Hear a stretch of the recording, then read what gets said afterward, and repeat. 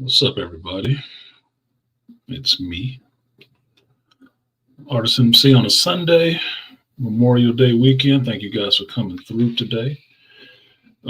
Firstly, I'd like to give a shout out to Aquatechy for supporting the stream. Appreciate you, Aquatechy. Let me go ahead and give you your respects, and I'll get on with it. I'm not going to do a long show today. I got some stuff I need to do, and I can't do that if I'm sitting on a stream all day. So, appreciate your Aquatechy. I will give you double up. Double up. 3 or 4 times. I ain't telling no lies. Run it up. Never let a hard time on the was.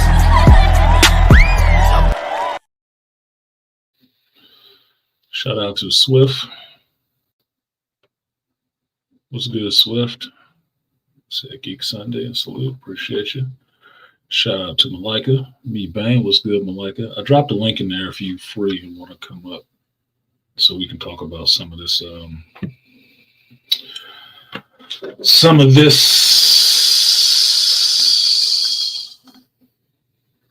So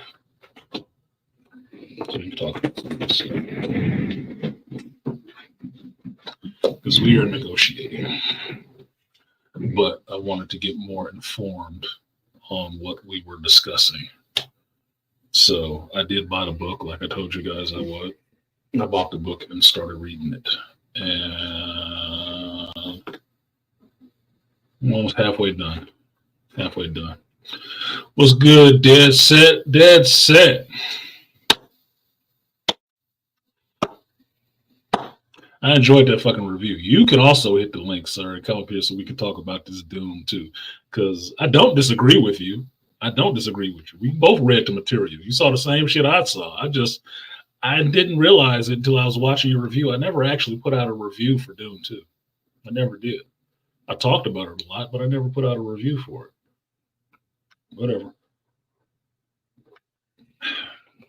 Everybody was all jazzed about the movie, and I was like, yeah, but I've seen this part before. I'm looking for number 3. That was my view on it. That's probably why I didn't do a review on it. Like, I've seen this part I don't know how many times. I'm looking for the new shit. I'm looking for the new stuff. Let's get past this. Let's get past Paul, get to Leto, because I want to see Leto. If I can live long enough for that, I want to see Leto. Yes, I said I'll take those midgets. Hey, man, little people, got to give them their dignity. Let them be addressed how they want to be addressed. I never thought midget was offensive. It's very descriptive. But they want to be called little people. I think that's a term that's pretty much diminutive, to say the least. So, but if they want to be called that, whatever, man. I thought that would be more of an insult than calling you a midget. But whatever.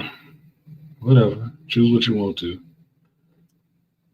I identify as a fuck not given.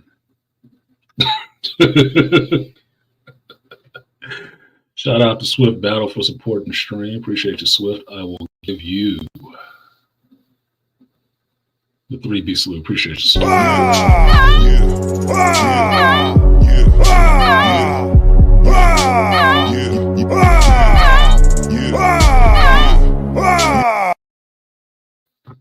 So,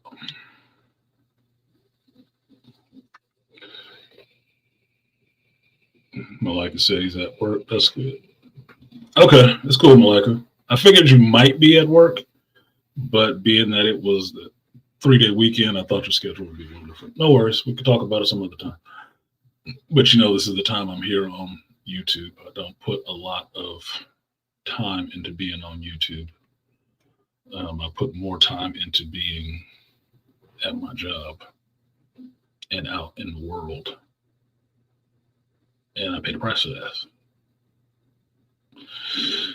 So it is what it is. Dad said you got time today, you can chop it. Yeah, we can chop it up. I didn't want to put it in your comment section because it seemed kind of fucking cheesy, but I figured if you showed up, I could tell you, like, yeah, let's talk about that shit. That'd be fun to talk about. Surprised I didn't get more offers to converse about them too, since I've read the material. It is what the fuck it is. Apparently, I got on somebody's list for being naughty. Anyway, dark greetings. What up, Joe Muad'Dib? This is a person that got deep into the world of Doom currently, and it's entertaining to me. I actually like it. I do, and that's JT. JT is deep into Doom right now. He changed his whole screen name, which is cool. It's just cool as shit to me.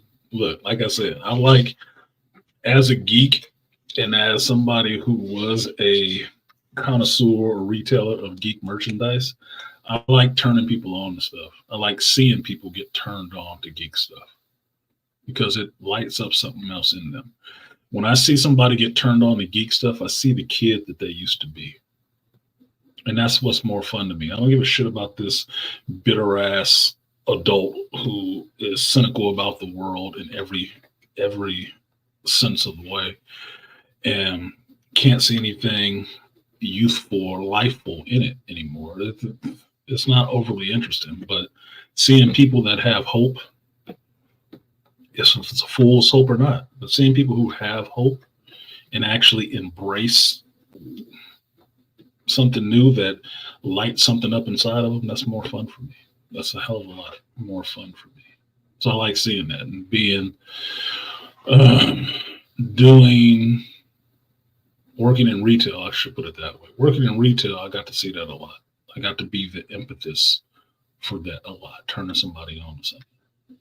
There was no better joy than turning somebody on. They might have came in the store, didn't know what they were looking for, got to explain to them some titles. They took some stuff home, and then the next week they back, man, I read that. I love that. You got any more of that? Goddamn right I do. Right over here. So that was always more fun. Everybody giving their excuses. I don't do those. Trust says, I've got homework. Yeah, you do. You do. Read a book. Let's make sure this ain't some pornography. Well, that's it. Hey. Nope, this is him. What's up, man? What's good with you? How you feeling? Well, I'm supposed to be seeing my kids today, but I'm having some issues. Oh my fucking! Of course, Yeah. Of course. Yeah. Always the holidays, right? Yeah, it's just one of those days, and I'm not even mad. I'm like, okay. It's almost expected. If you've gone through it long enough, it's like expected. Like, Yeah. my son, it was like, oh, we got an issue. Well, I got to take him to something. Yeah. What the fuck ever, man. Whatever. I didn't plan Yeah. for that. And this time it wasn't even her; it was the middleman. So it's just like, okay. If you piss me off enough, I'll just file a lawsuit and we'll call it a day. Yeah, exactly. Mm-hmm. Exactly. I don't know if it was you or somebody else I was talking to. I think it was Andre about this whole shit about child custody. This is a side note, but this whole shit about child custody and dealing with the other parent and stuff like that. I said, look, man, going to court solves some of that shit. Mm-hmm. Because it gives you recourse. When they do some squirrely shit like that, you can always just send their ass right back to court. Look, you want to talk to them folks? Go talk to them. Or you can act like you got some goddamn sense. Yep. Pretty simple. But if you don't, I'll send them folks to you. No worries. You wanted that. Right? It gives me some recourse. It ain't always, oh, she called them on you. Well, no. Yeah. And there is on contempt cases like that, there ain't nothing better than a judge who's on a power trip. No shit. You broke the orders? The judge's orders? Oh no, bitch. You tripping, right? Yeah. Oh, they love that. That's what I look for. Like, look, you might not want to follow my fucking rules, but you're gonna follow somebody's rules. Either your boss or this judge. One of the two. They got their rules. And I made sure I negotiated so the rules were, kind of equitable. So if you can't even do the equal part, then fuck you. You get what you get. I don't feel no kind of way about that shit. You asked for it. Speaking of not being equitable, but you didn't like Zendaya, Chani? Shit. I got the feeling that Chani got on your goddamn nerve. Chani got on my nerves so bad. I mean, was there a time in that whole thing when she wasn't either cackling or just what you call it, frowning about something? Yeah, she doesn't have an expression. I tell you that. Uh-huh. And the funny part is, I should know Zendaya, right? I should know her. She's from our area. She's from the Bay Area. She went to school right over the hill from my daughter. The casting call that she went to get discovered, my daughter did not go to. And I told my daughter, I said, they was looking for somebody that looked like you. You end up having more body than her. You don't got a little boy body. Yeah. You could have been famous. She didn't want that shit. I was like, that's fine. I don't need you getting, hooked on drugs early and none of that shit either. Yeah. I'm trying to keep you off. But yeah, her Chani, I did not like her Chani. No. They gave her a lot more to do, but I was seeing it more of Nola Gay's role in The Matrix Revolution Reloaded. That's what she looked like to me. I gotta have a rocket launcher. I gotta be taking down the ship. Like, okay, that's all cool. Yeah, the Fremen women are fighters, but I'm not feeling her. She's too bitchy. I like a down, 10 toes down Chani, like you said. Yes, sir. That's the one I respect. That's the one I put it in your comment section. Like, the one that, I killed a man in the hallway because he talked about trying to challenge you. Yeah, I know. All he had to do was talk about it. Stab your ass. Oh, she was taking out all comers. Like, you can't get past me. You ain't got the right to mess with Uso. Look, I ain't gonna waste his time with this shit. I'll take care of you. She was about that. And that's what I loved about that character. That's why that character is so beloved. But this little bitchy one, oh man, I'm gonna go off and do such and such. I'm gonna go ride my own worm. Like this right here. What did she just go jump on her vibrator? Yeah. She put a thumper in the ground and got on her vibrator. Man, if you don't quit. Man, I don't know if you, because I've been looking at the comments and some of them I have been reacting to, but apparently I kicked the hornet's nest because there's some angry people in that chat right now. Good. I mean, that sounds like, I was like, okay. Look, I like Denis Villeneuve. I like his vision with the movie. I like how big of a scope he made. That's what I do like about it. I do. Right. Yeah. I do wish there was more dialogue in the shit. And I do wish they would tone that part down. But I understand you're making it for today's audience. You're not making it necessarily for me. I'm enjoying it because I grew up on, the old David Lynch movies and sci-fi stuff and got into the books later in life. Right? Okay, cool. That's fine. That's all good. You're not making it for me necessarily. But that modern audience, all of us don't like that shit, right? Mm-hmm. Snarky little bitch. No, I don't get that. But you got into it a little deeper, which I enjoy, which is you got into the Fremen culture, which most people really enjoy when they read the book. Exactly. Kind of patriarchal, and everybody does work together. Everybody has their role. So yes, women and children are dangerous as Fremen. Yes, they can take a Sadu car. They can take a couple of them to themselves. Yep. They ain't on the front. Okay, they still ain't in the front.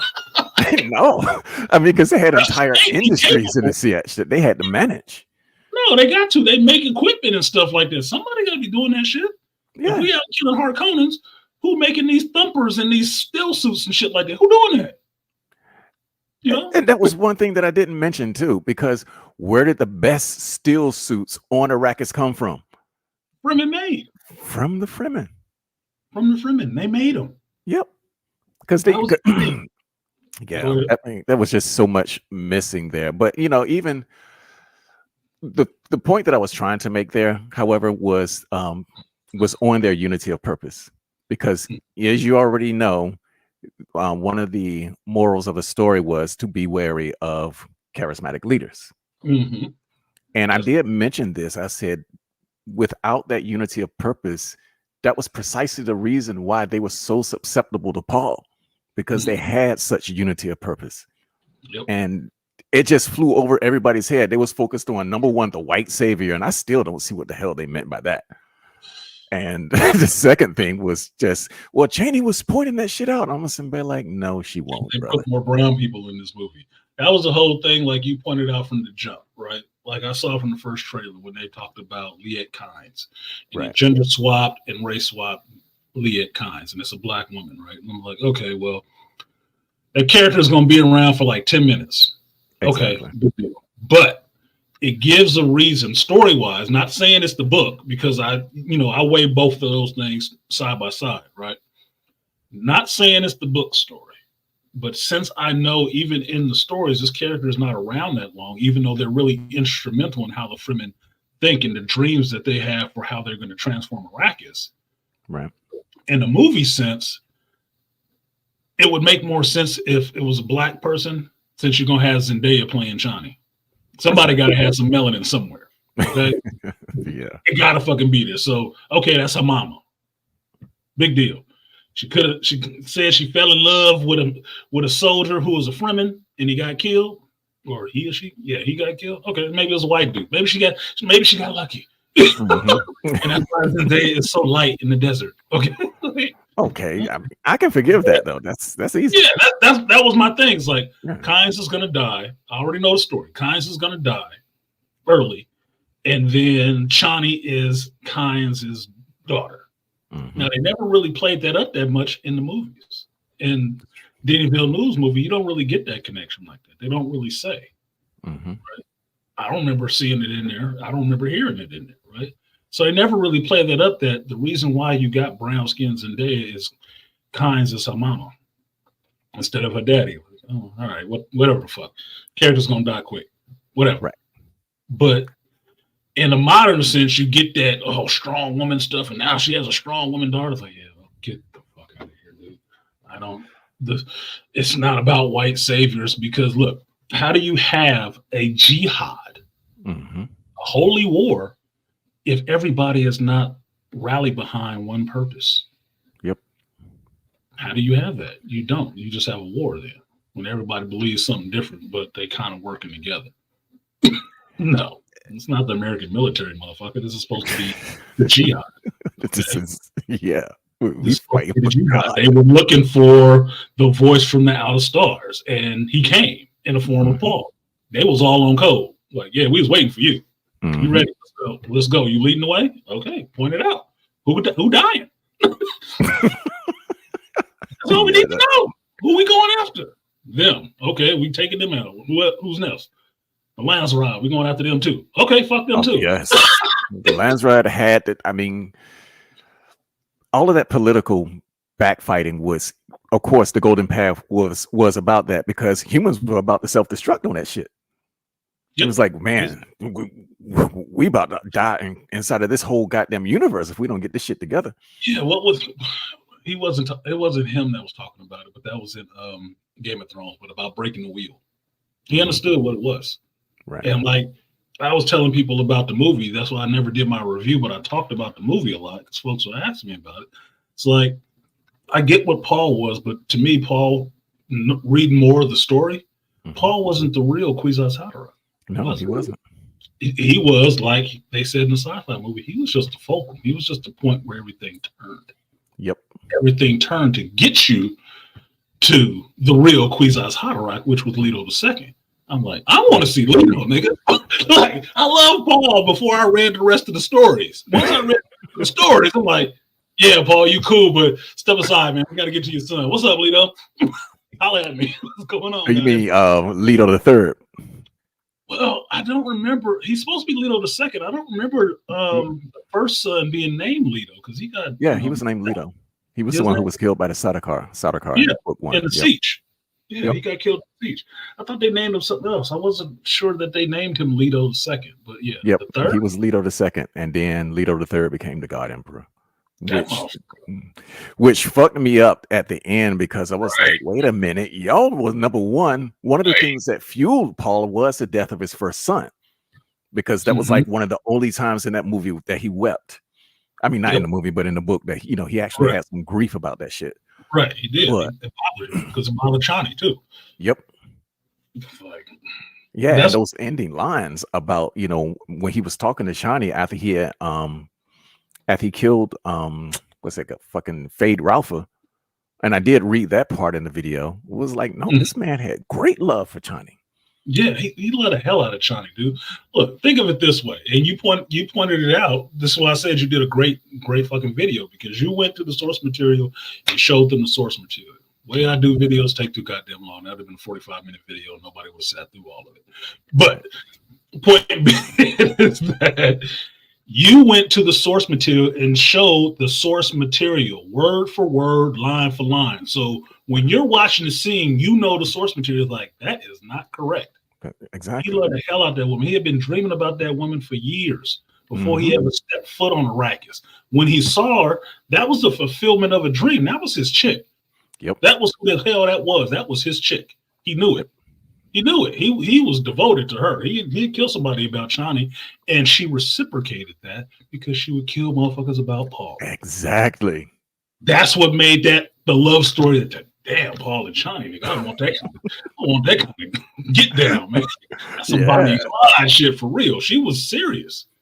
And the later books, which they haven't got to in the movies yet, Chani is so down. She's like, look, man, we ain't having no kids. Look, you want to go fuck this bitch? This your wife. You know, I'll let you go and hit that if you want to, just because you need an heir. You know, but let's get this shit done. It's like, well, but baby, what about you? I'm like, man, look, man, I'm here for you, but your line needs this. You know? the lines rod the emperor. They gonna want this kind of shit. You know, you got to do that. Go and knock it out. I ain't worried about that shit. She wasn't tripping. She was down as fuck. That's what made that love story so fucking good. It's like, man, Chani was that bottom boy. That bottom boy with a blade on it. Like, woo. Yeah, she was the one. I mean, I fell in love with that character when I first, it's sort of like when I read, there was only one character that I really had a crush on with the Dan Brown series. Because, you know, he had a chick in every book. Yeah. And that was Vittoria Vetra and Angels and Demons. Yeah, he has his proclivities. Yeah, that motherfucker. It's okay. Look, it's okay. Stan Lee always used redheads. Men got their proclivities. This is fine. I don't judge. I just observe. Yeah, I observe, and I was like, if I can't feel the character, or in a book or a movie, I'm like, okay, this is bringing the whole thing down because number one, in Villeneuve's movie, Channing was too one-dimensional. That was the biggest problem that I had. From the time that about 30 minutes into the movie, I was like, this bitch ain't gonna change. I'm watching this bitch in 2D. That's why I laugh. I was listening to your video while I was driving to work. I was gonna do a stream, and your video popped up and said, "Oh, Dessa did a video. I gotta watch this right now, man." Because I sub to people who sub to me. I do. Right. So you drop something, I'm gonna watch it. I'm gonna watch it. I'm gonna leave you a like. As quick as I can, right? And I'm watching that shit, and I was laughing my ass. I was like, "So Dessa didn't like China." I'm not surprised. And he said why, and I'm glad he explained why, because I understand who Dessa is. I understood he would find problems. Yeah. But and you know we can't about it. The way what you said would have me dying. That's because I was doing it off the cuff, and I was like, man, that was just my emotions streaming because it was just like. That's the real. That's what I like about that shit. That's what I like about a live stream, because it's not rehearsed, it's not scripted. It is the real person's reaction, right? That's why I do reactions outside of the movie once I've come out, because that's the real reaction. It's not the one who sat down and thought about it for a while and wrote a whole diatribe and shit like that, and what clips would be cool to put in there. No, you are speaking. It's coming from you because you know this material. And this is your reaction to seeing what somebody else put up of the material that you know. That is the realest reaction to me. So hearing you say that, I got that. Like, yeah, he freestyling right now. Here we go. Cypher, man. He is a word. Oh, this is bad. What did you say? This salty zesty bitch. Brother. Zesty, spicy, fribbin', like, I'm dying.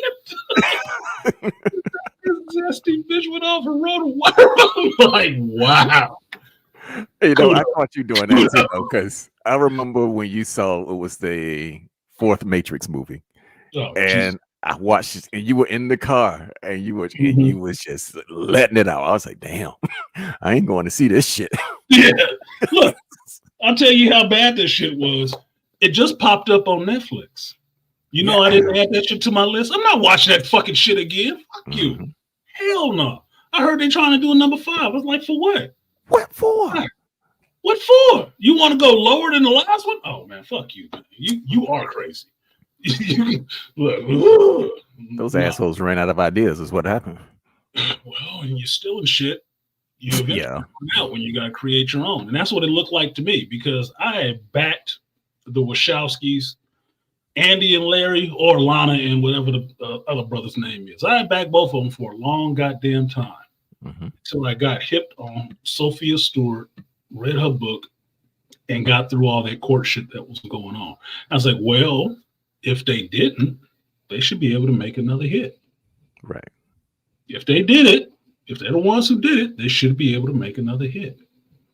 They didn't. All they did was other people's material. That's all they did. Other people's material. It made it a little bit worse.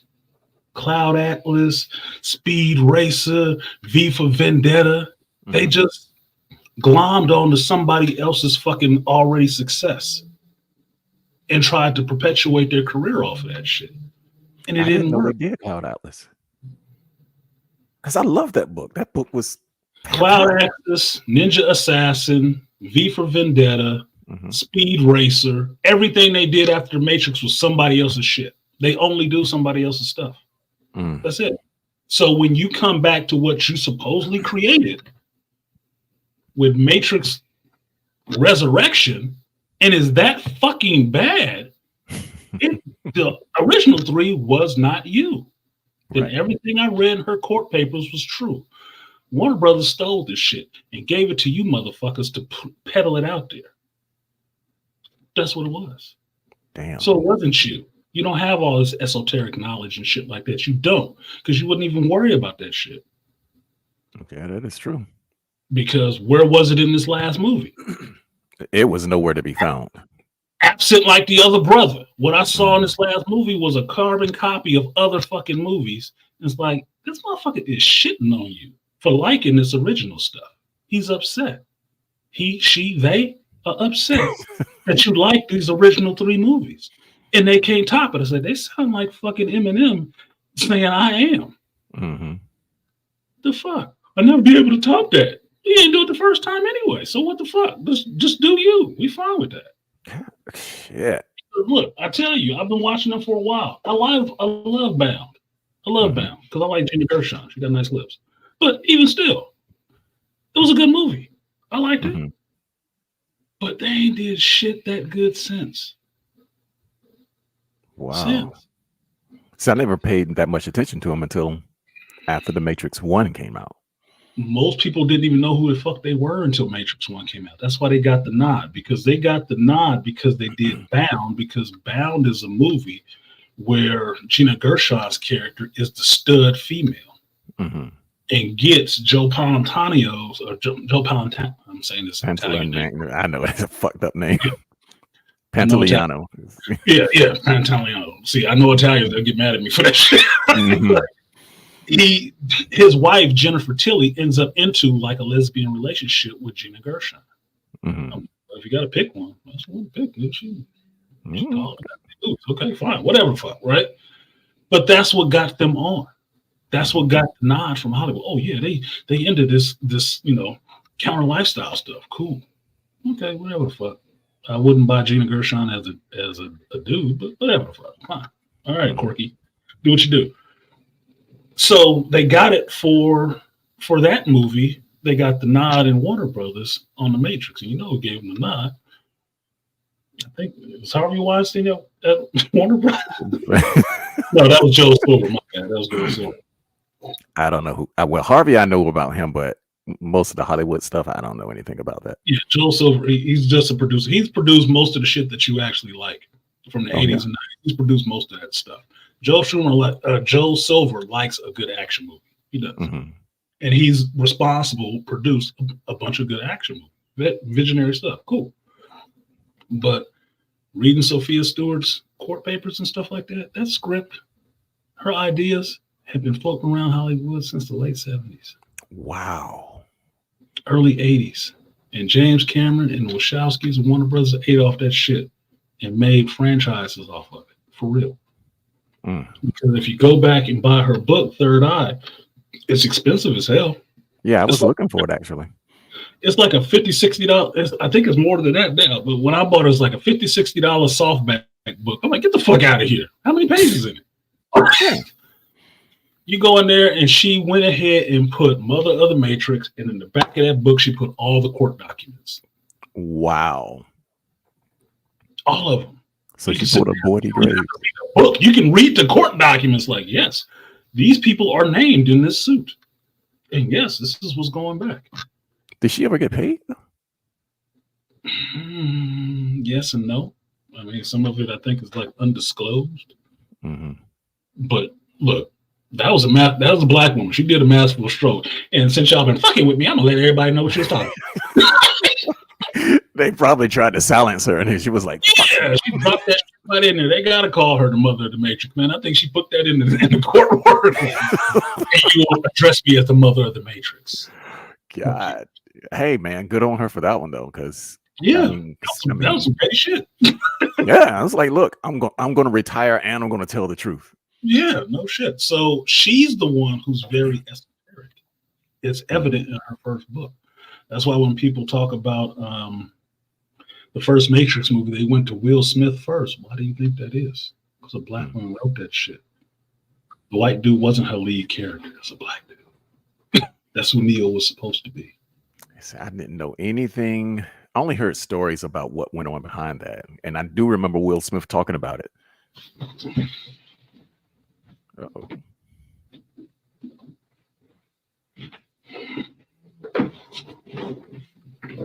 The Third Eye. That's what I was looking for. Now, I need a better camera. But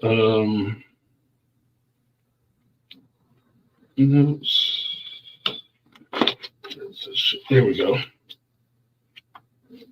I live in California, so I've seen some of this shit before. Oh yeah. Oh, she got the excuse me, the word perfect setting, or the Microsoft Word setting for legal documents. What does it say? Versus Sophia Stewart, plaintiff, versus Andy Wachowski, Larry Wachowski. Wow.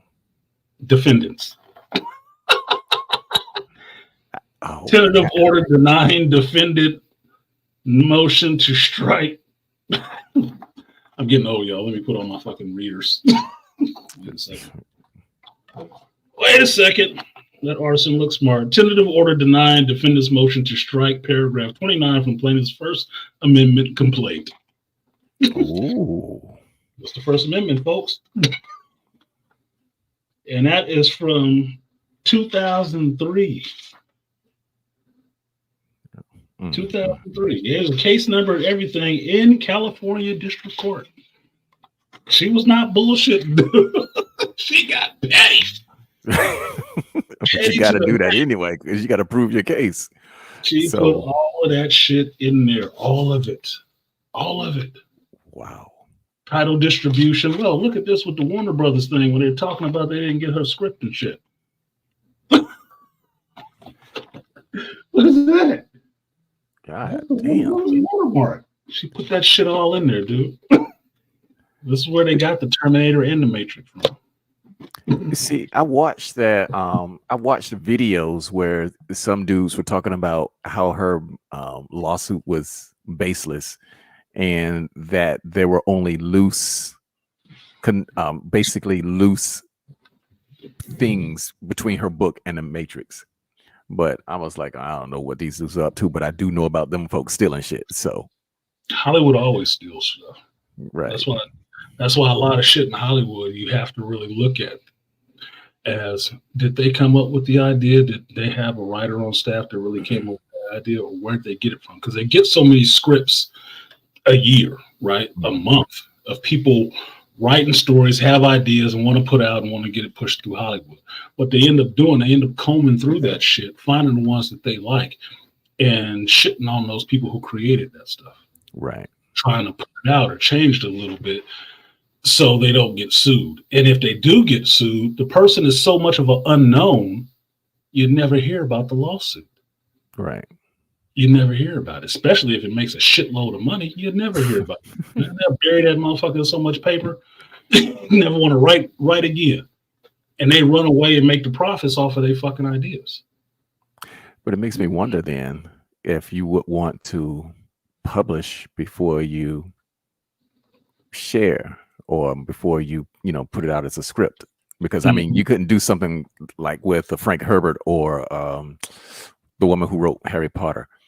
Or anybody. It doesn't even have to be a popular book. I mean, look at the guy who wrote The Witcher.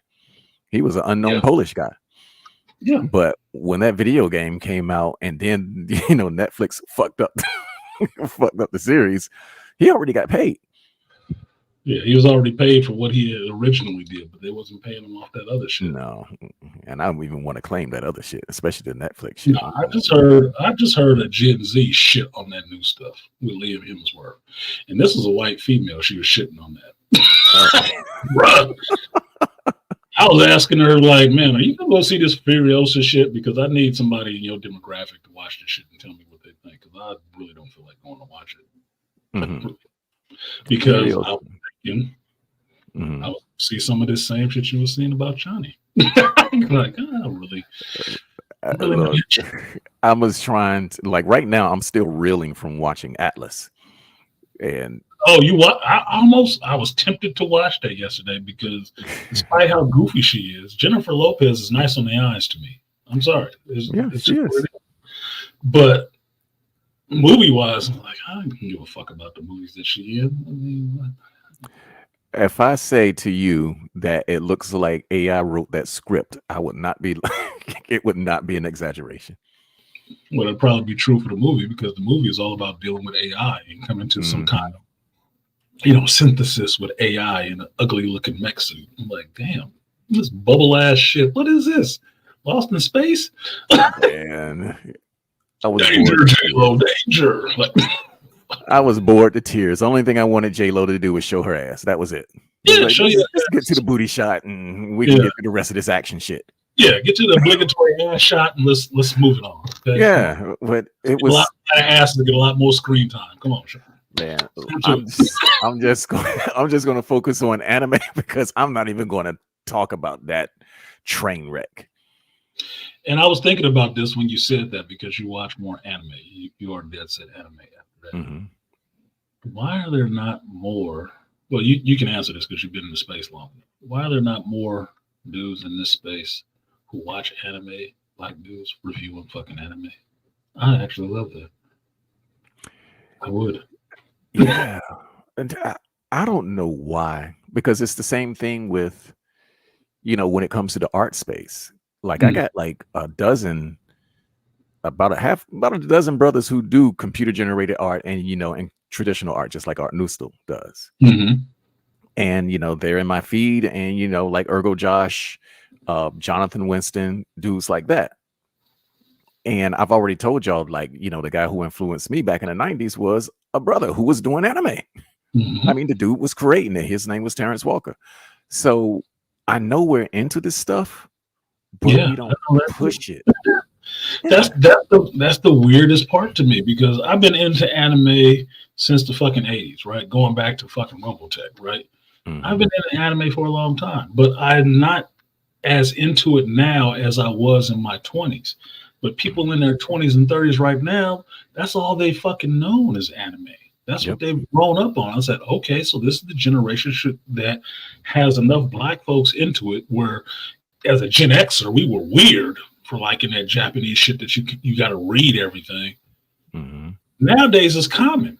So you should be the motherfuckers doing it because I keep hearing about how good Jujutsu Kaisen is. Who the fuck is reviewing it? Who's reviewing it? I mean, it's a bunch of shit. Where can I find a blackface who's reviewing this shit who say they watch a bunch of anime? Where are they? They're out there. Like Like I can give you names. I don't want to say names on your channel, but I can give you You, names. you can because it's commentary right now, so that's good. Go ahead. Who? Like RDC World. Okay, I know RDC World. I'm sub to him. That's fine. Mhm. But they like recently they haven't been following up with anime. They're more doing like celebrity content and that kind of goofy shit like that. Yeah. Yeah, but I was saying in this sector, so Right. Black Manosphere sector, who was doing that? Because I know Artie Ibmore is big in anime. I know Yes, he he's is. Yep. But Artie Ibmore worked like I do. He works a lot. So Mhm. he's not always doing anime reviews, which I would fucking love because I look at Manosphere as a one-stop shop. It should be somebody doing everything. Somebody I agree. that I roll into the farmer's market, motherfucker, and I'm going by Dead Set Shop to see what's going on in the Dead Set Shop, and then I'm rolling by the anime shop to see what's going on in the anime, and I'm going by the other shop to see what's in there, and then I'm the fuck out. But there's a reason why you don't like. I don't do a lot of well, number one, I was doing more art, but most of the anime that I watch is like I'm on the very, very taboo end of things. So when I like mention shit like Yosuke no Sora, Yeah. and granted, you know, and one of the reasons that hold on, you're grown up, right? One of the reasons why I haven't been doing it also is because I don't want to do like Jujutsu Kaisen. I'm watching that. And, you know, it's all right to me. It's not as good as everybody, for me anyway, it's not as good as everybody is making it out to be. However, you know, when I do my reviews, I'm doing like the deep shit like Ergo Proxy. Well, that said, I actually have a little bit of smoke for you because you recently put out a video talking. You were saying that you didn't like Dune 2. Yeah, we were just talking about that's that. why you up here. Oh, you came for some smoke? Oh, okay, wait. Let's hear it. Oh, let's get it. I only got one question before we go down this road, Andre. Before you get flamed. I didn't read the books. I know your question. I didn't read the Oh, books. then you need to. Okay, all right then. You better bring some good smoke then, because Sweep the leg. That's it. Let's hear it. Yeah. Go ahead, Andre. Dig your hole, man. I didn't watch the full video. I heard a bit, but I heard you were going in. Wait a minute. You didn't watch the video and you about to go in on me? I didn't watch the full video, but can you explain why you didn't like it? Fucking my money. Because if you didn't watch the video, you would know why I didn't like it. And Artisan himself can sum it up in one word and one name. Yeah. One word, one name, one character. Yep. Because I watched the video. See, this is the thing that gets me about y'all generation, man. You talk a lot of shit. You don't do your homework. You didn't watch the video, but you got smoke? How do you know you got smoke? You didn't watch his fucking video. Well, Artisan, I thought you liked the movie. That's why. I did like the movie, but I liked the book too. And I liked them for different reasons. And one of the things that me and Dad said agree on is that the Chani in that movie wasn't the Chani from the fucking books. She was kind of irritating. She was, because she wasn't 10 toes down for Paul. And that's a problem for us because we actually read the material. Okay, that's the part that you really love in that material. Yeah. So when he's going off on his video, I can agree because I know where he's coming from. I know exactly where you're coming from. Yeah, that was a fucking issue. The whole reason I have this book right now, and I'm reading this book right now, is because me and Malika had a conversation about the movie, the original movie with Mick Rourke and Kim Basinger, and he mentioned the book, and I never fucking knew it was a book. Yep. I never knew that. So, because he told me that, I was on the stream when I did it, I bought the book. I've been reading this bitch all week. Boom. Because of that, because I don't like not having the original material. And if it's introduced to me, I go back and go through it right away. So I can match it up to what was presented on screen and what is presented in the original material. And then I know where they made changes and what works and what doesn't. Because anybody who's actually read this, which came out in 1978, meaning I was 5, they hate the movie because it wasn't the book. I'm like, really? Damn, I got to see what's in this fucking book. Yes, sir. I got to see what's in the book. In the book, I just got to a part. Yeah, he tied her up and whooped her ass. I'm like, yeah, that wasn't in the movie. But Yeah. Yeah, my apologies. I showed my age here. Like, yes, I'm, I'm, I'm, I'm a millennial, so my apologies. I showed my age here. Like, That's no, and being a millennial is no excuse, brother. yeah, that's fine. Yeah, But yeah, that's that's even. well, go back and, the main and go back complaint to that I've heard about the main complaint that I heard about the movie is just people like, oh, she's black. That's the main complaint that I've heard. yeah, a lot of white dudes say that. But that's why I always put it out there to you guys to understand who it is you're listening to and the critique they give, why they give the critique they give. Like Dead Set, I can agree with Dead Set's commentary because I understand who Dead Set is. I understand what he looks for. Because Dead Set wouldn't look for a woman like that in his real life. So he damn sure ain't gonna like it on the screen. Exactly. It's not going to happen. But because I understand that about Dead Set, I understand the perspective that he's coming from when he talks about this, what problems he had. That's how you understand how to either review, talk to, or suggest things to people to watch. Because you have to move them a little bit. Like Or low key when I was watching the movie and I was seeing that like he was gonna do that arranged marriage thing. Like when I seen she was getting mad about it, and it's just like he obviously doesn't love her. Like he's doing it for the good of everybody. He's doing it because that's what he had. You have to think of it in the European sense. Yep. He now took the throne and became emperor. To stop everybody from going to war, he has to take a political bride.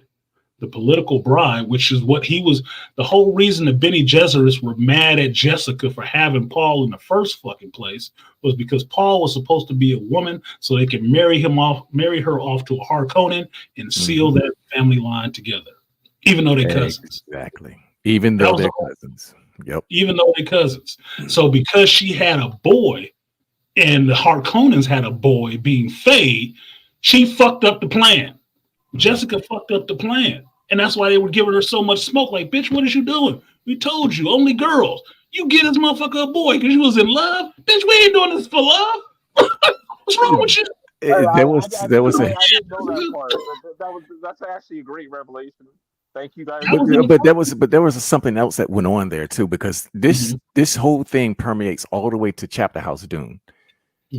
The Bene Gesserit could not fully control their women because once those women fell in love, the men took over. The men that they were in love with, they overrode whatever Bene Gesserit training they had. And you saw this shit when Duncan, Idaho, and that chick, it was in, they were fucking each other. And then she thought she was going to overcome his ass. He was like, no, he took that bitch over. And she was like, fuck on that mantra. So I'm with this dude right here. that litany wasn't saving her ass. No. Duncan, he fucked her silly. but what is it? That is endemic of understanding women in a sense, right? She can be the loudest mouth chick. Right. If you go too deep in that shit, she will be there trying to kill somebody for you. She won't want to. She'll be the crazy one knocking at your door, like, "Where was you last night? You didn't return my call and shit like that." Like, man, what the fuck is wrong with you? Yeah, you went too deep. Andre, there's something you got to understand about prescience and all of this memory shit. The Bene Gesserit can only see down the line of women. That's all they can see. So when they say being everywhere at once and all this other stuff, go where we cannot. Go where we cannot. He can see the memory of both men and women. So the God Emperor, that motherfucker can see every single life all the way back to the beginning of humanity. And those motherfuckers are clawing up trying to possess his ass too. Yep, and trying to control him, and they can't. That's the issue that they have, is that they wanted all that power, but they wanted it under their control because they couldn't actually see it themselves. Exactly. They couldn't attain it for themselves. If so, the Bene Gesserit would have did it. They needed to work through a man to get that damn power, but they wanted a man under their control, a fucking simp. Exactly. What Paul turned out to be was not the simp. He actually turned into the patriarch, and they hated that shit. Like, they hated it. It was like, what did he tell that bitch? This guyocracy? No, bitch. Like it's like my apologies. My apologies. That's like that. That's part. Well, that's part of why, like, not necessarily related, but when I was watching the Shogun show, like when that chick pulled out that pistol, I was surprised. Like You talking about JT is saying, Shogun? silence. That's why that was the big deal. He told his mama to shut up. Mm-hmm. Told the Reverend Mother, the leader of all them other women, the head of the gynocracy, to silence. And she did it. And use that fucked up voice on him too. Used that same voice on him. She used the same voice on her she used on him in the beginning. Yep. To show his dominance. That's why they had a problem with that shit. Abomination. Oh, that's a real man. Shut up, bitch. I'm talking. That leads us back to Chani too, because you remember in book, it was in Children of Dune when Chani possessed her daughter Ganima. Right. And then Paul, he possessed Leto, the son, because they were twins. Mhm. And he said, like, if you don't get out of our daughter's fucking head, I'm not going to love you. I'm not going to do anything. From that point on, she went back into Chani's memory, into Ganima's memory, and then protected Ganima from all the other voices. That's how deep their love story goes. Paul had control over Chani even in death. Yes. Yes. Protect our daughter. Yes. That's some masculine shit. I don't usually try to spoil shit for the kids, but Ganima and Leto is like your Luke and Leia. Yes, they are. Yep. Twins. And those twins were born the same way their auntie was, with prescience. They knew what the fuck was going to happen. And that's why they seem really weird. Mm-hmm. They seem really weird, but them little kids knew a lot of shit off the cuff. Like coming out the womb, like they mutant powers, evolved from birth. Like, yep, I'm here. How you doing? I know your name. I know everything about you. But me and my sister, we don't talk to y'all a lot because we know you're going to do some dirty shit in another 10 years. So we go watch you. Like, I made this comment earlier. Like, you probably responded to this.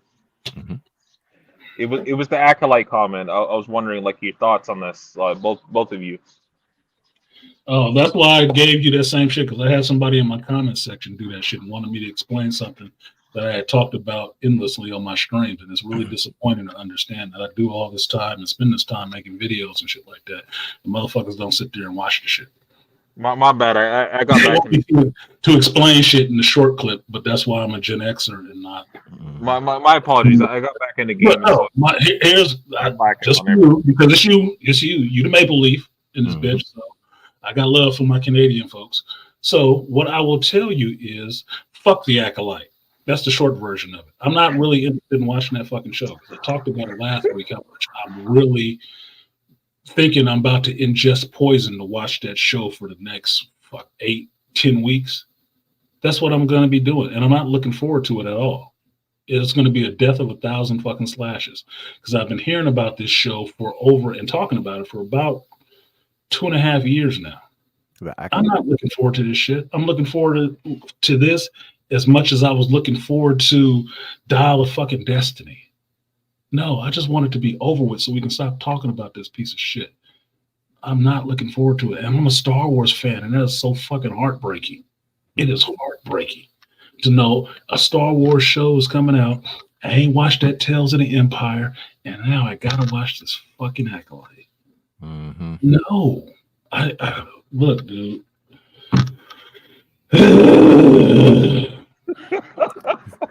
My boy Chris said it best. My boy Chris said it best, and JT know because JT was there. We went to Chris's house a couple weeks ago, and Chris was sitting up there with a shit-eating grin on his face on his couch and said, "So, you looking forward to the acolyte?" I'm like, "You don't want to be my friend no more, do you?" Nigga, you know what I'm saying. You know how I feel about this. I have been very clear from jump about this shit. Yeah, like that's why I was interested, because personally, JT sound like a Gum Jabbar was needed. Yeah, he sounded like the head of the box. like I didn't mean that disrespectfully, because I've never been a Star Wars fan, but I was just wondering you guys' take on it, because like I keep seeing ads on it, and like all I see is women in the ads. All I see is women. No, well, I don't mind women. I don't mind them either, but it's just like I'm seeing like 10 women and one man. Look, I'm like, yeah, something is wrong. Something is wrong with this picture. I don't mind that shit. That's what I'm saying. I don't mind that as long as the characters are written good. I don't care if it's a male or a female there. Just make the motherfuckers make sense. Look, me and JT and Chris have talked about this many a fucking times. They already know how I feel about this. I'll say it again here for y'all. I don't give a fuck about the character if it's male, female, black, white, green, purple, pink. It doesn't fucking matter if it's written good. Right. Exactly. If that gender, if that color informs how that character sees the world, then it's relevant. If it's not, if it doesn't, it's not relevant. It don't matter. I just like well-written characters. That's all. That's all I'm looking for. I don't care if you got a pair of tits or not. They can have both. It don't matter. Make the story interesting and make the character interesting, and I'm there for you. But if it's not going to be interesting, if all you want to show me is, look, they're all females. So fucking what? So a lot of them in the world. What do you have to offer exactly? Look, they're talking about all of this stuff. I don't give a shit. What's the story, man? Does it inform the story in any kind of way?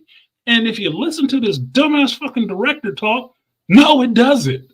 They only made it so they can check boxes and put those people in front of the screen and say they did some shit. I'm like, this is the problem. That's the problem that they made with a lot of these like Sense8 and a lot of these LGBT movies, because it's like, I don't care what the motherfucker's gay or trans or whatever the shit is, but if I have to see the world through this character, it's just like you said, how does this character's experiences inform the narrative or inform the viewer of what's going on? Exactly. But if they're just checking a box, I'm like, that's some bullshit. That wasn't even necessary. Bullshit. This is bullshit. Jan's card is full, dude. Okay, you made all the brownie points you could. What do you have on the style portion of this performance? Nothing. Well, like Dead said, to what you said, like I've seen, like I don't remember what movie it was at the time, but like it was a movie where they were doing that kind of goofy shit, and there was a dude, like multiple dudes actually. Well, I don't know what they identify as. I don't know, but they were saying in the comments that like they identify as whatever, but they're just like actually this was for Blue Eyed Samurai. That's what it was about. Okay. They were talking about just keep it to the story, like, you know, like we don't care about that other stuff. Like they were just like, as one of those people, like we don't care about this stuff, just keep the story good. Look, I'll use this as an example. Most people haven't even read this book. The Portrait of Dorian Gray, right, by Oscar Wilde. Mm-hmm. I didn't know who that character was until the movie League of Extraordinary Gentlemen that came out. And my buddy Ron, you know, hallowed be his name in the comic shop, right, had mentioned who that character was. I said, who the fuck is that? I know all the rest of these literary characters. I don't know who that is. He said, oh, that's Dorian Gray. I said, who the fuck is Dorian Gray? Black family. He wasn't reading that shit, right? Oh, no, this is Oscar Wilde. You should read that shit. I bought the book and I read that shit. I love that fucking character. But Dorian Gray got down with all kinds of fucking people. Mm-hmm. All kinds of fucking people. I don't have a problem with that shit. Maybe it's just my generation. I don't give a shit. It's your business. I don't do that. But knock yourself out. Have fun. Right? Just don't cram it down my throat. That's it. Just cram it down my throat. That's not what I'm into. You into what you into. I'm into what I'm into. You can do it to the excess if you feel like it. That's your business. But you don't have to proselytize me about it. You don't. I can tell you flat out. It's like, no, I'd never be into that. I love women. Vagina is too much of a golden chalice for me. I'm sorry. I've known. That's why I say I'm a big lesbian. I've known it since I was born. I'm a huge fucking lesbian. Dudes are not attracted. Huge fucking lesbian. So I love me some women. I love the female form. If I'm not trying to convert you to liking my shit, why are you trying to convert me to liking yours? Man, do what you do. Exactly. I don't care. So that character, Dorian Gray as a character, that's one. Captain Jack Harkness from Torchwood, right? It was a Doctor Who spinoff. Captain Jack is omnisexual. He fucked aliens, men, females, whatever. He was kissing Yondu every other episode, or Yonto every other episode. I didn't give a shit. Captain Jack was a dude. But actually, that worked for him in Torchwood too. Yeah, it did. Right? Love that show. Love that character. I don't give a fuck if he gay. What does it matter to me? I'm not going to bed with him. It don't matter. I don't have a problem with those kind of characters. But if that was the whole character, if that was the whole character, it was just he's just a captain, he's immortal, and he liked dudes. If that was the whole fucking story, I wouldn't have liked that character at all. I wouldn't have liked the character at all. Like, whatever, man. What's going on with the rest of these people? Where's Miracle? But that little Japanese chick with the big boobies. I like her. That would have been it. Yeah. If you make the character more interesting, their proclivity is just is garnish on who they are. It just gives you a little bit more indication that, okay, they're about this too. Okay, so he's not going to be into the chick that's with him on the mission. He's going to be into the dude. Okay, cool. Now we know. Now we know why he's so cold to her ass. Because he ain't interested in her. Why her feminine charms don't work on him. Because he don't like vagina. If you look at a movie like 300, which like most dudes love, like if you actually like look into the history of it, like you would understand that there was a reason why they were so ruthless how they were. Yeah, we already know that. But I mean, I have a theory of who serial killers actually are. Who serial killers, especially serial killers of women, are really interested in. Yeah, that is true. Yes, they are. People don't go into that shit, but I'm like, why do they focus on who they focus on, right? Because they like something. Because the only person that kind of touched on it was if you research. I'm a psych student, so I research weird shit, right? Right. You research Jeffrey Dahmer. What the fuck was he doing? He wasn't just eating people, and he liked dark meat. Yeah, like I actually like had a conversation with like an older dude here where I live at, and like he actually told me that he owned a house out where I live now, and I was surprised. I'm like, what the fuck are you talking about? Like, he's an American dude. But apparently he had a house out in Canada. I'm like, yeah, I didn't know that. Yeah. And look, Donnie Mac, Aqualad, they did him dirty because they made him that way. But if you look at Aqualad, you look at Spike from X-Men Evolution, you look at, there's another character that looks the same way. They keep doing that with black characters in some of these animation shit. They keep. That's what the idea they want to keep pushing. The dark skinned dude with blonde fucking hair. Yeah, we in the art community are really tired of that aesthetic. Exactly, really tired of that because that is cultural priming. They're priming you to think a certain way about something, and they do it through media. It's psychology. Well, the more the more you get accepted of it, like, okay, it's just a thing, and then it passes into you just accept it and you don't think about it anymore. That's what that is. My apologies. I'm assuming you guys already covered this, but the whole Yasuke thing. What about Yasuke? What about Yasuke? He's a real person. Yeah, that was. Like he's a real person, but apparently like I was actually happy to see this because like I'm a huge fan of Assassin's Creed. I played like almost all the games. A lot of black storyline. My son plays every Assassin's Creed, every one. Do you think he's gonna not play it because they finally put a black person in it? Look, like what I heard is that apparently they made Yasuke part of the legitimate community. Yeah. So, like, I don't want to play it because of that. I'm just like, why not? Why would you do that? Why would it matter though? Yeah. Well, why would it matter? Because it's just like they finally have a black person in you made him Assassin's Creed, and then you made him LGBTQ, whatever. Par for the course, because part of I've said it before on here years ago, but part of this whole social push with black men are supposed to be the ones who are most homophobic and all the rest of that is the black men are the last holdout of masculinity. Exactly. And that's why they keep trying to break you down with this shit about you are homophobic and everything else, because you're the last holdouts. You're the ones who you don't care, but you're not into that. You're into women. Because on sexual desirability, who ranks highest on the list? Black dudes. Black males, yeah.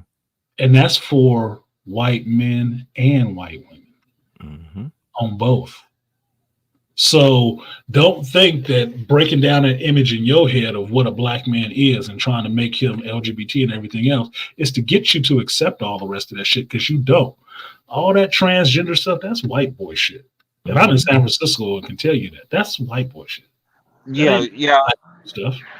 Like to tell the truth, I'm lying. I'm gonna end up playing it because like with Assassin's Creed, it's like all the games, like all the games, the storylines they go together. So if you miss one game, you're not gonna know what's going on. Yeah, like, but how does that inform the character in any kind of way? Because I don't think in that if they're doing their own adaptation of the original character. There was a person named Yasuke in Japan who became a samurai. That's all facts.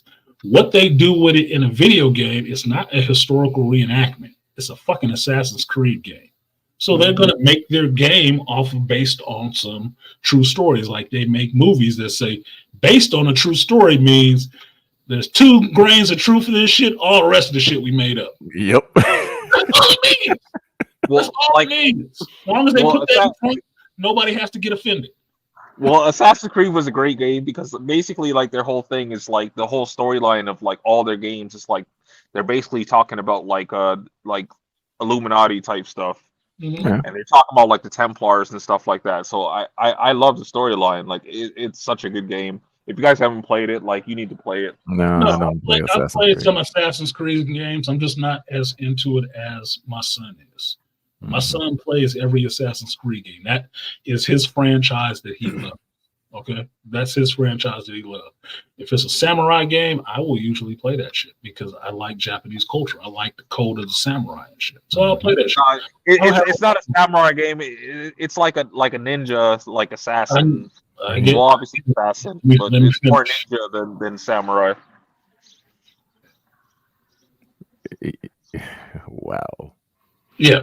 So my apologies. I like samurais. I understand what Assassin's Creed is, and I don't worry about the game. If they made that their version of Yasuke part of the rainbow community, well, that would be par for the fucking course for them to put a black man in anything. Mm-hmm.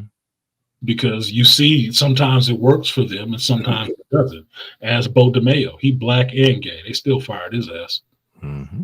The funny thing about this whole Yasuke thing is like everybody, like, doesn't matter what race, they're all saying that, like, yeah, he was just a sword carrier. He wasn't a real. I'm gonna go ahead and get rid of that notion because the guy who wrote the original history on Yasuke was Japanese from the culture, and he himself said that he was a retainer for Oda Nobunaga.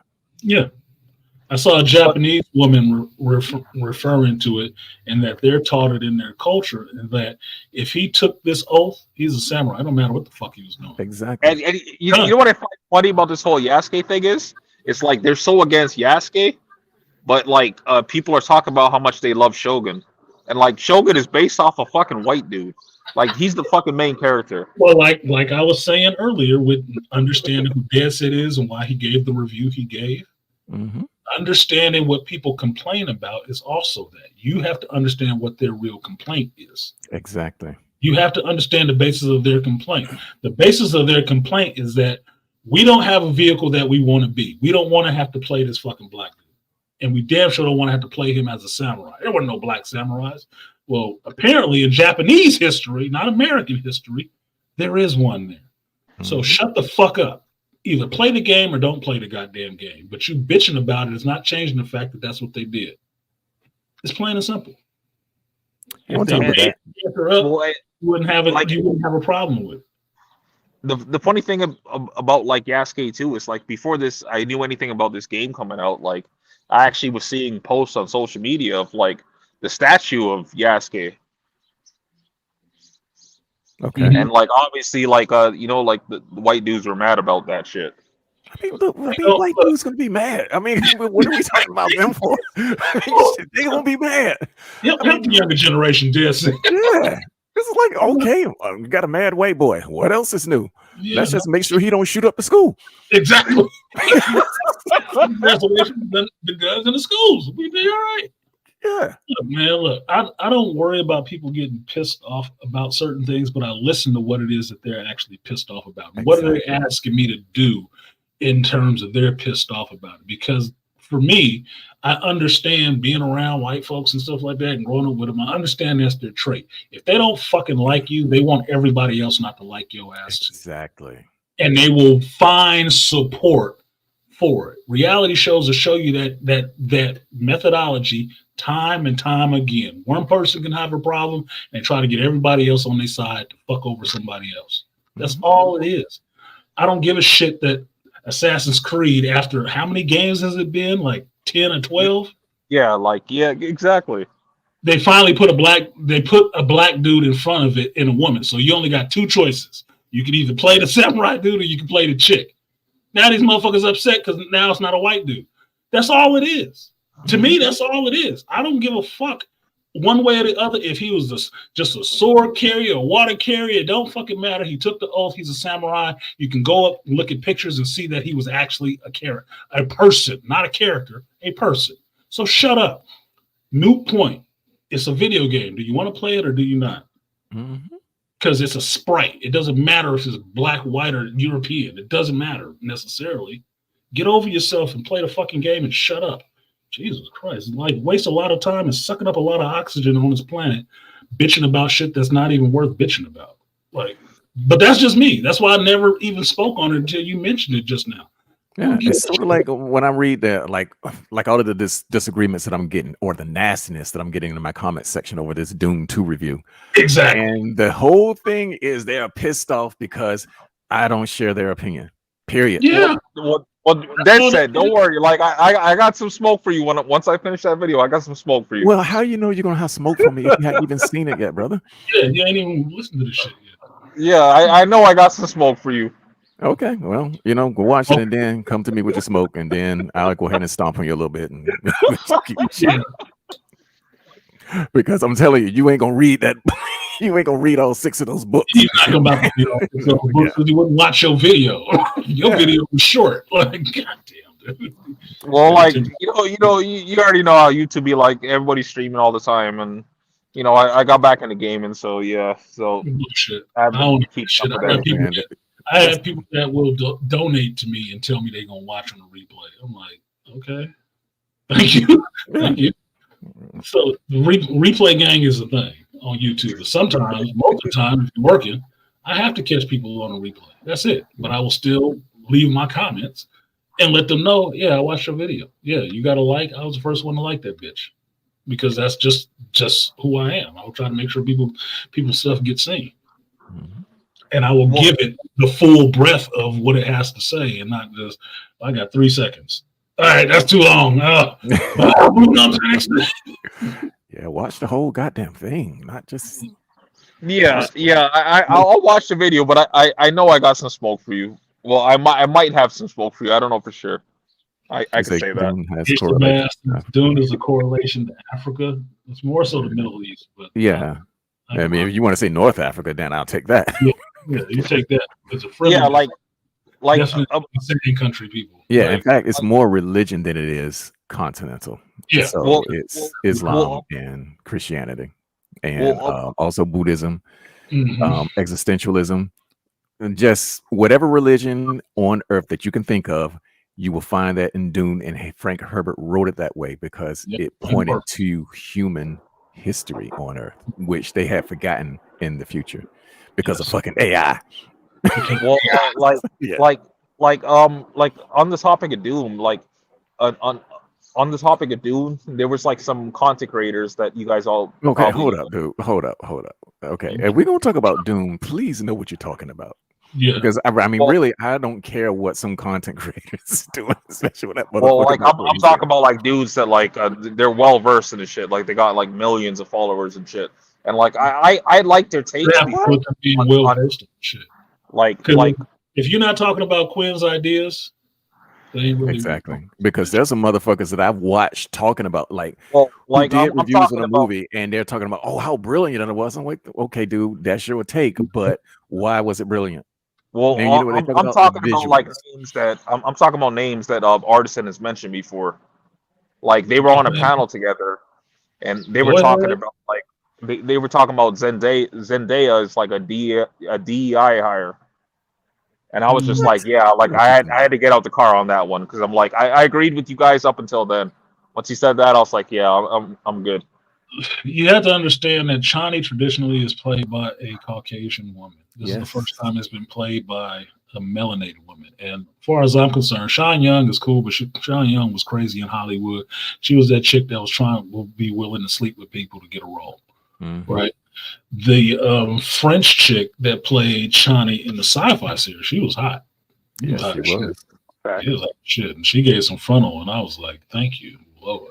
But she had some big titties too, boy. Spice, yeah, spice flow Mhm. through you. um, Hey, Zendaya, Arson, can you she hear is me? not the overly cutest girl to me. I can I hear you, mean, Malika. Oh, okay. she's I like my women with more curves and stuff like that. She's not feminine enough for me. And they made sure that in this movie she was acting less feminine, like Deset was saying in his video, which you should watch. Watch Deset Anime's video on Dune 2. Um, She was a she goddamn man. she was That's the a fuck she goddamn man. was. What he said, like, can't deny that shit. She was. I think she bent Paul over because Paul was acting like a little weakling at some points, and she was just bossing up on his ass the whole time. Like, yeah, follow my lead. Like, bitch, you ain't the Kwisatz Haderach. Yeah. Or In what fact, they or the Kwisatz. Like, yeah, okay. she was what Jessica. She was what the damn Bene Gesserit She wanted her to was. be. Yeah. She was. She was. Well, She was the dominant one. Like, damn, you sure you ain't Jessica daughter? I don't know. Maybe Jessica got it in with Stilgar. I don't know. you know, But and that was proposed in the book too, that they were going to like, you and me mating. yeah. Jessica was down for Excuse that me, shit brothers. too. Can I interject? I don't want to interrupt your train of Oh, no worries, flow Mike. Go Let's ahead, let you man. pop up on here. You We're want to be good. because enlightened, brother. I only got a little bit of time. I got a little short break, but I had to Okay. interject when the young brother, our Canadian friend, Hmm. started asking. Well, the white people they might say something because we gonna have a black character to play. Who gives a fuck? And when did you realize white folks didn't stop being mad at us for whatever characters we created? This is 2024. All the damn characters. You just got finished talking about Sophia Stewart. And the main character was supposed to be black. They wanted to give it to Will Smith. He turned it down. He still shoots himself in the foot to this day that he turned down that role, but now it goes to Keanu Reeves. But what pisses me off is how the way we're conditioned. We're worried about, white folks are going to say something. Just like how the whole white people got mad at Sam Wilson becoming the next Cat. Mm-hmm. Anybody that is a comic book reader, we know this is not going to last too long. Yep. The only thing that they're mad at because white folks want their great white hope. Superman, Spider-Man, Batman, Captain America, that's their great white hope. But if you take over, you can't do that. That's why people love Rocky so much. He was a great white hope. He was beating a black man. Mm-hmm. The thing is, you got to understand biggest when you're Bruce. putting a character out that symbolizes something, and that's greater, that's a problem. Trekkies won't tell you this. They felt some kind of way when Benjamin Sisko got all that juice that took away from Exactly. Picard and took away from Kirk. They didn't want to They recognize won't him tell as you a that shit. Exactly. Well, And he wasn't even just a Malika, captain; like, he was a fucking prophet. That Yeah. motherfucker's Yeah, immortal. they didn't like that shit. Yeah. Malika, I knew it was me that brought you out of the clouds, and I'm honored that I'm honored that you came up to argue with me. I'm not arguing, brother. First of all, Well, that's not Artisan will tell you this. like Artisan and Dead yeah, Set will tell you, so, no, I my never fault. argue. Mhm. I My never fault. argue about this. Here's the thing. Like Here's one I'm thing I gotta honored tell that you, bro. Hold on, came Andre. to- Hold on for My a second. apologies. Dialogue. Go ahead, Malika, because he on short time, so let him get his speaking. First of all, one thing, I don't argue about that. No, that's cool. We're having a conversation. You're a younger guy and you're passionate just like us.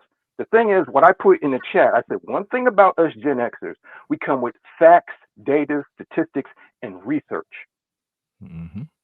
We come with at least 40 or at least 50 years of research that you can hear Dead Set read the books. He's saying, hold the fuck up. China's not no fucking cunt or bitch that's being like some fucking little ignorant woman to her man. When I put in the chat, I said China should be a writer like Okoye. If he puts his hand on you again, I'm going to rip it off. Yep. That's a writer. You The should be. thing is, what they're doing is you're seeing how the way they're still trying to connect to a certain group of people, and I can understand that. But when you read something and you're reading something, and like how Artisan said, when you're looking at certain things, what we're starting to like X-Men 97 was true to the form of what we see in the comics. Bo DeMayo did a great trifecta. One, he gave fan service to the fanboys and fangirls or the fan people.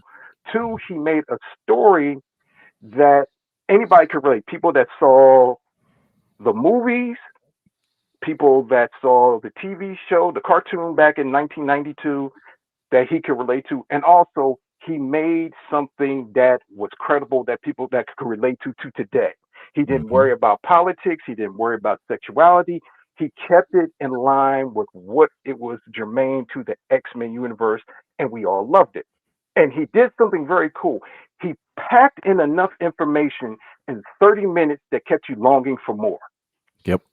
In And 30 that was something that was there. But he was a fan of the work. Yep. He was a fan of the Yeah, IA. That's And why I like. Go ahead, sir.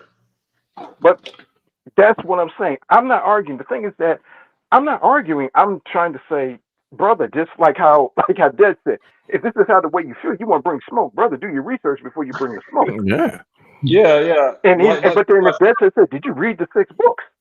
That's No, what I didn't. Well, then what is your smoke? What is your reference? Here's the biggest problem that millennials don't have. Angry Man has said this, and Artisan has also said this. A lot of you guys don't have a frame of reference. You're just speaking because you think you can speak because you might have some knowledge of it. But the thing is, Gen Xers, we couldn't be lazy because, first of all, we didn't have social media.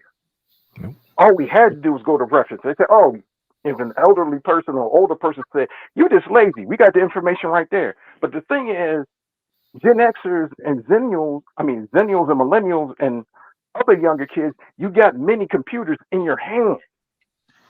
You got mother boxes in your hand where you can swipe left and swipe right and just speak into it and say, well, give me the information.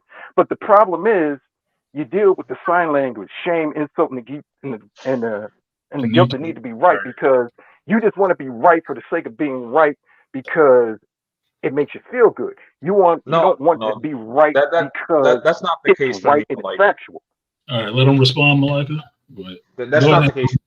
That's not the case for me, Malika. Is like I'm just going off of what I think I know, but I like talking to brothers that know more than I do because I could actually learn shit from them. So like my apologies for saying that you came here to argue with me. I was just saying that I'm honored that I'm having a conversation with you because I see you around space and you always kicking some knowledge. So. And my thing is, brother, it's not any malicious. I'm saying it's not arguing. We're talking. The thing is that us older dudes were passionate about this stuff. We're passionate about this culture. Mm-hmm. And the thing is, we're back in the day, 20, 30 years ago, we couldn't have a conversation like this. You couldn't have 4 black men having a conversation about geek shit. You'd have to be in a comic shop. Yeah, Exactly. you had to be in a comic shop, or people will look at you like, why are you reading them thick old books by some white dude by the name of Frank Herbert? And he created this story back in 1958. Yeah, Oscar Wilde. Well, Oscar Wilde, a faggot. And they're going to say, okay. Mm-hmm. Well, Malika, I want to say this real quick. One of those goofy mods on Angry Man shit. Like, I don't know if they blocked me or I'm shadow banned. That's why I changed my name. But you're talking shit about the mods on Angry Man. I mean, I'm one of the mods on Angry Man. So if you said something up, they would have well, the thing is, like, somebody, I think they thought that I was like disagreeing with Angry Man. I'm like, I've been following Angry Man for years, and on top of that, like, not even a few minutes after, like, I was on the panel with Angry Man. But I mean, why would going over Angry like Man this. be angry about a disagreement? Because people disagree. No. That's not what I'm talking about. I'm saying like I've been agreeing with them, and I was on the panel with them. Like we were talking about the whole Drake Kendrick shit. Like obviously I'm gonna defend Drake, but like I was on the panel with them, and I'm cool with them. But then like I'm trying to type in the chats. But this also happened on BGS's other channel, so I'm thinking maybe I got shadow banned rather than a Let mod. me tell you something that you do. Go ahead, Andre. I'm going to tell you something that you do, Andre, because I've seen you up here for a few months. Mhm. A lot of your commentary gets ahead of what you know. I mean, because you just did it here. You do it a lot of times, and then once we catch you on it, you spend maybe like a half an hour to an hour trying to correct what you just said. Right, but it pivots the whole show to just It talk pivots the about whole you. show, exactly. Nobody is doing the whole show to talk about you. Yeah, and so basically, it's like what we like when you were talking about that Spanish girl, and we went. God damn, that shit went for 2 shows. I wasn't asking about that dead set. I wasn't asking about it. Like, well, dead set. Like dead set. I honestly did that for. I honestly did that for content. Yeah, but let me finish it up here because I mean, for your own content, that's good. If how you run your show in your house is your business, but when you're on the shows with other people, and then we're trying to get some clarity out of you because we do want to hear what you have to say, but it has to at least be coherent. Well, I mean, like at the time, like it was moving really slowly, so I honestly did that for content. For content? Well, on your channel? For yourself? No. Like over on AB shit, it was a slow night and nobody was really saying anything. So, I brought up a personal scenario just for dudes to fucking say some shit. Okay. Well, I was just giving you an example. What your motives were? I don't give a shit about none of that. But it's just that what I'm saying is that slow it down a bit, brother. I mean, I understand. I don't know if there's anything logistically going on between us down here and you up there, but I don't know what the fuck it is, but it's just like you get ahead of yourself. Can you get ahead of your commentary sometimes? No, I don't think that's the issue. Hold on, time out. Let me say this. That was a father response, and that's why I did laughing at this. I don't know what the fuck it is. He thought about explaining, like, fuck it, I don't know what the hell it is. I don't know what the fuck it is. But I mean, it is what it is. But am I on the right track, brothers?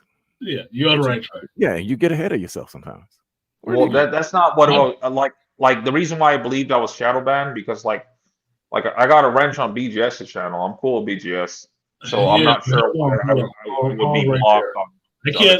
We can't speak to why you shadow banned on somebody else's channel. Exactly. That's why I assumed I was shadow banned. That's why I said. I'm talking for a second. I can't speak to shadow ban on somebody else's channel. I can't speak to that. To bring it up here is pointless because I'm a mod on Angry Man's channel, but I wasn't the one who blocked you. I didn't see when you got blocked. So if you want to take that up, you take that up with Angry Man. That's who you take that shit up with. But what I see that bothers me about people who come new to the space a lot of time is the clout chasing that I see that goes on. The reason I get on you about always having somebody else's name in your mouth because you do that on every fucking channel. And it's not about a conversational piece. It's just to say where you were, right? Like in the trade, there's a thing that guys will ask you. They'll ask you where you been. They want you to say everybody that you've worked for. If you don't understand that in that comment, you'll just tell them, well, I was working here, whatever. They want you to name drop everybody. You don't need to name drop everybody. In the Black Manosphere, all of us pretty much know each other. We all know each other's channels. We all know who's new here and who's been here for a long time. We know that shit because we're in each other's chat rooms too. That's why we're usually mods on each other's channel, right? So if you have a wrench on somebody else's channel and you got banned on this other dude's channel, you would understand if you've been here long enough that BGS and AM don't really fuck with each other no more. Nope. No, that's not what I was saying. I was saying like, my apologies. You would understand that, right? You would understand that. If you have been watching Angry Man for a while, you know exactly what would get your ass, blocked on his channel. You know what would get you blocked on his channel. And it's not about disagreeing with him. Because he welcomes a lot of smoke. Yes, he does. for years. That's 4 not what I. years.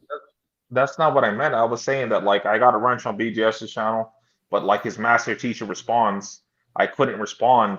I couldn't like type on that channel for some reason. And that I don't sounds know like why. something you need to be taking up with BGS if you cool with them. I talked to him about it, and he was like, "You have a wrench on my channel. I would never block you." So I don't know what the hell that is. So why Right? bring it up now? Well, I only brought it up. Oh, sorry, it was just a random thought. Like honestly, it was just a random thought. In other words, you got ahead of yourself Get again, you bro. in trouble. Like you said, Random thoughts. Can I say Yeah, something to you, bro? My Listen to me. apologies. no Here's worries. one thing you gotta understand. Men, and this is one thing when you get older, when you get men, when you're bringing outside bullshit with other people to other men, that be like, why the fuck you bring this up to us? Take it over there with them. Really, and Well, that's what we're saying. Like, okay, if you got a problem that's going over there on Angry Man's channel and you're wondering why you got blocked, you need to go talk to him. And I tell you one thing for sure, Angry Man's going, first of all, he's going to try to figure out, well, who are you? First of all, because Angry Man has a mind like a steel trap and he knows who's down with him. He might know that you've been here and been there. First of all, he's going to ask you, have you donated any money? And he's going to go look at his analytics. He's going to try to see if you dropped any money within the past 3 months. And he's like, okay, if you want to get your wrench back and you want to get modded back up, he might say, oh, it's going to cost you. Time is money, money is time. He's going to be like that. And you might feel some kind of way about that. No, That's like not the way he's going to call it. But my thing is, I'm saying it's not Angry Man that did this. It was a mod because okay, why are you worried about that? Can I ask you a question? Why are you worried about what a mod did to you? Are you dying? Are you losing any money? Yes, I am. Are you not going to work tomorrow? Well, I'm actually subbed to his channel. Do you got to pay in blood? You got to give your kidney? No. I'm just saying it's like I'm actually subbed to his channel, and it's like now I have to make a new account to like resub because why? I'm gonna ask you again. Let me take this one. And I hate to say this, but I got to be real and be a man about it. To another man, why are you being a bitch about not being a mod and having a fucking wrench or being on another person's channel? That's not what I said at all. That's not what I said at all. But I said you're that acting I'm like it though, bro. Right. Hold on. I'm Go not talking ahead, about Andre. stuff. That's not what I'm talking 2 about. seconds. Yeah, go ahead. 2 seconds, and then I'm gonna say this so we can move this shit on. Yeah. Go ahead, Andre. Say what you're gonna say, and then like I'm not talking about being a mod. I'm just saying I've been paying for subscriptions for his channel because I fuck with him. I've been following him for years, and like he's helped me a lot. I've been donating for years and shit. But some mod got in their feelings about the whole Drake Kendrick thing, and they fucking well, I'm assuming I'm shadow banned because I would hope a mod wouldn't do some goofy shit like that. Because the thing is, because that same day, like I was on his panel, I was talking to him. 15 seconds. 15 seconds. I'm cool with Angry Man, so that's why it annoys me because I'm just like I'm assuming it was like a shadow ban because like who would do some goofy shit like that? Okay, so let me finish this up and put a bow on this.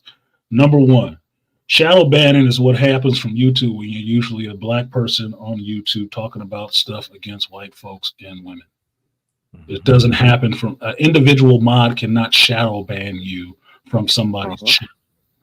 They can kick you or put you on a timeout, but they cannot ban you from that channel. Now, even saying that, casting the aspersion that you've been donating to this dude for years and now you feel like you shadow banned or some shit. Does he owe you a dick sucking for that? That's not what I'm speaking about at all. Just listen for a while, okay? Just listen for a while. So I don't have to mute you. That sounds like entitlement to me. Because I've been donating to him for decades, not decades, overstatement, but at least since 2015, 2014. I've been, and this money I don't even look at. Just like BGS, just like Dr. Tiasan. Little people I donate to and I don't even think about that shit. I don't, because it's support for them. It's not support for me to be in a chat room talking shit and I feel like I'm entitled to something. No, it's for support for them to do what they do. That's what support means. You're a patron. I'm not looking for something for myself. I'm doing this to help you to keep doing what you do because I agree and support what you do. What you're saying on here sounds like entitlement. Like, hey, they blocked me for some reason because I disagreed, and I've been giving him money. I should be getting something back for that. That's what it sounds like. It sounds like entitlement. And that's why I say you need to take that shit to Angry Man and talk to him about that shit. Or I can call him and maybe you can talk to him right now. Because I don't feel entitled to have a wrench on anybody's channel because I've been fucking with them for years. I don't. That's not a right. It's not a right. It's a privilege. Malika, Dead Set, Number One Wrench, Aquateki, they have wrenches on my channel because I have known them in chat rooms for years. And they understand, and we have, at least to me, a similarity in mindset. They know what I'm not going to tolerate in a chat room. Mm-hmm. And they will uphold that standard for me, just like Angry Man's mods know what he will not tolerate in a chat room. What he don't want to see from going back years. It's not posted anywhere. It's not written on a wall. You just know that shit from being there. There's certain shit he ain't going to tolerate. And you like it like ain't going to be an issue for him. Well, Artisan, that's not the argument that I'm making. I'm just saying that, like, I don't think... This is what I'm saying. I'm trying to dead this shit now because I'm not going to turn my whole show into talking about your issues. That's what I'm trying to do. I'm trying to alleviate these things and answer those points that you brought up so we can move on from this. Because I had Dead Set up here to talk about Dune 2. I let you up here to talk about some geek shit, not other shit in other people's chat rooms that you got an issue with. If that's what you want to do for a stream, fire up your stream on Andre 420 and do that. And then everybody can show up to watch that. I don't think issues on other channels. But I'm not going to sit here and listen to you talk shit about other people's chat rooms and name drop and clout chase on them. That's not okay. To me, it's not okay. Other channels might not give a fuck. I actually do. That shit matters to me because I respect these people. I respect the mods in their room because I know they hold to some standards. And I respect the content creators too. That's why I don't let people just drop names all over the place because it always seems like they're trying to grab something for themselves and not give praise and respect to those content creators. That's it. If you think you shadow banned, which you couldn't be because you have to run a channel to get shadow banned. Mm-hmm. But if you think somebody kicked you out of a room or put you on a timeout in some room, then go back to his next stream and you'll see that you can still chat. You can still chat. Yeah. And it's not because you donated money that you can do that. It's because it's an open channel. If you got a wrench on BGS's channel, bully for you. A lot of people do. But that means you're supposed to uphold the standards that BGS holds to in using that wrench and moderating his chat room so people don't come in here and say goofy shit like BGS sucks dick. Yeah, I heard that shit. Go to bed, old man. Shit like that. Mm-hmm. So you can keep that shit out of there and keep the stream rolling in the direction that he's directing it and not off onto some side derailed shit like this conversation about other people's chat rooms. Yeah, because I know, like for me, because I think I get what Andre is talking about now that I'm reading his comments, because there's some comments that I can make, like on people's, what do you call it, those shorts. Like especially if they saying some bullshit on those shorts, and I'll come in there and I'll just be like troll my ass off, and then I won't be able to make comments after that because, and you can call it a shadow ban, but I know I'm being an asshole. Yeah. So I'm gonna get that work, and it's Google, it's YouTube doing that shit. That's not Angry Man. That's not BGS. That's YouTube. No, there's certain words that you can say in a comment that will get it automatically booted. Yep.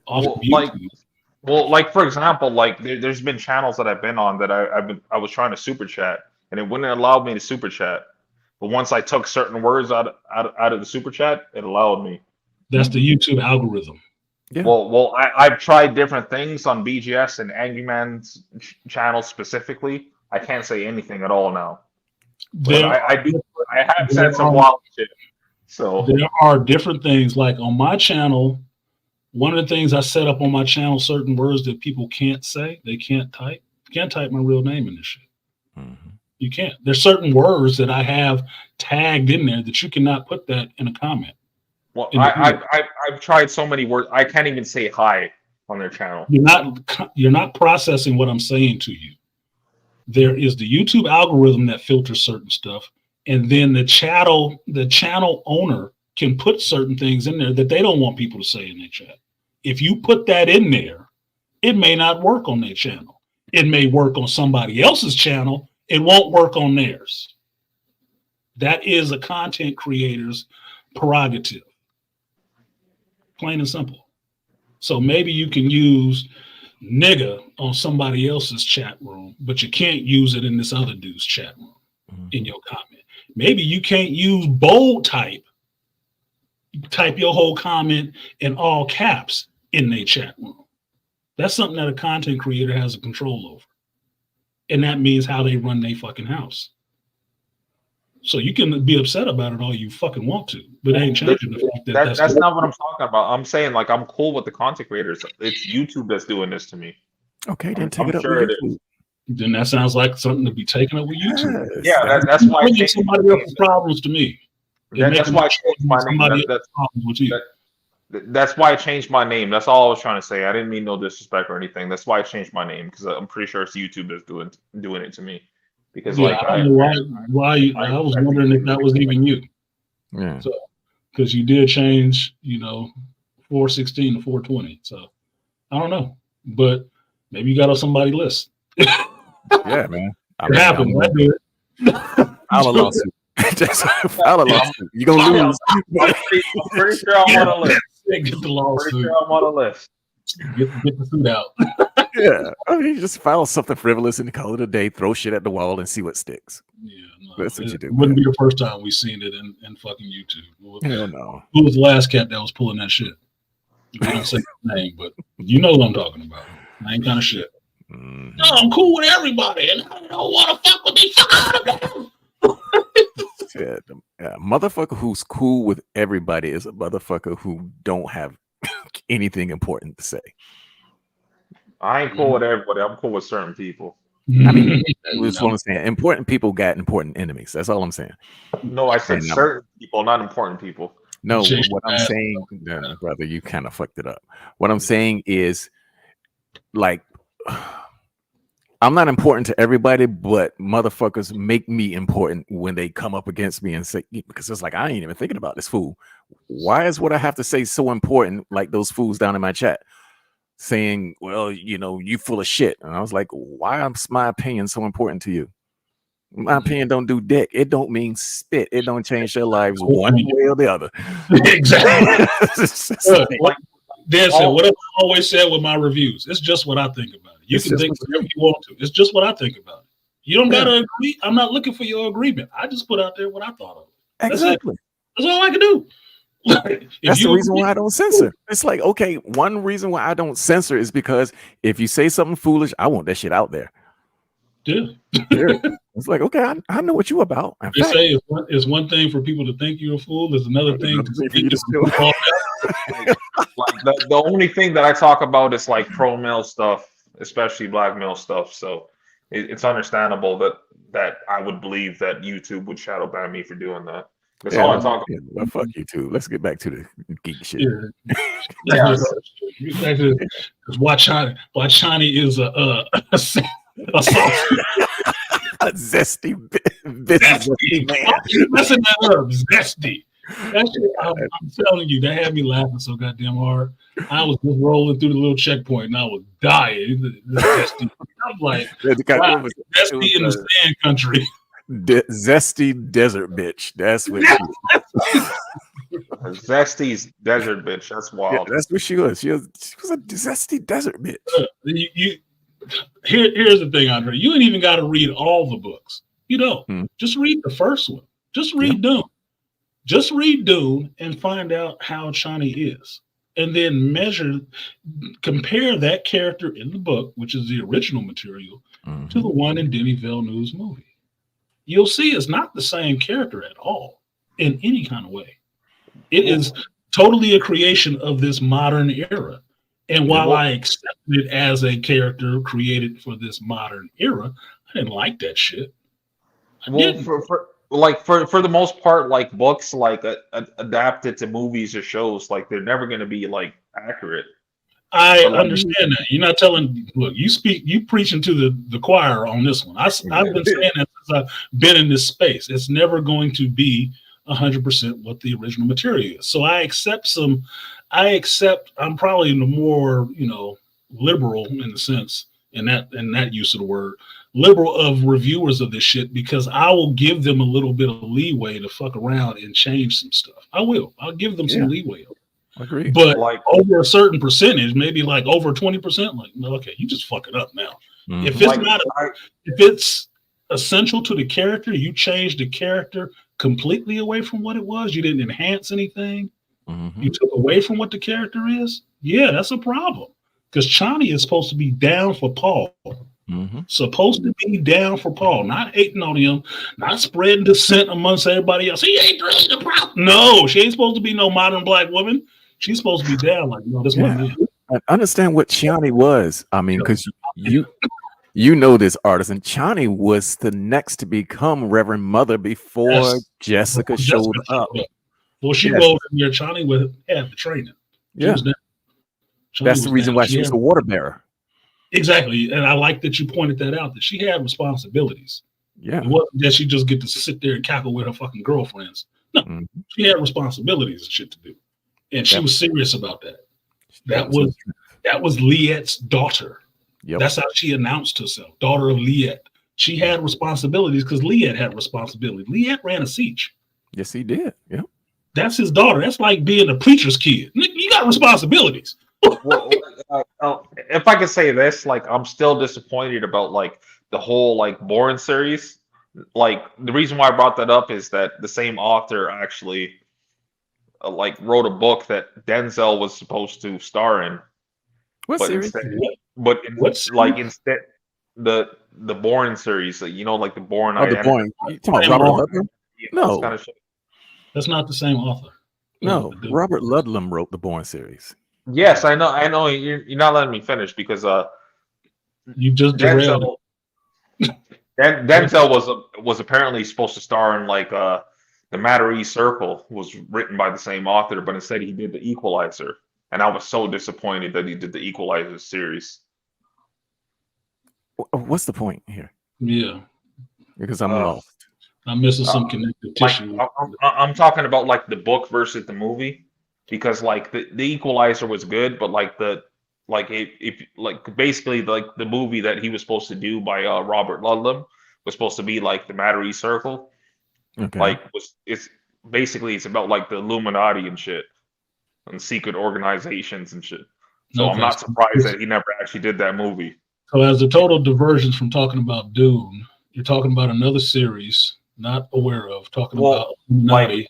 Stop talking so I can finish. Thank you. My apologies, sir. Go ahead.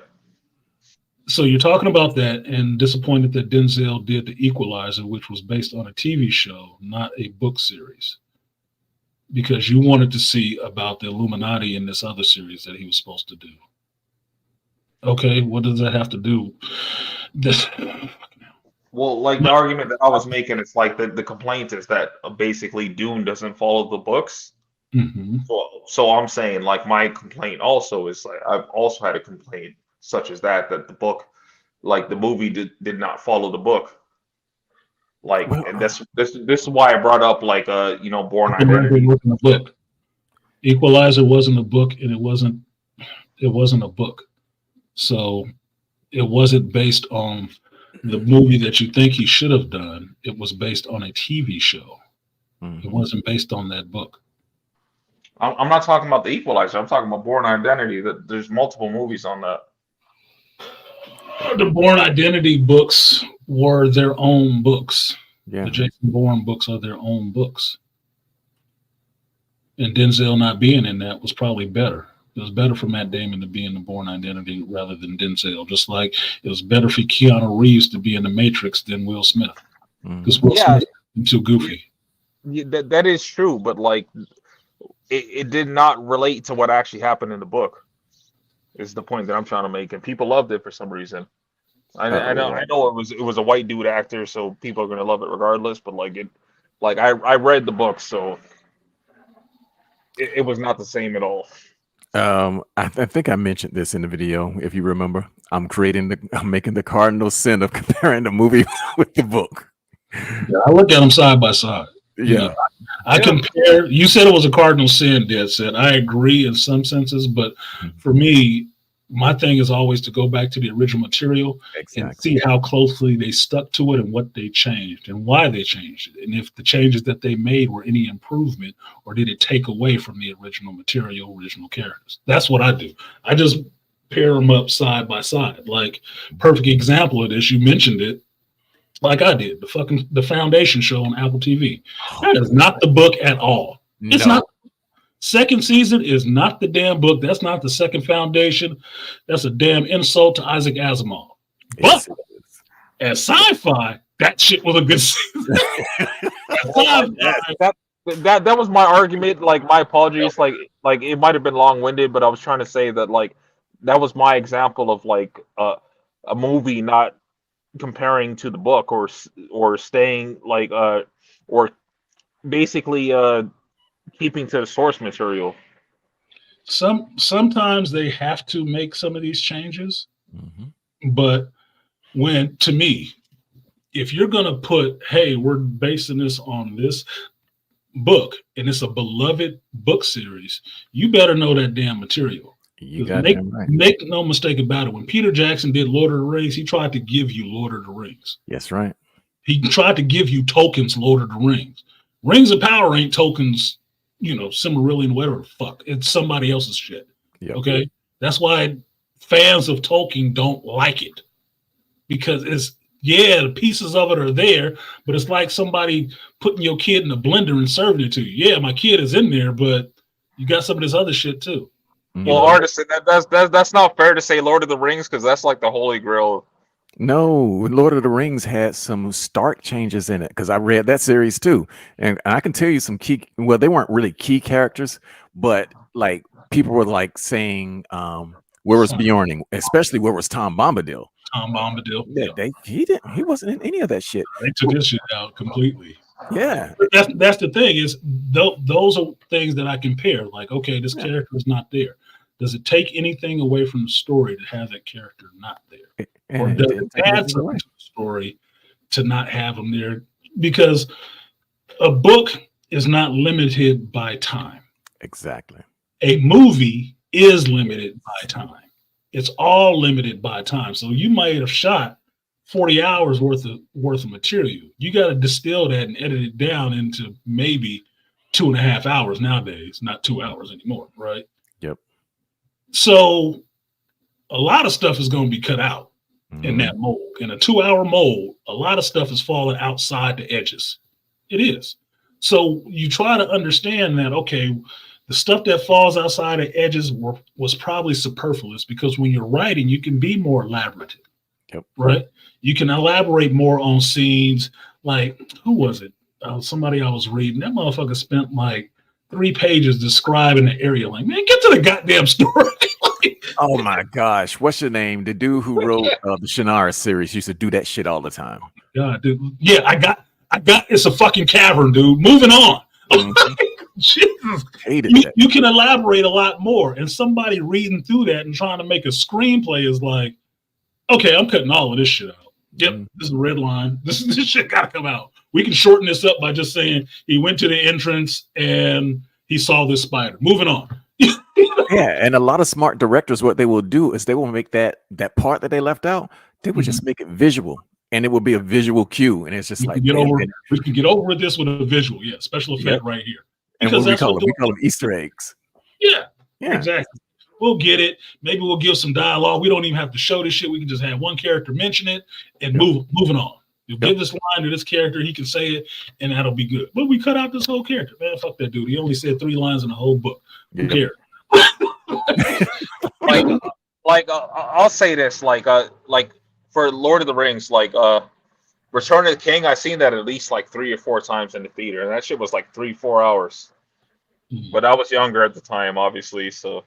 Well, that's the thing. If you see a lot of movies nowadays, when Hollywood really start going to written material or geek written material and trolling that for ideas and stuff like that, what you have to do is, if you like this movie, A movie, you see a movie, TV show, whatever. You see it, you like it. You should go back and read the material. You find out that it's a book, go back and read the original material. Mhm. You'll have a completely different experience reading the original material than watching that movie then. Because my old co-worker friend Zach used to say this: if you watch the movie first of a book, you fucked up. Yep. You should have. Well, no, he said, I'm sorry, reverse. If you watch the movie first, good. Because now you can go back and read the book and see how it's supposed to be. Because now you can wash that shit taste out of your mouth with the real material. This is why I wish you brothers were up there yesterday, and I mentioned this like over on Kev shit, because we were talking about like the movie Logan, and like I like that movie a lot. So like I was like looking online because I never read the comics. You guys have, I'm assuming, like the whole like Old Man Logan Yeah. It was shit. old. So and yeah, I seen it was pretty fucked up. So I'm not surprised that a lot of stuff never made it to the movie. No. And why they didn't want to do the X-23 movie, because I was like, I would watch X-23, but there's a lot of stuff that they would have to add in there that Well, it's not PC. the Old Man Logan story is not the story of X-23 Exactly. per se. It's just the story of Logan old after Mysterio has used his power on him and got Wolverine to kill all the X-Men. Mm-hmm. All the villains got their shit together and switched up adversaries, and they took out all the fucking heroes. And Old Man Logan is one of the last ones surviving, and he deals with the guilt of what he did in killing all the X-Men, because that was the only way they could beat him. Wait, X-Men. Wait, you're saying that Wolverine killed all the X-Men? And Old Man Logan in the comic, yes, he killed all the X-Men. Mysterio used his powers or illusion on Wolverine, tricked his senses out, and Wolverine thought he was fighting hand ninjas and some other shit. Mm-hmm. The last person he killed, Mysterio dropped the illusion, and he saw it was fucking Jubilee. He had killed all the X-Men. Mm-hmm. And that's why he was Old Man Logan. He was out in California desert somewhere living just fucking miserable. Yep. I've got the tormented by Bruce Banner and Jennifer Walters' inbred ass Hulk children. Yeah, exactly. That's what I'm talking about, because like that's what I read about. It was like they were talking about like the abominations or the abominables, or like I'm fucking the word out, but like it was like the abomination. One second. yeah, because I got that comic book and it's right in my drawer. Hold on, let me come and take a look at it.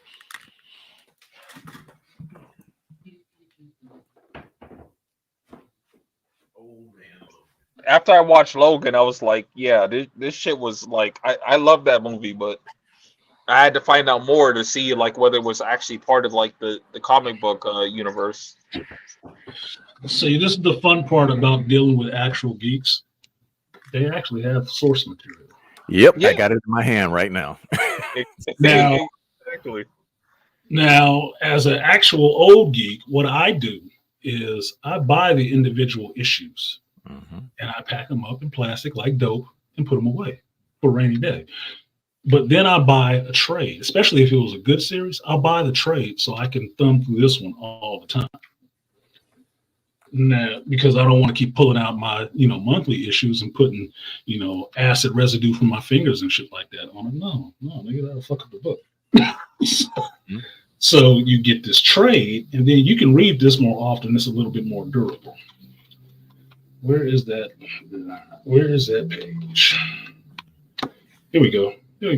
This is why I do YouTube the way I do, because I like educating people who don't know shit. See that? That's the Hulk's bastard children. Yep. With his cousin, his inbred children. Here you go. Hulk gang.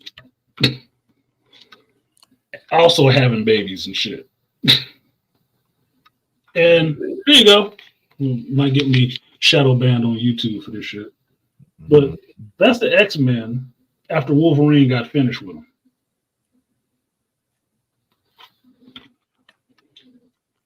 Laid the fuck out, all of them. That was the only way they can beat them. There you go. See, I don't talk out my ass. I actually know what I'm talking about. The inking on this fucking comic book is fantastic. Yeah, Steve McNiven. Yes. Mark Steve Millar. McNiven and Mark Millar. Yeah. Mm-hmm. Yeah. You say Milliard. That's interesting. I don't say that. What was that? Oh, Millar. Millar. No, it's Millar. Millar. Yeah. But you say you pronounce the I higher, so it makes it sound more European, which is Milliard. Millar. It has a flourish on it. I'm gonna tell you that's my 53-year-old eyes seeing an eye where there ain't one. And this is the funniest thing I saw in this book.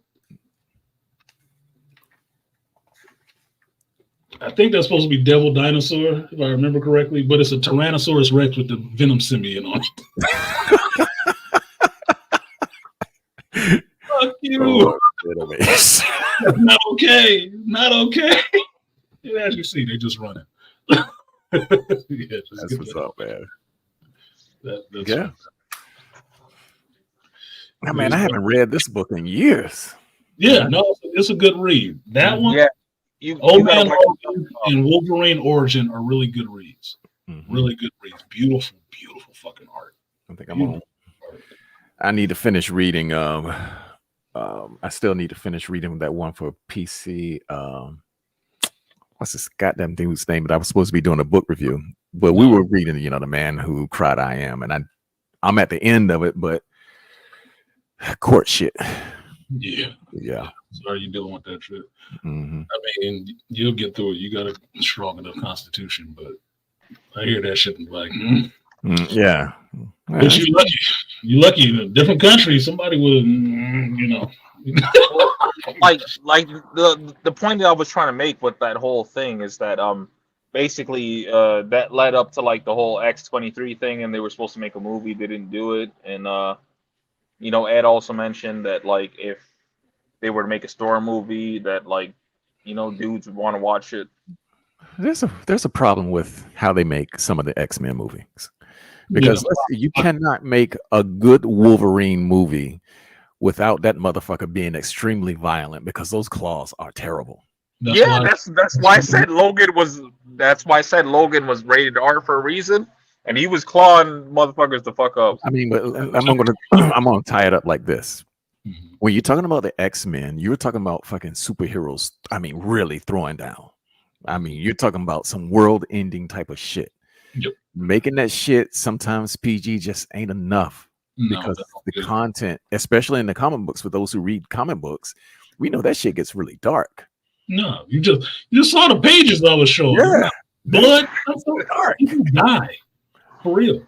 Like especially X-Men comics, people die. Like this is why I'm so hype about like the fucking Deadpool Wolverine movie. I can't wait to see that shit. That's gonna be like, I mean, if it's just dark, the best Marvel movie in ages. But if it's just dark violence, that's just not enough. It's not a Marvel movie. Yeah, they put enough money. Not that movie. Sorry, a Sony movie. My apologies. It's not a Sony movie.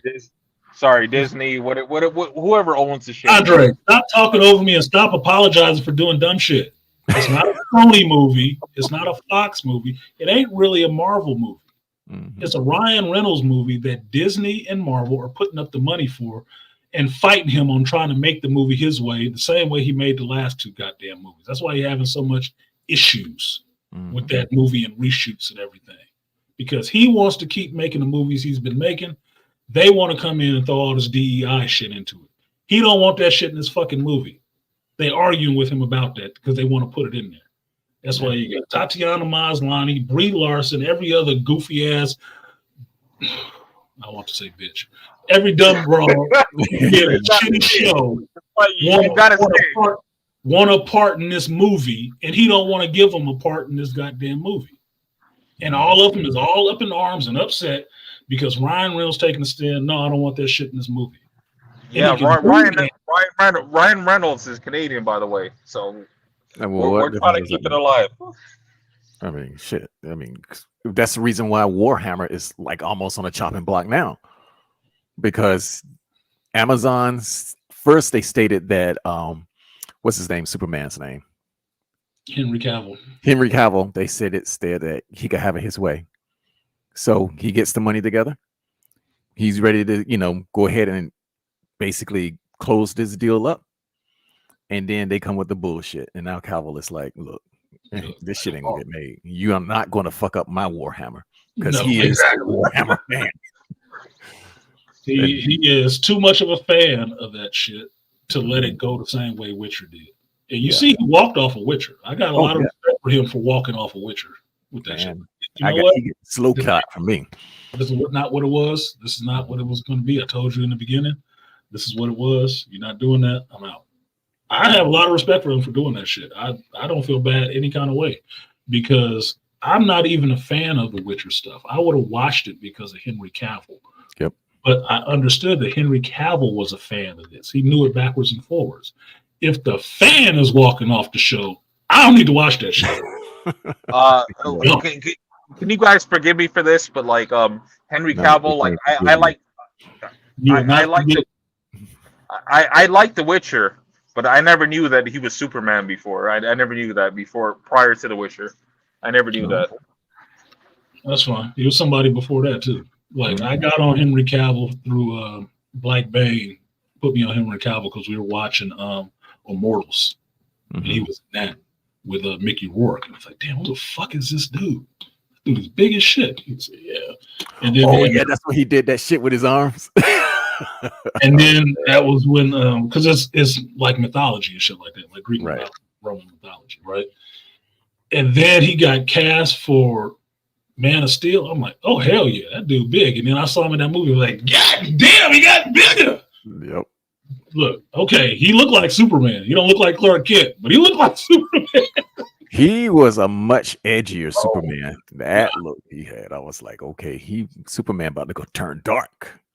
And I didn't have a problem with that. I didn't necessarily have a problem with that. I mean, he wasn't doing a lot of really outline shit to me, but I was like, I don't see the problem. It made it more interesting. Yeah, he sort of had his own hero's journey since that's the name of the show. So, I mean, the fact that, he grew the beard, he walked across all of this shit and, did odd jobs. I'm like, okay. Odd jobs, undercover hero shit and stuff like that, figuring out his powers and stuff like that, what he could do, what he could do.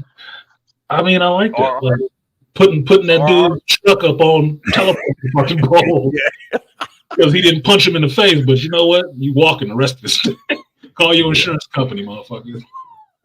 And I mean, since we're turning it back to the show, it's like what Jay Shabazz says. I do like it when the line between hero and villain is very thin. And when they cross over a little bit, and then you have that internal struggle because that's where the yin and yang meets. That line is very thin, and that's where all the tension is. Yeah, this is why I say that, like, Artisan, you got to watch The Witcher because The Witcher was basically an anti-hero. I get that. I get what The Witcher is. I just didn't watch the show. So I'm saying you need to watch it. I think you'll enjoy it. No, you ain't got to watch it because I watched it. It was all right, and it was. I've heard from enough other geeks who were fans of The Witcher who have watched that shit, what they liked about it, what they didn't like. I made up my decision. I didn't need to watch it. And Henry walked off of it. I didn't need to go back and watch it. Yeah, you don't want to see part 3. Well, Dead said, since you're up here, because I've been trying to get Artisan to watch Arcane, and like he said that Dr. T mentioned this to him that he should watch it, but he still hasn't watched it yet. Well, that's up to Artisan. Yeah. Like, what are your thoughts on Arcane? Because I thought it was a great series. Yeah, I enjoyed Arcane. I watched it 4 times simply for the artwork alone. No. Well, like, if you didn't know, Arcane is based off a game, and like, it's from what you call it? Heroes. I forgot what the name of the game. League of Legends. That's what it's from. Yeah, and what I was trying to say, because I'm gonna keep having to mute you. You keep talking over people. That shit is annoying as fuck to me, and I've run out my patience on that shit. Dr. T wasn't the one who told me to watch that. What I said was, your name dropping ass, is that I thought Dr. T mentioned that to me, but that wasn't the show. The show he was recommending me to watch was Primal. So don't misquote. Primal. Yeah, don't misquote me. Dead Set is one of the ones who told me to watch that shit. I think it was Artie Ibmore said it was all right. Myra, Chris's friend, from a female's point of view, Latina female, told me it was really good, that I should watch it. So there are people who actually are deeply in the comic books who recommended that shit to me. So I would give it a watch. You recommended it to me, and I said I was going to watch it, but I had 3 other shows going on that I was watching and doing reviews for. So it never bubbled up on my list quick enough for me to go back and watch it. But I still will watch it. But I have time now because I got to do something other than this goddamn acolyte. I swear to God. Yeah, because you don't want to do like I me. my time till House of Dragon comes out. So, And I'm waiting on that one, brother. Hey. Bro, season 1? Shit. Got me, boy. I'm waiting for David to come back. Where my dog at? Yeah. He can keep his tongue. Like that's. I mean, yeah, because the son got killed by a dragon. And the way that shit ended, I was like, man, they about to tear up the whole goddamn planet. Yeah. She they ain't fucked up. Like the reason why I said that I think you might like it is that show is it's very dark. What show you talking about? He's still talking about Arcane. Yeah, Arcane won't that dark, man. it was pretty dark. It was like you know, like they you know, I'm like gonna give you family, Arcane in 2 words: 2 bitches fighting. That's what I got. It wasn't 2 bitches fighting. It was like their family got killed by. Yeah, we know about the faction. vengeance story. They got raised by the opposing faction. Yeah, I saw it. Yeah. But at the end, at the beginning, you had the seen it. That's what I'm trying to say. And I'm summing it up for the person who hadn't seen it. You got Powder and the 2 and her sister. And at the end of the story, you got 2 bitches fighting. I've heard the setup multiple times because Andre always goes into it. So I'm not, brain bereft where I need shit repeated multiple times. I've heard it. Yeah. I've heard the sales pitch. You gave me your sales pitch. I gave you 2 minutes to give me a sales pitch on that shit. It still don't mean that I'm running to go see it because it's dark and it's 2 chicks fighting. Yeah, that's what it is. I've seen that. I've seen that before. Like if you say it that way, it sounds like the premise of this fucking Furiosa movie. Mm-hmm. That's the reason why it's okay. Graphically, it's beautiful. I mean, it's enough to go and see it. Yeah. It's enough to go see it just for the visuals. And the story was not bad. I'm not, it's nothing to really jump up and down about. But the premise of it is, well, more than 2 bitches because the sisters started fighting each other. And then at the end of the whole thing, a big bitch and a smaller bitch started fighting. And I was like, okay. Big bitch, smaller bitch. I'm talking about that wasn't a premise. Like you're explaining this poorly. Then just leave it.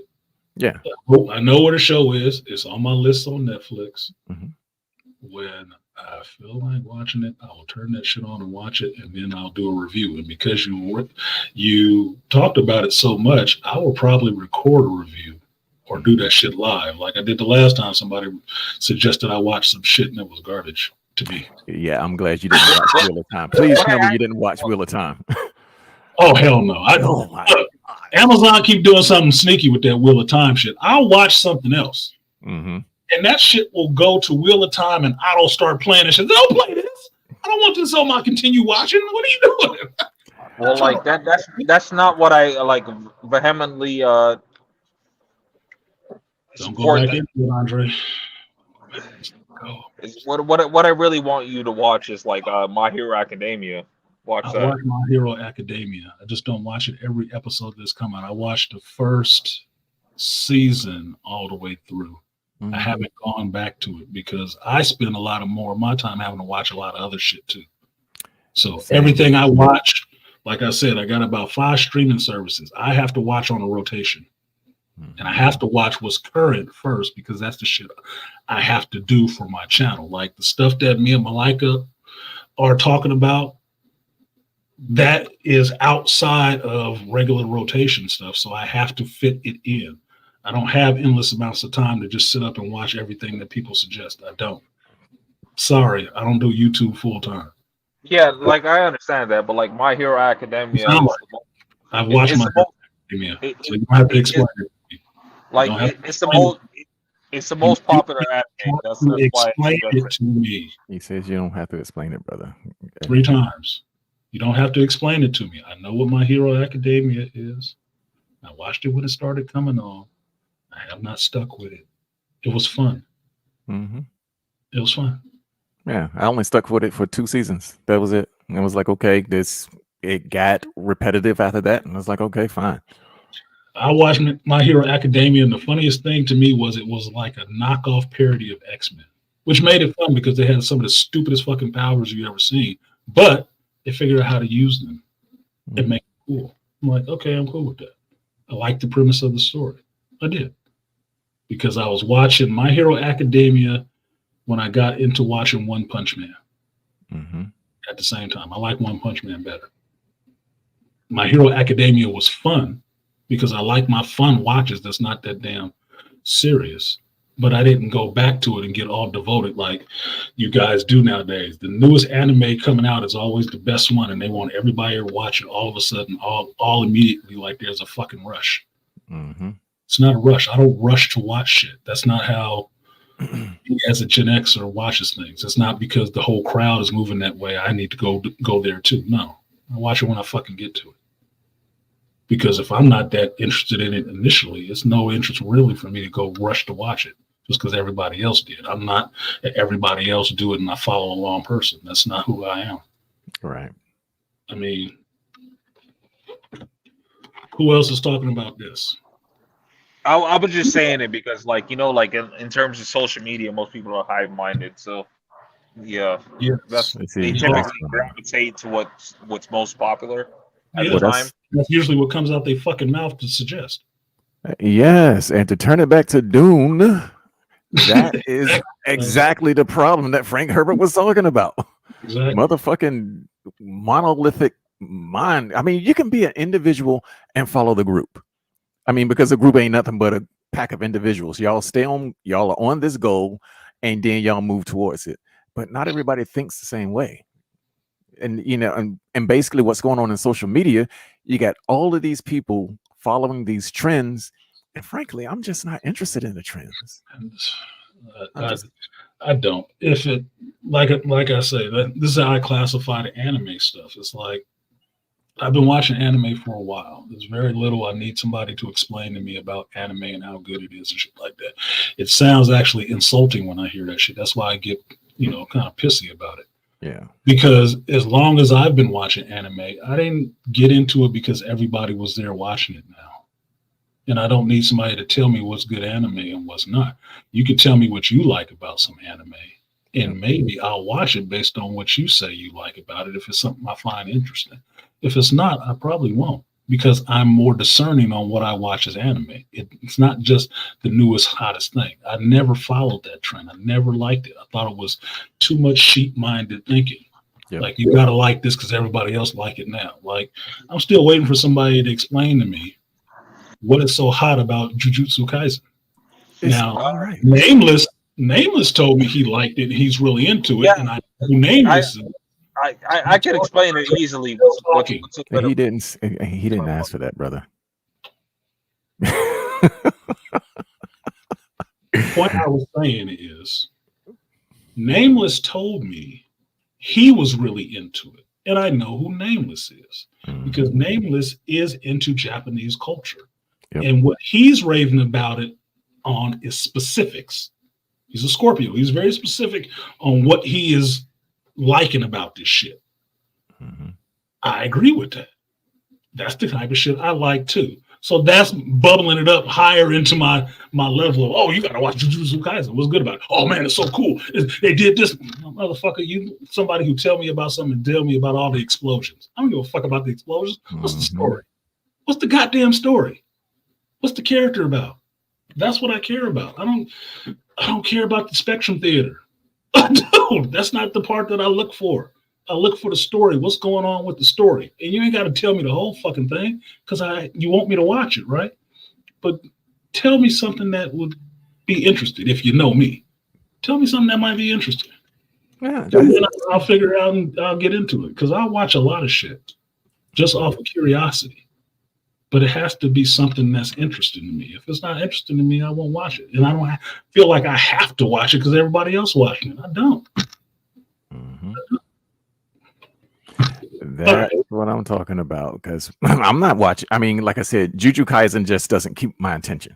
I mean, I'll catch up on the episodes when I can, but it's just like, okay, I haven't seen this before. And it's good, but it's for me, it's just all right. What am I watching right now? I'm watching Darling in the Franxx. That's 6 years old. Yeah, I haven't even heard of that title, but I would look at it because you said you're watching it and you like it. Yeah. And I know I have an idea of what Dad Said likes. Let me see what he's watching, what he's liking about this. Because that's to me where the conversation is. Right. That's where the conversation is. Now we all liking it because it's the newest thing. Who gives a fuck if it's the newest thing? What is good about it? Yeah, Jujutsu Kaisen. Yeah. Well, I can see why people like it. Look, That said, have you watched the Rise of the Shield Hero? Yeah. I watched. In fact, I've watched. Just finished season 3. That's my shit. Yeah, that's a great story. That's a great I heard it's really good, but I haven't watched it yet. I'm hyped about it though, brother. I like that. Yeah. See, that's I heard it's good. He's a guy who really got fucked over. Yeah, didn't he? That's why I like him. That's what's good. My boy Malfumi, dude. He got savage. He got savage. Yes. He adapted to work. But the supporting. That's the type of anime that I like, where it's like the dude got fucked, but like, it's more than that though, because it's not just the fact that he got fucked over; it's the loyalty of the characters that support him. That shit runs deep. Got down, yeah. They got down. I mean, because a little, what's her name? Little teddy bear girl. Yeah, she down. She 10 toes down for that motherfucker. She's like, yeah. Raftalia. Raftalia. Yep. Raftalia down, motherfucker. That started at his fucking slave. Yes. They did slavery in that shit. But look, that story of Shield Hero, you haven't watched that anime. Mm-hmm. I would suggest it to you for this reason alone. If you watch Sword Art Online, that's how that kind of started off, right? Malfumi does get taken to another world. It's supposed to be a video game, and they're actually stuck in this world. That's the isekai. Yeah, it's isekai, right? So he actually gets trapped in this world, and the character he is in this world is really disrespected. And so they fuck him over in that world. And he only has a shield. He only has a shield. He doesn't have weapons. He just has a shield. So he has to level up in a video game sense because he understands he's in a video game, seemingly. And he can only get out when they beat all these waves. So, but he has to build himself up being looked at, lied upon. He basically black in that shit. Basically, everybody hates him. Everybody hates him. So he just started building himself up. He developed his own hustles, his own little economy and shit like that. And he get asshole on them people when they start talking to him crazy. And he has to deal with all of that shit, even though they fucked him over. Well, since you brought up Sword Art Online, did you know that like it was originally intended to be like a troll of like a MMORPGs? Yes. Okay. That was the intention of the show, but it ended up being very good. I just said you don't have to explain anime to me. I told you I mentioned it because I watched it. I also my apologies. I apologize. You don't mean the shit. An apology is pointless if you do the same thing again 5 minutes later that you just apologized for. Stop apologizing. You don't mean the shit. Because I didn't know if you knew, so that's why I had to ask. Sword Art Online, like I said before with anime always follows after something else. Sword Art Online just took .hack sign and went forward and turned it into like kind of a problem. That's why I watched Sword Art Online, because I watched .hack sign and .hack root and fucking what was the Twilight bracelet shit, because I was playing those games. It was a good story. The anime was all right, but it all fed together. The game and the anime worked together. The story was going through at the same time. Sword Art just did a parody on that. Yes, they're right. And just made it more fucked up. Because if you watch Sword Art Online, and then you've read Ready Player One or seen a movie for Ready Player One, it kind of has the same premise. Yep. Kind of. You stuck in the game. And there's something in there. Yeah. Well, like Sword Art Online, like basically, like the premise was like he wanted to just be like a lone He hero. knows what the premise is. Just try to explain the goddamn game. We know what the premise is.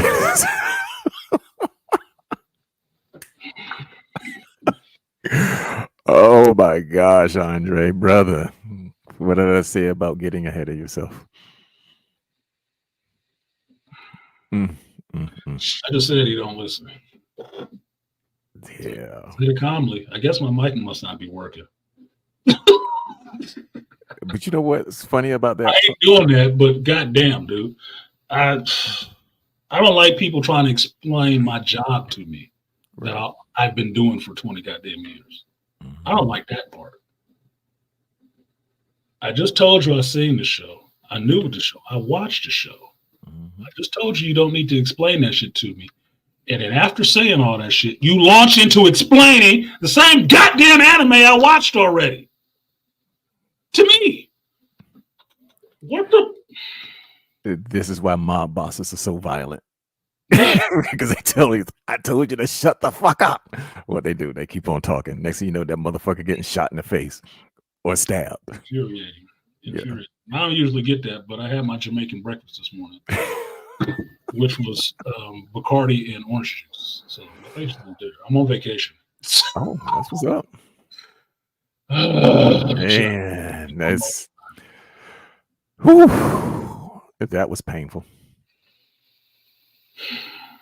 Andre. I'm asking about like Mob Boss Psycho. Have y'all watched that?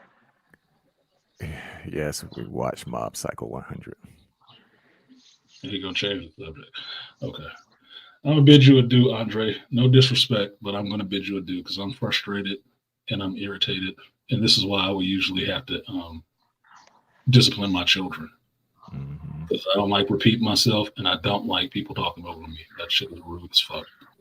So I'm gonna let you go right now, and I'm gonna get back to talking about this zesty ass desert bitch. And so, yeah, my apologies, sir. Like, I didn't think you were into anime like that. That's why I was asking these questions. Anime.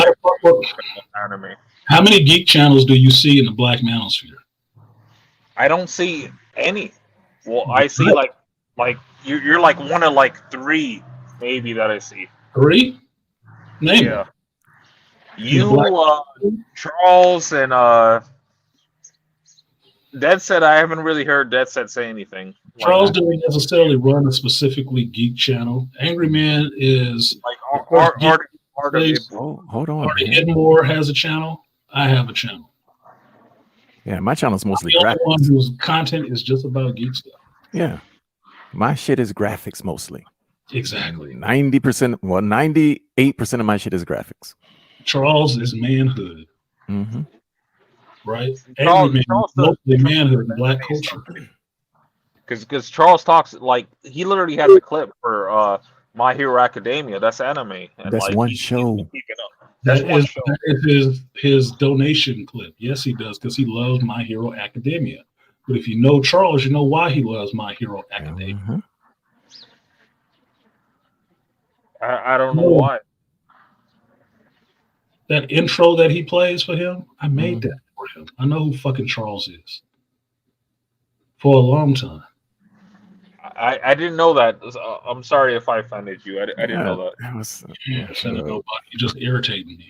Because I really didn't know that. My apologies. I didn't mean to offend you. I mean, look, if you watch Angry Man enough, because Angry Man will geek out on. I mean, I remember they were just getting live talking about anime. Yeah, especially. Angry Man is a good geek. You guys, you probably didn't watch the rest of the shit because I didn't put out the last episode. But I was doing my I Am series where I interview geeks in the space. Right. They get to Charles. Angry Man was the last one I did.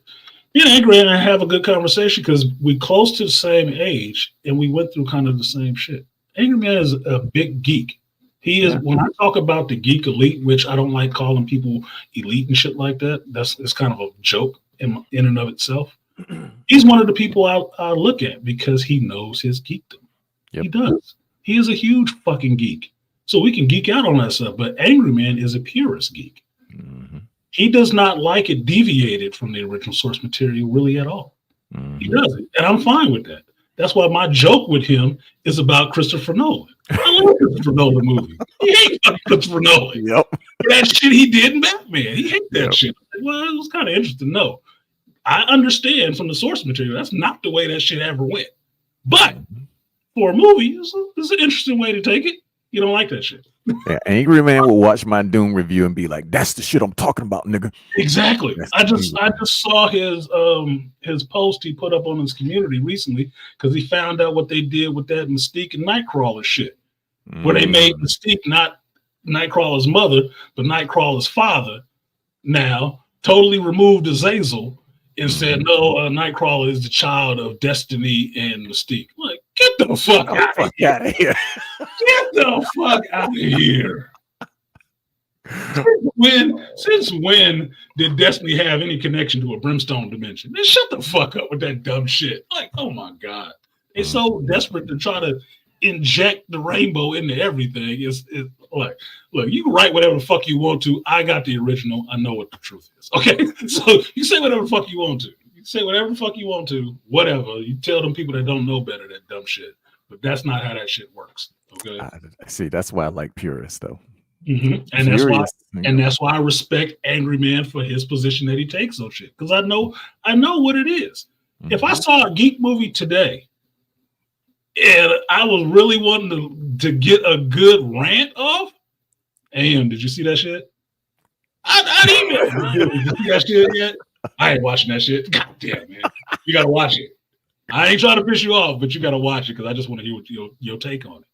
I don't have a problem with that shit because I like to know where people stand on shit. And some people, if I've been around them for years, I know how they stand on it. I just want to see them go off about it. It's fine. It's fine. I just want to see I want to hear it for myself.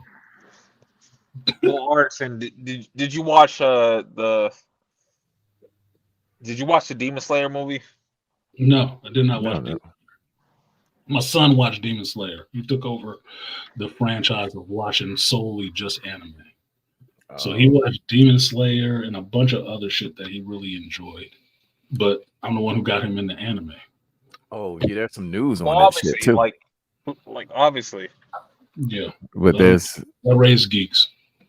The news on that is Disney is now trying to put pressure on Japanese studios to dial their shit down because ain't nobody on the planet keeping up with Japanese and Chinese anime. No. Or Korean. And what pressure Disney think they got to put on somebody? Man, go fuck yourself. Yeah. No, you ain't got no pressure to put on. Dial it down. Look, man, you were in the military. Mm-hmm. Doesn't that sound like, the pink cars for stress and shit like that? Oh, yeah. The lower the standards so some other people can get in? Mm-hmm.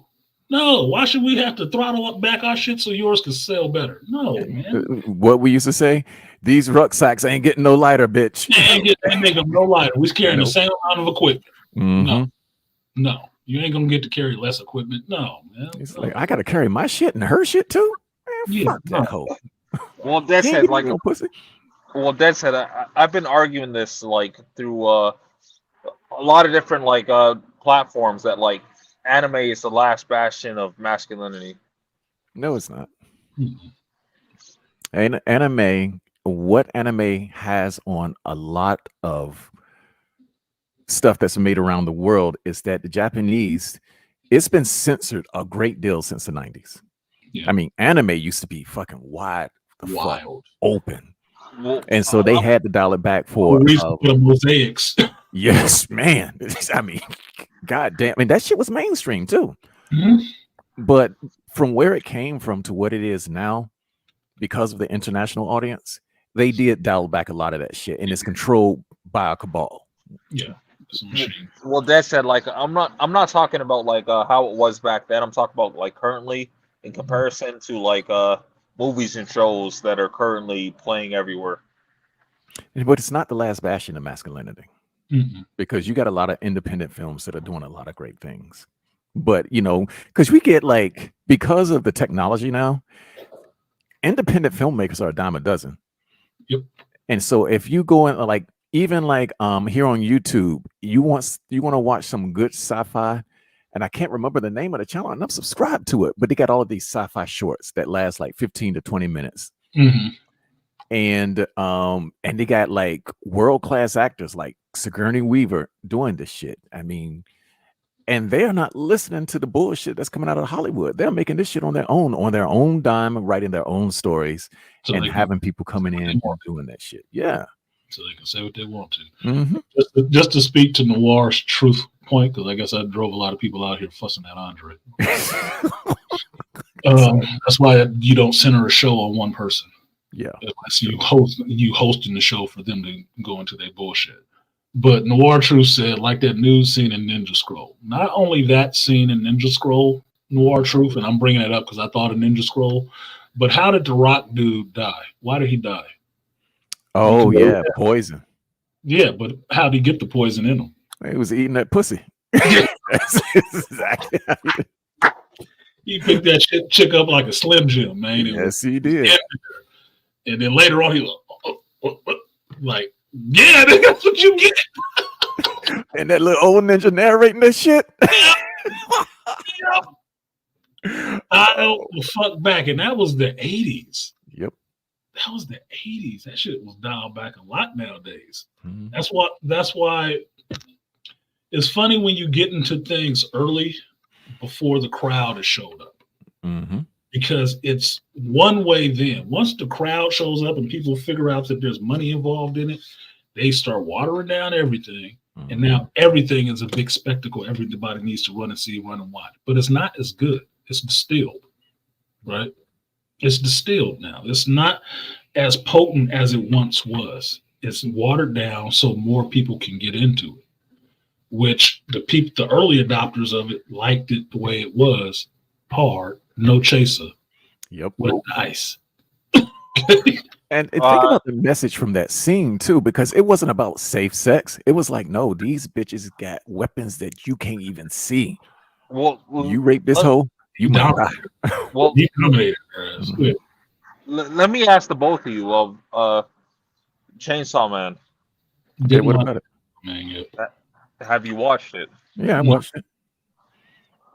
No, that was another one of those ones that it was new and it came out and everybody, oh, you got to watch Chainsaw Man. Why? Oh, it's just cool. It's good. Well, obviously, there's nothing more to say about it other than it's cool and it's good and I'm supposed to watch it because everybody's watching it now. Yeah, Chainsaw Man was good. I'll agree to that.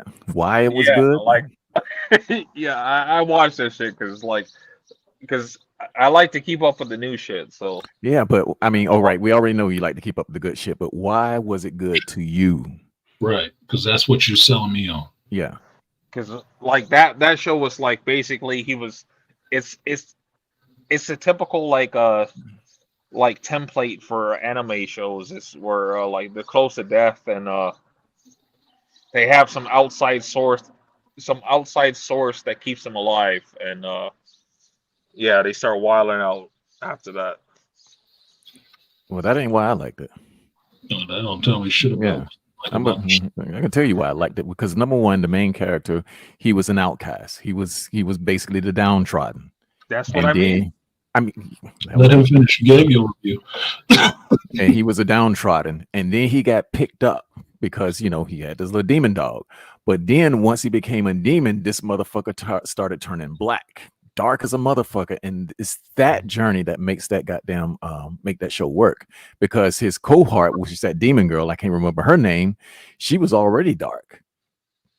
And so now that as towards the end of the season, when he was getting trained by the other demon hunter, and this motherfucker was darker than both of them, he was killing them every day.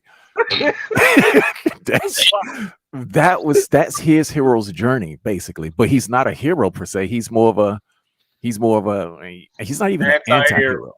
He's not even an anti-hero. He's just a motherfucker now. He's just like, fuck it, I don't care. We're gonna go out there and it's their conniving that makes that show work. Him and that demon girl. Yeah, he's indifferent.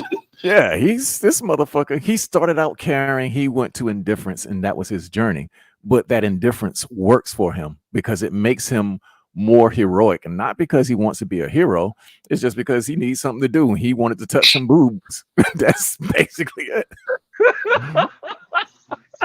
Now, see, because that made me laugh, it makes it sound like, okay, I will watch it. That sounds kind of funny. Yeah, he wanted to touch some titties, and then It's a bigger point for him. He's like, man, I'm just trying. yeah, I just want to touch some Well, titties. that's what he said a lot of the show. It's just like I wish I could get a woman. Basically, was like his whole thing.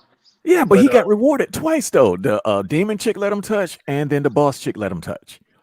And on top of that, remember the when they were in the bar scene and his coworker, and you know she wanted to fuck him that night, and then they went and kissed, and she threw up in his mouth. Oh, what the fuck? What the fuck? Demon. Okay, that show, Chainsaw Man, has got lots of great moments, and it's a good story. It's a really good story. It's not that deep, really, because it's just about, you know, this dude living his life, and you got some shit that's going on beneath the surface between him and his arch enemy, who only showed up later. You didn't even know this motherfucker existed until what, like the 5th or 6th episode. But other than that, it's just like, you know, some bitch, like one of them was one of the agents was going crazy because they were stuck in this hotel, and she was like, what about this? And she was crying and shit, and the demon girl just fell out laughing at her. It's like, you heard that shit? This bitch going crazy. I know Sinbad like, man, I'm about to die laughing. Let me get some popcorn because this shit is entertaining. Now, see, that is the best description of what the fuck is going on in this show that I've heard. And yeah, it's good entertainment. And from the way I'm describing it, Andre likes it for the same reasons, but for some reason he just can't articulate it. Yeah, I did really like Chainsaw Man when it came out. Yeah, it's a lot better than solo leveling, Neora. Although solo leveling is a lot psychologically deeper than Chainsaw Man. See, that's what I get into.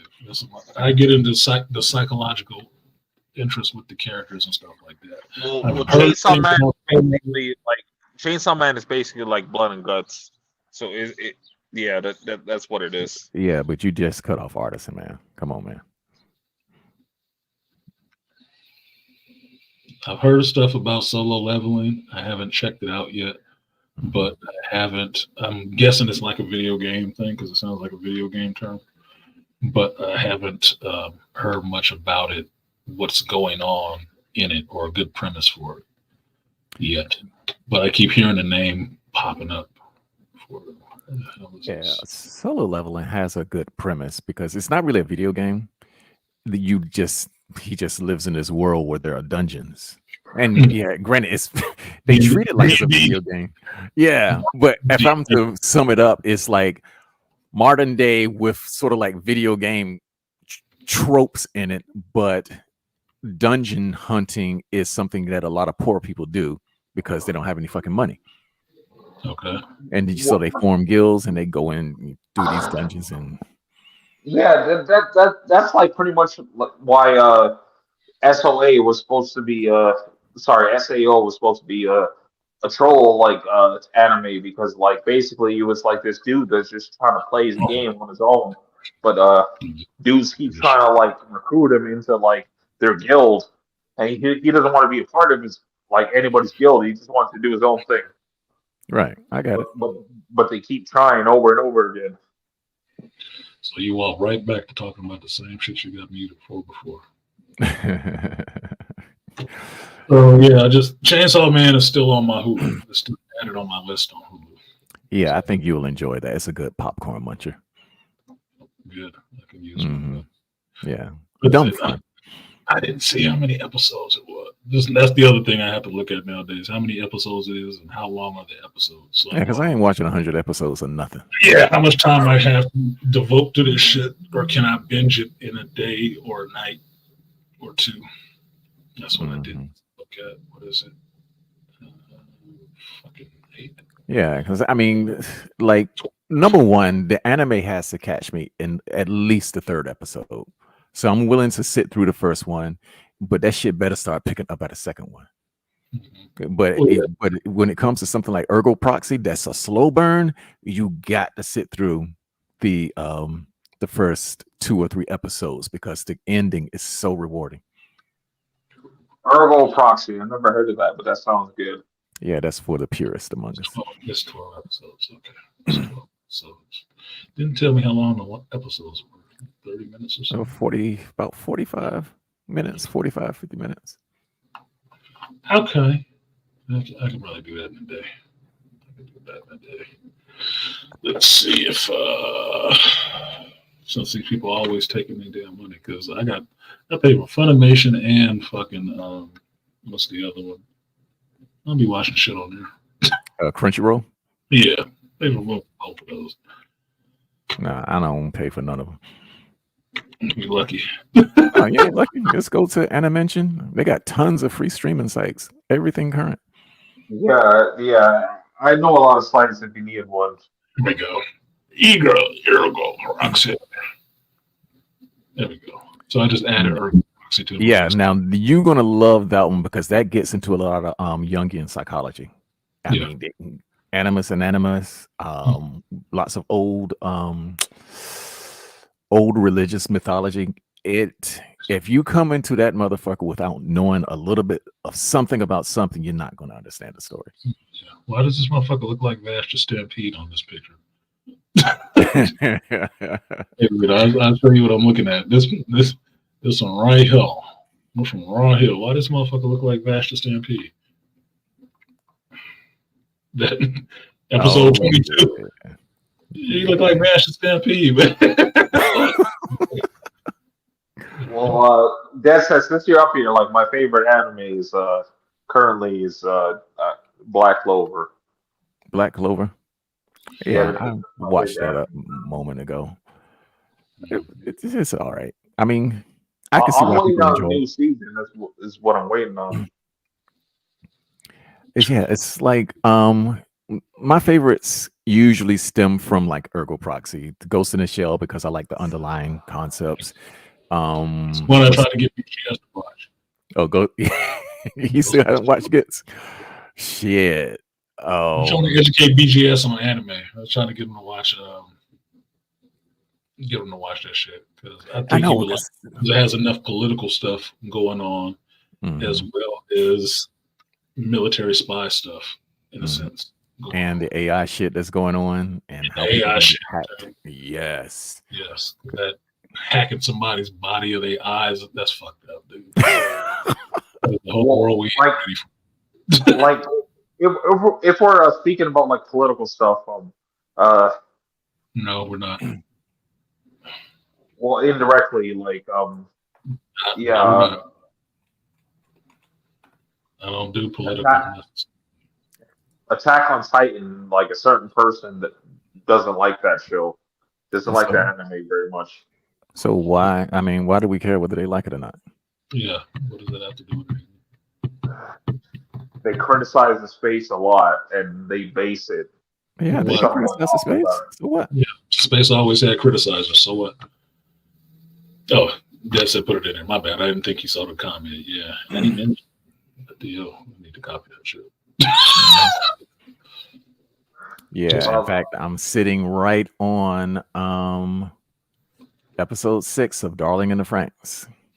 I paused so that I could be up on your Yep, I'm doing some other shit. Yeah, because usually I'm at the visitor center seeing my kids, and I was like, man, I'll do something else. Shit. Fuck my Instead of being out there cutting grass, fuck that. I need to find some little niggas to come out there and cut that shit. Yes, you do. I can't stand cutting grass, man. I don't mind. I don't mind watering the grass. Cutting it never was an issue with me. I mean, look, grew up in a time where you had a little fucking push lawnmower, so nigga, you either getting muscles or you get your ass. So it is what it is. But I like watering my grass. I like it when it's cut, and I can water it and shit. But have either of you watched the Attack on Titan? Yeah, I watched Attack on Titan. Yes, That's some depressing shit. Like- I didn't get off. Like, have you watched the whole series? No, I hadn't finished. I watched how many seasons are there? 3. I watched up to the 3rd or the 4th season, something like that. Artisan, have you watched the whole series? For the 3rd time, since you don't listen, I said no. Initially, I didn't watch the whole series. My apologies, sir. I haven't watched the whole series either. I was just wondering. No, Okay. I hadn't watched the whole series. I hadn't watched the whole series because at that time I was still working in the shop, and a couple of the girls in there that were geeks that were cool. They were into that Attack on Titan when it was coming out new. They were really into that shit, and I watched some of it to see that shit. That shit is depressing as fuck. Yeah. Because I thought at the time, before, when it first came out, Gungrave was considered like one of the more depressing shows because it had a slower theme, more like jazzy stuff like that, right? It's about mob stuff in a sense, right? Then Attack on Titan came out. That shit was depressing and twisted, which was cool. Yep. I watched the Japanese live action movie of it. That was interesting. And the show, we start selling that stuff. So understand, I've worked in a comic shop for like 10 years. And before that, I was already a geek going to that same comic shop. So a lot of this stuff we have to early adopt and get into because we're going to sell this stuff to people. That's why I say I don't have to have somebody explain that shit to me. Because if you want to be good at your job, you actually find out what's going on with this shit. That's why anime is not new. It's not new to me. It's like it's not the luster is worn off of it, but it's not a new toy for me. It's just something like if it interests me, I'll gravitate. I'll go and watch it. Yeah, Now and that I can't watch everything. I have to rely sometimes on people who have watched a lot of the stuff that I don't watch because I don't have time to just sit and watch anime all day. What is it that you watched? What is it that you liked about it? Because I'm buying you. I'm not buying the show. Well, basically, like the whole thing with Attack on Titan is like apparently, because I haven't finished it either. Brother, he knows what Attack on Titan is. No, I'm talking about like the issue that people are having is that he had to do like a Thanos type decision, where it's 50% of the population, or I think it was more than 50%, but it was like the majority of the population, or let it be how it be, like how it is, and let everybody fucking fail pretty much. Yeah, triage is normal in a situation like that. Yeah. If you watched, have you watched Evangelion? Neon Genesis Evangelion all the way up? Yes. Andre? Not, I mean, I haven't seen it. Can you post the name or so I can watch it? Yeah. Somebody put it in the chat for him, please. So I'm gonna spoil it for you, which I don't usually do, but that'll be the short version for you. At the end of Evangelion, Neon Genesis, Shinji Ikari had a decision to make for humanity to be born again. And he chose fuck them. And everybody returned to fucking goo, to primordial ooze, because he couldn't get this one bitch that he wanted to fuck on. Yep. And everybody hated Shinji for that shit. Yeah, thank you, Deset. Everybody hated Shinji for that shit. But Shinji was a little unloved kid in a sense. He didn't know how to form these relationships with the people around him and adults, and they only used him. That was it. His father used him. His mother was dead, who loved him. And then the girl that he liked, fucking Asuka and Rei. Well, Rei was actually a fucking clone of his mama. Yes, it was some fucked up shit going on in that one. That was a fucked up show. And Asuka, she was too fucked up and damaged herself to actually be with Shinji the way he wanted to. So Shinji was like, well, fuck everybody. They don't like me anyway. Fuck them all. And he reduced the world to goo. That was it. Everybody went back. Our bodies were destroyed. We all became goo again. It was just a pool of fucking people. And dead angels. Motherfucker, what? This little no pussy getting motherfuckers deciding to fade. Holy shit! All he do is scream like a bitch. And here's one good thing about Evangelion, because this is when I started focusing on studios who make the shit, because that was made by Trigger. Yep. And the one, My Darling Franxx, is also made by Trigger. So I do get into the studios who make this stuff, like Suzumi. I just watched that on Netflix, and they do a lot of feel good shit, and I can't remember the name of that studio, but man, you talking about a visual masterpiece. Mm-hmm. Brother, he's in the line of what's his name? Studio Ghibli. Okay. Yeah, this is just gorgeous shit. When you got into anime, that's how you learn these damn studios like manga, not Funimation, but Aniplex, Manga Studios, Sony, Streamline. There was a bunch of other anime studios, but that's how you learn who Clamp was. That's how you know a studio. Exactly. Because you're watching all this early anime, you know the style of anime they give you. You know what they're going to give you. So, yeah, some of these studios will look awesome. Will look absolutely fucking awesome. And the stories will be good. Nowadays, it's like it all seem like they're kind of the same because they all went computer more than hand drawn, which yeah, I can do with the ones who mix it up. Of course, all I do is 3D, so fuck them motherfuckers. But it's like Trigger. I mean, of course, we already know about Evangelion. They also did what was it? Gurren Lagann. They also did, if you watch the Edge Runners, they did that shit too. Yes, I did. That was Trigger. Yeah. They do fantastic work. And so when you look at the style that they're using, they do blend the 3D and the 2D, and they make it work for them. Nice. Yeah, some of them it worked. Like I was watching, Godzilla on Netflix. I like that CG because it's mostly CG. Yeah, right? that is mostly CG. There's some backgrounds that are drawn and stuff like that. It kind of works. That was Polygon Pictures, I think. Yeah. It kind of works, but that's the visual things you look at. Like when you say is anime good, well, why is it good? Is it the art, story? Because some stuff don't look as well as anything. It doesn't look like shit, really. Right. But the story is really good. Some stuff looks like shit, but people love it. Like Fooly Cooly. My old brother-in-law was loving that shit. Like, what the fuck do you like about this? This looks like some garbage, dude. This looks stupid. But they liked it. I didn't. I like Desert Punk. They didn't like that shit. Desert Punk was fun. And graphically great. Right? Yeah. It wasn't super advanced. It probably wouldn't hold up today. You probably watch it today and say, hey, man, this looks like One Piece. Yeah, whatever. One came before the other, man. But it was fun. It was fun. It was a fun story.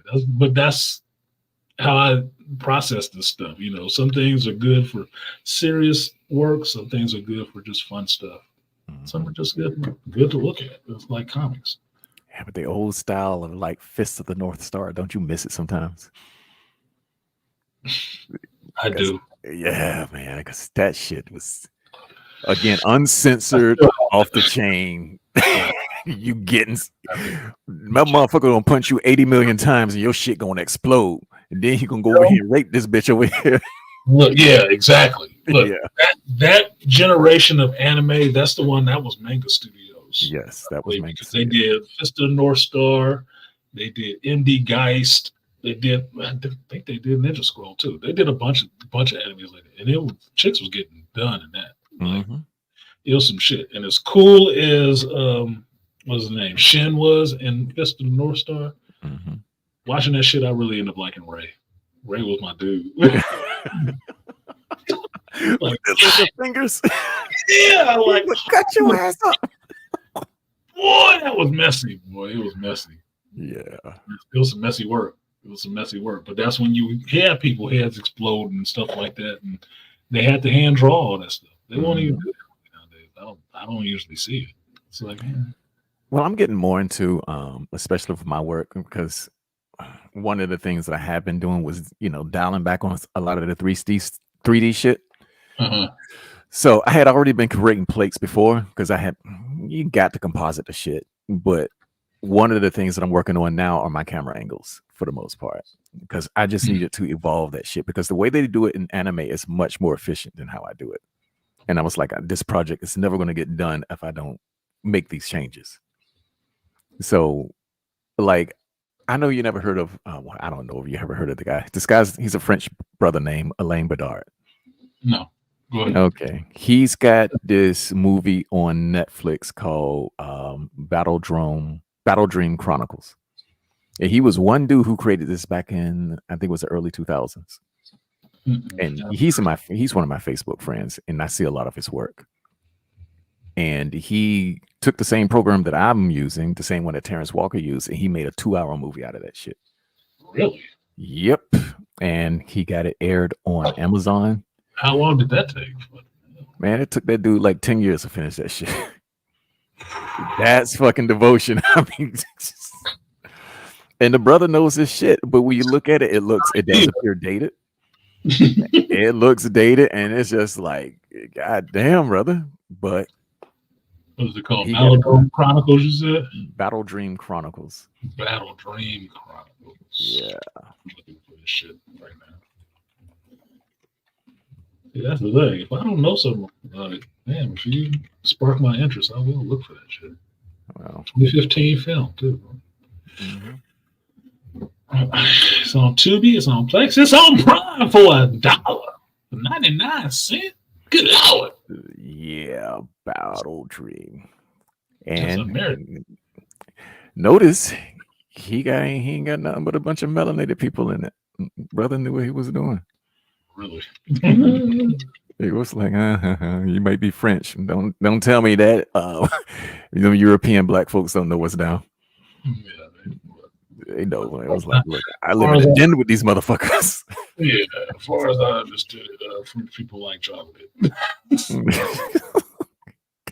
Because it's like what I do my not safe for work shit. You will never know that a brother made that shit. Like he's like, yeah, you see that chick? She got a dick. Mm-hmm. They don't look like us because them folks love that shit. Yeah, they do. They get into some different shit. Why is it not coming now on this other side? It says Prime Video, but it's not showing up when I said, oh, there it is. Why wasn't it showing up when I searched it the first time? Oh, one word.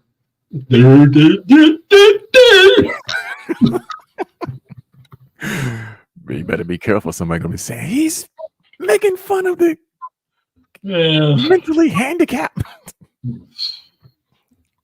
Look, I'll be on a train doing that little crab hand in a second. When I think about what people don't like about me, when I worry about that shit sometimes, it's probably something I said that they got offended by. Yeah. So what? Look, people say shit all the time that I get offended by. It don't stop them from saying the shit. Don't. But one thing you can be assured of in this world is that if you have an opinion opposite of somebody else's, you can be offended by that shit. But it don't mean they have to stop saying it because you're offended. I always say offense is a choice. Okay. It is a choice. You choose how you react to that shit. This looks pretty good. That's it. I'm making sure there ain't no fucking boobies or anything showing up.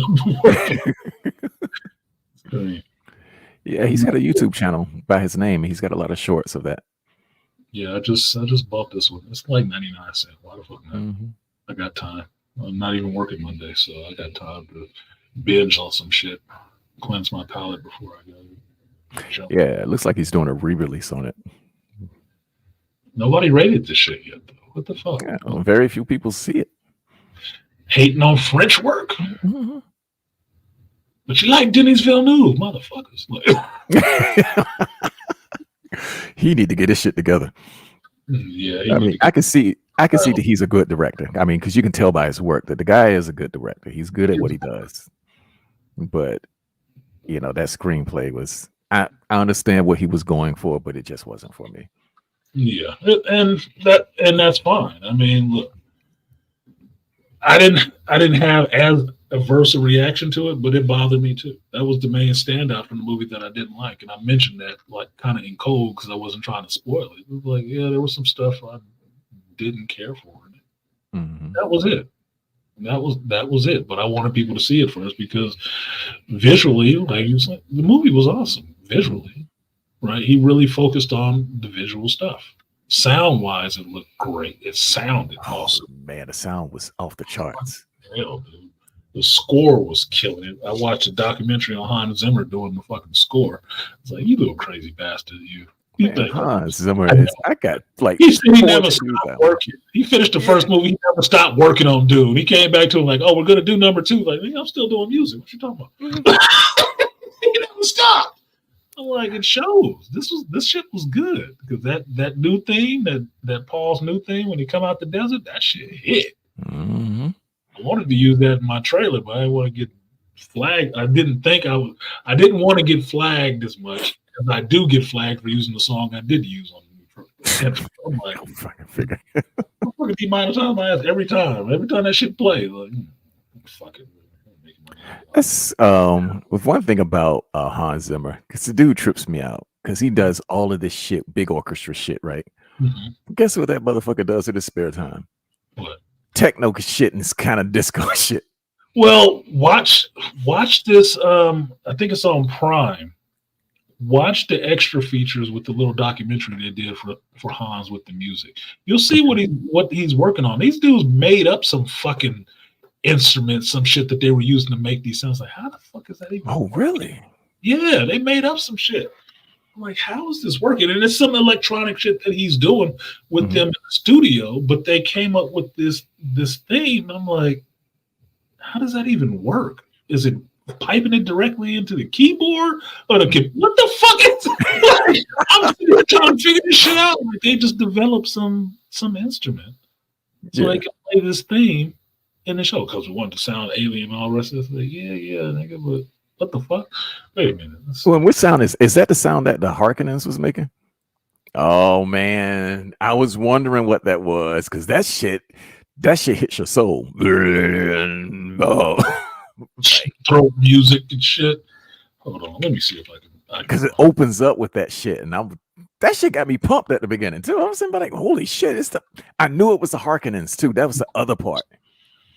Yeah, that their themes, Paul's theme. He went back to the drawing board on a lot of that stuff to redo it in a different way, and he added stuff to it, and that was part of the ads was that music. And using, why does this keep doing it this way? It's so fucking stupid, dude. I'm not trying to search Amazon. I'm trying to search the fucking Prime Video. Oh, God. I'm getting really agitated. BGS must have started the screen. That's why Andre ran off. Let me check BGS. Yeah, he put on Patreon. He got his Patreon probably sparked up. He was saying something bad about me. He was being mean to me. I'm not going to say anything. BGS ain't doing nothing right now. Whatever. Yeah, that Andre trips me out. He just needs to slow down. Yeah, he tripped me out too. He's a good dude, I guess. But for me, looking at the space the way I do, he said he's still here. Cool. For me, looking at the space I do, there's always one that comes along every 2 years that does what he's doing. You've seen it every 2 years is somebody like that. Really try to get really embedded really quickly with everybody. And I'm always leery and watchful of that kind of thing because I don't know what people's motives are. Yeah. I really don't. And that's why I get really leery on people always name dropping. It's like, what are you trying to get for yourself? Because I know these people too, but I don't drop their name every 10 minutes. That's a good way to get things fucked up. Yeah, that's because we've already been through that. Most of us have already been through seeing that time when people was doing that, and those are the people that turn around and be trying to hurt the fucking space. Yep. Right? So that's why I get leery on that shit, especially around, BGS and AM and stuff like that, because that's what people use their names to build themselves up. And if they think they've built themselves up, then they start attacking the motherfuckers. That's what it is. They just start attacking them. And I think that's really fucking, fucked up because I'm a loyal person. Mhm. I fuck with you, I fuck with you. You can say whatever the hell else you want to about me necessarily, but if I fuck with you, I fuck with you because I support what you do. Right. It's not myself. It's because I support what you do. So I'm not going to talk shit about you, but I'm not going to let anybody else sit there and talk shit about you either. Or I will direct them to go talk to you. Right. Because this is the manosphere. Man the fuck up. If your issue is with them, go talk to them. Because that's how men handle it.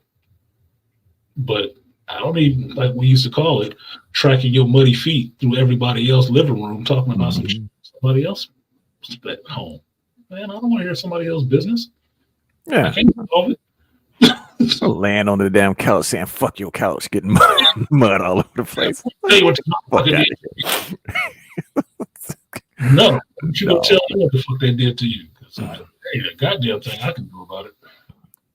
I mean, okay, Andre, look, if you like having behind the scenes conversations, because I have a lot of them too, and I keep that shit right where it is behind the scenes. Behind the scenes. It's never Because we are behind the scenes because we don't want that shit to get public.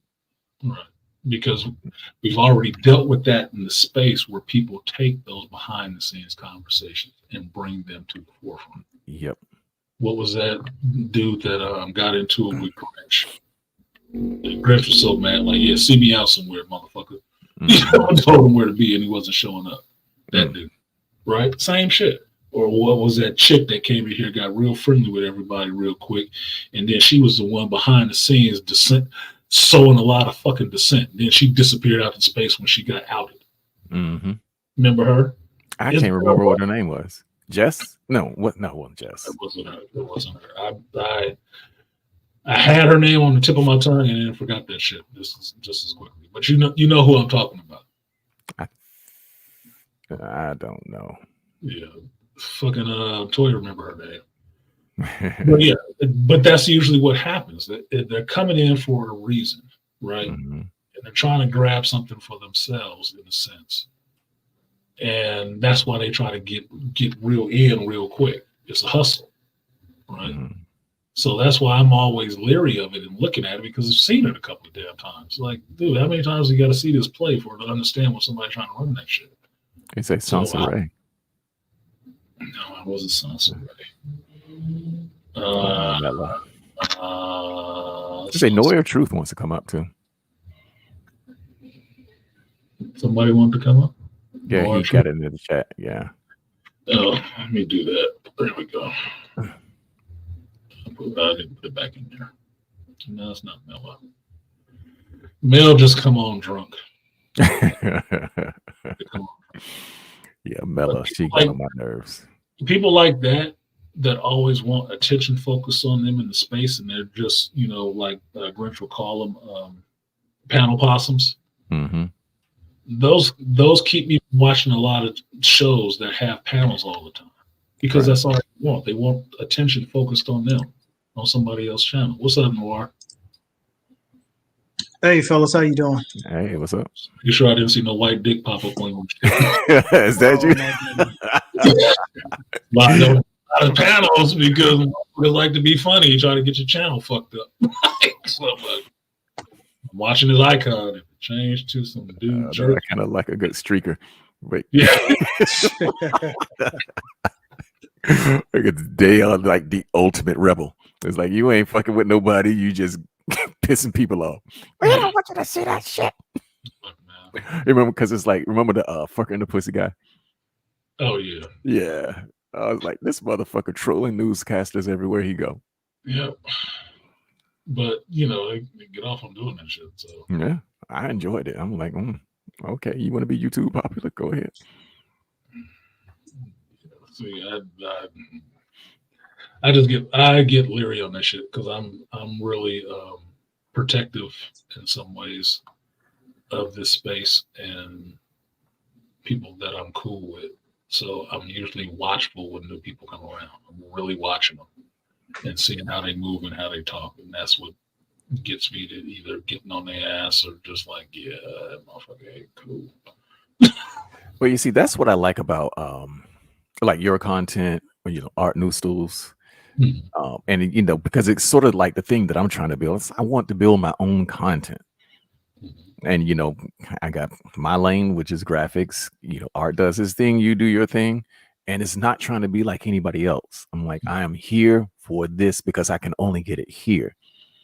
Because one thing that we see about YouTube is that you get a lot of clones, and it's just like, oh my gosh, like the commentary on men and women. I get every day I see a new channel pop up with somebody doing that shit. And it's it's the same commentary. Same commentary. Verbatim that we've already talked about on a Coliseum or something else years ago. Exactly. These motherfuckers like that. You're not putting any of your own thought into this shit at all. Mm-hmm. I mean, I was watching a video on a clip on Instagram. Mm-hmm. And like, oh, she's spitting. Yeah, she is. Some 2015 shit. Mm-hmm. Yeah, it was hot then. So I'm in this position of being, I guess, always being now an old guy in the room. Like, yeah, I've heard that before. I know who said it first. Mm-hmm. You just repeating it. Did you give him any credit for that? No, you fucking up. So, like BGS talks about it, like the manosphere has gone mainstream in some ways, right? Yep. Yeah, it has.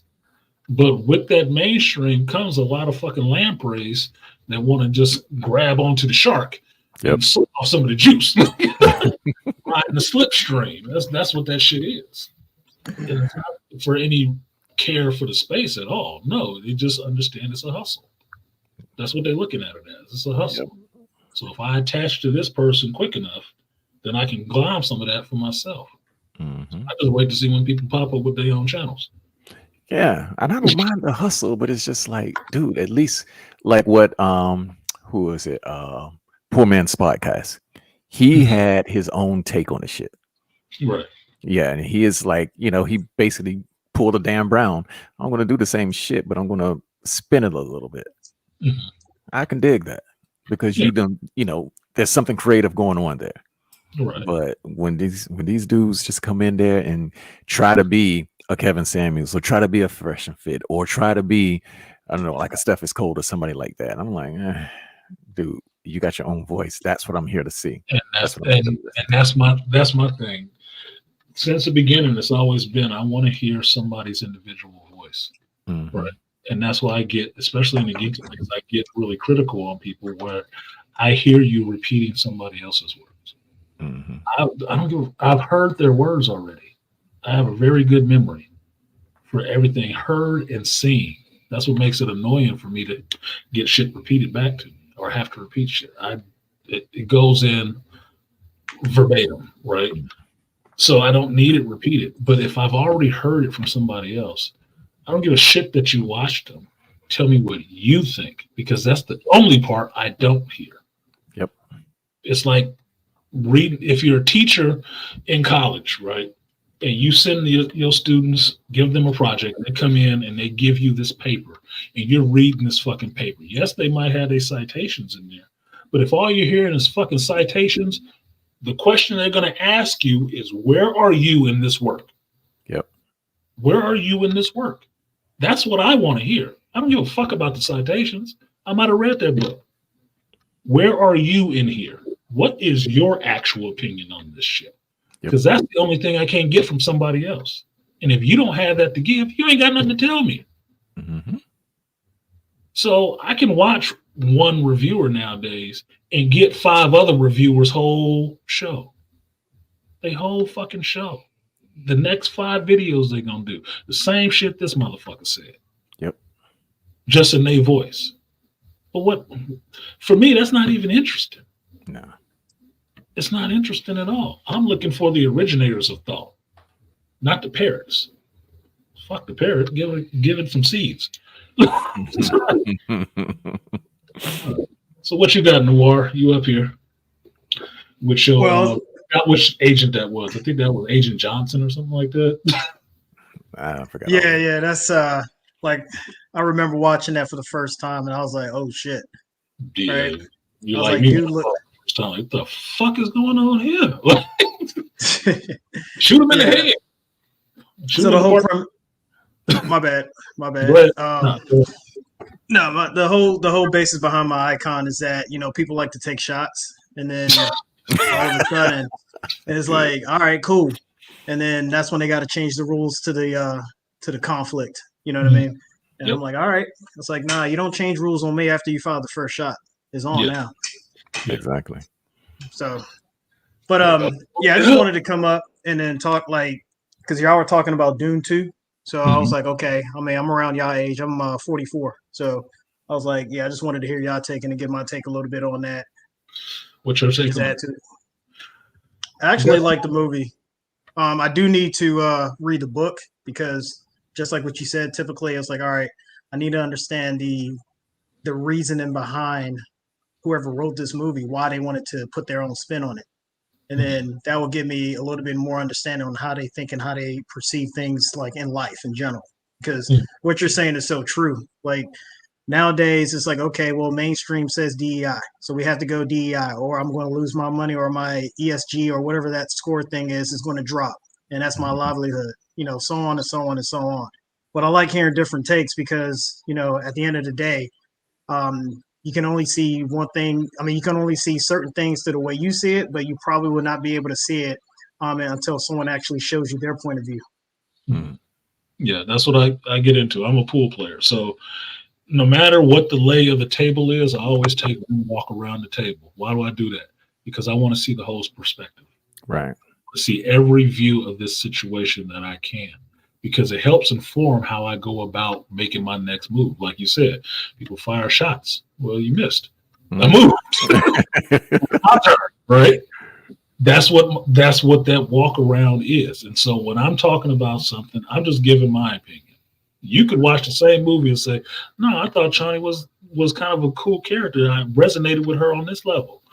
I won't shit on you for that shit. I might disagree, but I'll ask you more about that to find out more about you. That's why, like the Furiosa movie, I asked a chick to go watch that shit to tell me what she thought about it because I understand the movie is made for her. It ain't made for me. I ain't never been a Caucasian female. No. But I know a few. You go watch it and tell me what you thought of it. Because I know what I'm going to get from it. And I told BGS and Dr. T.S. on this and said, you know what? I had an epiphany this week about why white folks like post-apocalyptic movies. And the epiphany was, it ain't no minorities. They won. They the last ones living like cockroaches. Right. They go back and be just as brutal and depraved as they possibly could. Run around naked, howling at the moon and everything else. And they get to go back to their natural state. And what I got from BGS was like, that's fucked up. You ain't shit. No, you ain't shit. I'm like, am I wrong? I've never heard that take. I've never heard that. But that's what I came up with. I was thinking about this shit. Why would I want to go see this goddamn movie? It ain't gonna be no black folks in it. I said, but white folks love this shit. They always love this shit. Why? They get to paint their faces, be half naked, debaucherous, brutal, killing each other, raping folks, doing all kind of crazy shit. You know what you never really see? A lot of minorities. They didn't make it. And I remembered that joke from Boondock Saints. The joke that what's his name? Funny nice guy Eddie. No, it's not nice guy Eddie. I'm forgetting his name. Rocco. The joke Rocco tells to the Italian dude. And he's telling him about, all the black folks wish to go somewhere, so they're all back in Africa. All the Mexican brothers went and they back in Mexico, and the genie asked the white dude, what do you want? And he said, well, all the blacks and the such and such are gone. Okay, I'll just have a Coke. I said, well, that's a post-apocalyptic movie, right? There's not a lot of minorities there. It's just a bunch of white folks getting to act crazy. Shoot, drive fast, gasoline, take chicks, do all kind of weird shit. It's just what they get into. And if you follow how they came up in the eastern part of the world, that's what they was into then too. Yeah. Exactly, right? So am I wrong? Like that's why I keep asking the question. Am I wrong? I'm not saying I'm right. I'm just saying this is what I came to. Is it wrong? Or does it make sense? Because it made sense to me all of a sudden. So, and I was understanding why I didn't have really much of a desire to go see Furiosa. I didn't. Man, I'm going to be thinking about that one. I am. I'm just like, damn, That's what I try to do, man. I try to make people think. That's real. That's real deep, man. I never even thought it from that perspective. Like, especially looking at the way that they. I'm not saying all. I mean, let me say that for the record. But no, you some of ain't the got ones that I've encountered in terms of their microaggressions. I'm like, it's like, do you really want me to go primal on you? And then they realize real quick, and they're like, now they want to go back to being civilized. But it makes sense. Yeah, and So, that's one thing. Speak in general. A lot of the time, unless I'm speaking specifically about somebody, but I don't like PC culture where you have to say that you're generalizing and not. It's not everybody. Come on, are we all yeah, I'm saying, but like, do we need to obviate the fact that a blanket don't cover the entire planet? Yeah, our grown-ups. Look, science does this a lot. They don't test everybody. Exactly. They test the percentage, and if it deems true for a large degree of that percentage, then it's most of you motherfuckers. Okay, it's just what it is. Yeah, damn. Like, so, Hey, Noir. Yes. So tell me, I mean, what exactly did you like about Dune 2? yes, I'm interested. Mm-hmm. I ain't gonna lie. I'm from the old school. I like the fight scenes. I like the way that they did the actual the fight scenes. I'm not gonna say what I do, but you're gonna pick up real quick on what I used to do. So in terms of the tech, well, a little bit more than that. A little bit more than that. But in terms of the tactics that they use in order to bring down that mechanized like tank, Mm-hmm. and the movement, the coordination and stuff, I was like, oh wow, like you typically don't see people go into details in the way that they were working as a team, especially you're going against a force that actually has the advantage over you in terms of weapon technology, and you're still being successful. And then all of a sudden they brought in the sandworms, and I was like, okay, all right, I see how they showed how they actually became or how they had a bond with the actual sandworms. So that's the reason why I wanted to read the book, to figure out like how far back that went, to understanding like why this worm is not as savage as I thought it was when I first watched the first one. Oh, they are savage, but yeah, but I ain't gonna spoil it for you. But there's something I am gonna tell you about the sandworms, and I did speak about this in my own video. Mm-hmm. This whole thing is that cycle of life and death. Mm-hmm. So Arrakis represents death, period. Even though they called it the spice melange, and it's also called the geriatric spice because it extends life. The water of life, of course, water is life. So that actually represents life. The sandworm is the medium between those two things. Right. So when you think about how the Fremen used the sandworms, such as in movie 2, when she went and got the water of life from the sand trout, that small worm that she drowned. Mm-hmm. When you think about all of that shit, that's the entire cycle of Arrakis. So, and this is when we get into the books, which Artisan knows. When they turn that bitch into a paradise, the spice damn near goes away. Only the God Emperor got that shit. Mm-hmm. That's how he uses that shit like a tyrant. Like, you ain't getting none of this shit. Monopolized it. He monopolized it, and that's how he got humans under control. But that's the biggest role of the sandworms, because at the end of the whole series, Dune goes back to being a desert, and the sandworms come back. Mm-hmm. Yeah, it's like, oh wow, appreciate that. Wow, yeah. Okay, that makes sense now. That is what got me to get deeper into reading these books. When I finally read the first book. I think I told this story on here before. I was in Arizona visiting family, and I was at a bar, and the movie was on at the bar. Wow. And I was sitting there watching the movie, and the bartender asked me about liking this movie. I said, yeah, I love this movie. He said, have you ever read the book? And I'm like, this is a fucking book? What? I said, yeah, you haven't read that? I went out and found that book. And that's when I read it and got more understanding of what it was about Dune. I didn't know how many books it was, though. I thought it was just that one for a while. And then when I found out there were other books, I hadn't read them. And then being on the stream, I think it was Artie Edmore's stream, and BGS and Grinch were up there. Oh, Grinch was able to tell me about the rest of the books that Frank Herbert's son made, because I hadn't ran into anybody who had read them. They just say, oh, they weren't as good. I'm like, well, what's not as good as about them? I'm the person that likes detail. What is? Don't give me some blanket ass statement. Oh, it wasn't as good. What was not good about it? Grinch explained that shit to me. Like, dude, he sold me on the shit. I didn't even think he read that shit. They totally blew my mind. Like, that motherfucker was into it. I'm like, holy shit. Yeah, he was excited about that shit. It was something that he grew up on. Knowing his background, I didn't think he read that sci-fi shit. He was deep into that shit. That's why I still call him Grinch Moadi when I go into his chat room. I call him Grinch Moadi. You see that new movie yet? I ain't seen it yet, Arson. Let me know when you see it, man. I got to know what you thought about it. Yeah. Because that, to me, that is a go-to for somebody who really loved this material. He sold me on reading the rest of the books. BGS hooked me up because he had the rest of the books. Because he's an old geek. I'm like, okay, cool. I went through that shit. Loved the fuck out of it. Like, you was right, man. I'm a believer. You sold me on it. So let me see them do this. Because I've been waiting for this. But that's how I find stuff sometimes. I can't read or watch everything all at once. That's not how focus works, right? But if it brings something across my path and it sparks my interest, I will get into that shit like I got ADD. Which I will get into it and I will learn everything I can about it. My head ain't big because it's empty. Well, BGS, he good about that shit because I remember when we were talking about Foundation before the series came out, BGS sent me all of that shit. He was like, "Here, this." Look, you remember we were doing, me and West Coast African were doing those Encyclopedia Niggalacticas, right? Because BGS got me into the Foundation. He's the one who told me about this shit. I had never read it. He hooked me up with all of those books. I went through those books. I love that fucking series. Yes. So when we watched this Foundation show, who do you think I'm talking to about it?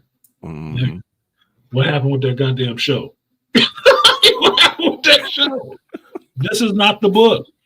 I went through all of that whole fucking series twice. No, this is awesome. They didn't need to change shit. All they needed to do is put it on the screen.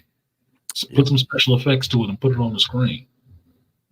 Wow. So yeah, definitely the long route around to say, go back and read the book and get to at least read the first 3. Yeah. At least read the first 3 because 7 books for some people is a huge undertaking. 1 book could be a huge undertaking for some people, but at least read the first 3.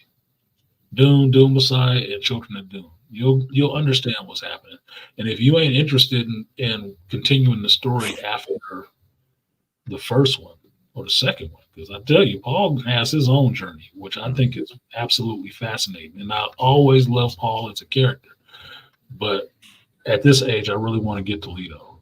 Because Leto ended up being that one. He was the one. And you're going to, and God Emperor, that's going to be book 4. Really, holy shit, he was. How many times did he kill Duncan Idaho? The Gola? He was killing that motherfucker damn near every day. Man. Look, there's like I said when I talked about Doom, when I did my Doom 2 show, and I talked about it, there is so much good stuff to come. Some of it could be problematic if they're just trying to put it out there, like the whole thing with Leto and Ganima. Yeah. But I don't give a fuck. Put it on a story. Like, if I can see all this other goofy shit, I can see that too. Like, work it out. I don't care how you do it. Just get the shit made and make it good. Yeah, because those twins were weird. He said, they were gonna get married. The brother and sister. It's just like, brother and sister gonna marry each other. We're gonna keep this imperium.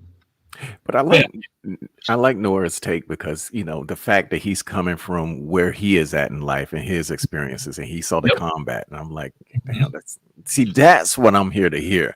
That's what I like to hear. That's what I like to hear, because when I watched it, that first scene that I got was how ground troops were working, and then they pulled out, and then the people up on the hill start, setting them down, right? Shooting the ships down. I said that is good tactics. I like how they're moving. Or in the beginning scene where he's trying to move, but he's using the shadow. Most people won't even think about that shit. Oh, just run to the other one. No, do it in the shadow of this shit so they can't focus. Exactly. Be smart about it. I like that. I like seeing guerrilla warfare go up against conventional forces and winning. because they're faster, they're more agile, they're being a little bit more clever with how they fight. That's more interesting to me to see all of that stuff happening, as opposed to just standard affair. There's bombs and shit. Like, okay, I use this as an example, even though I'm not shitting on the movie, but Rebel Moon.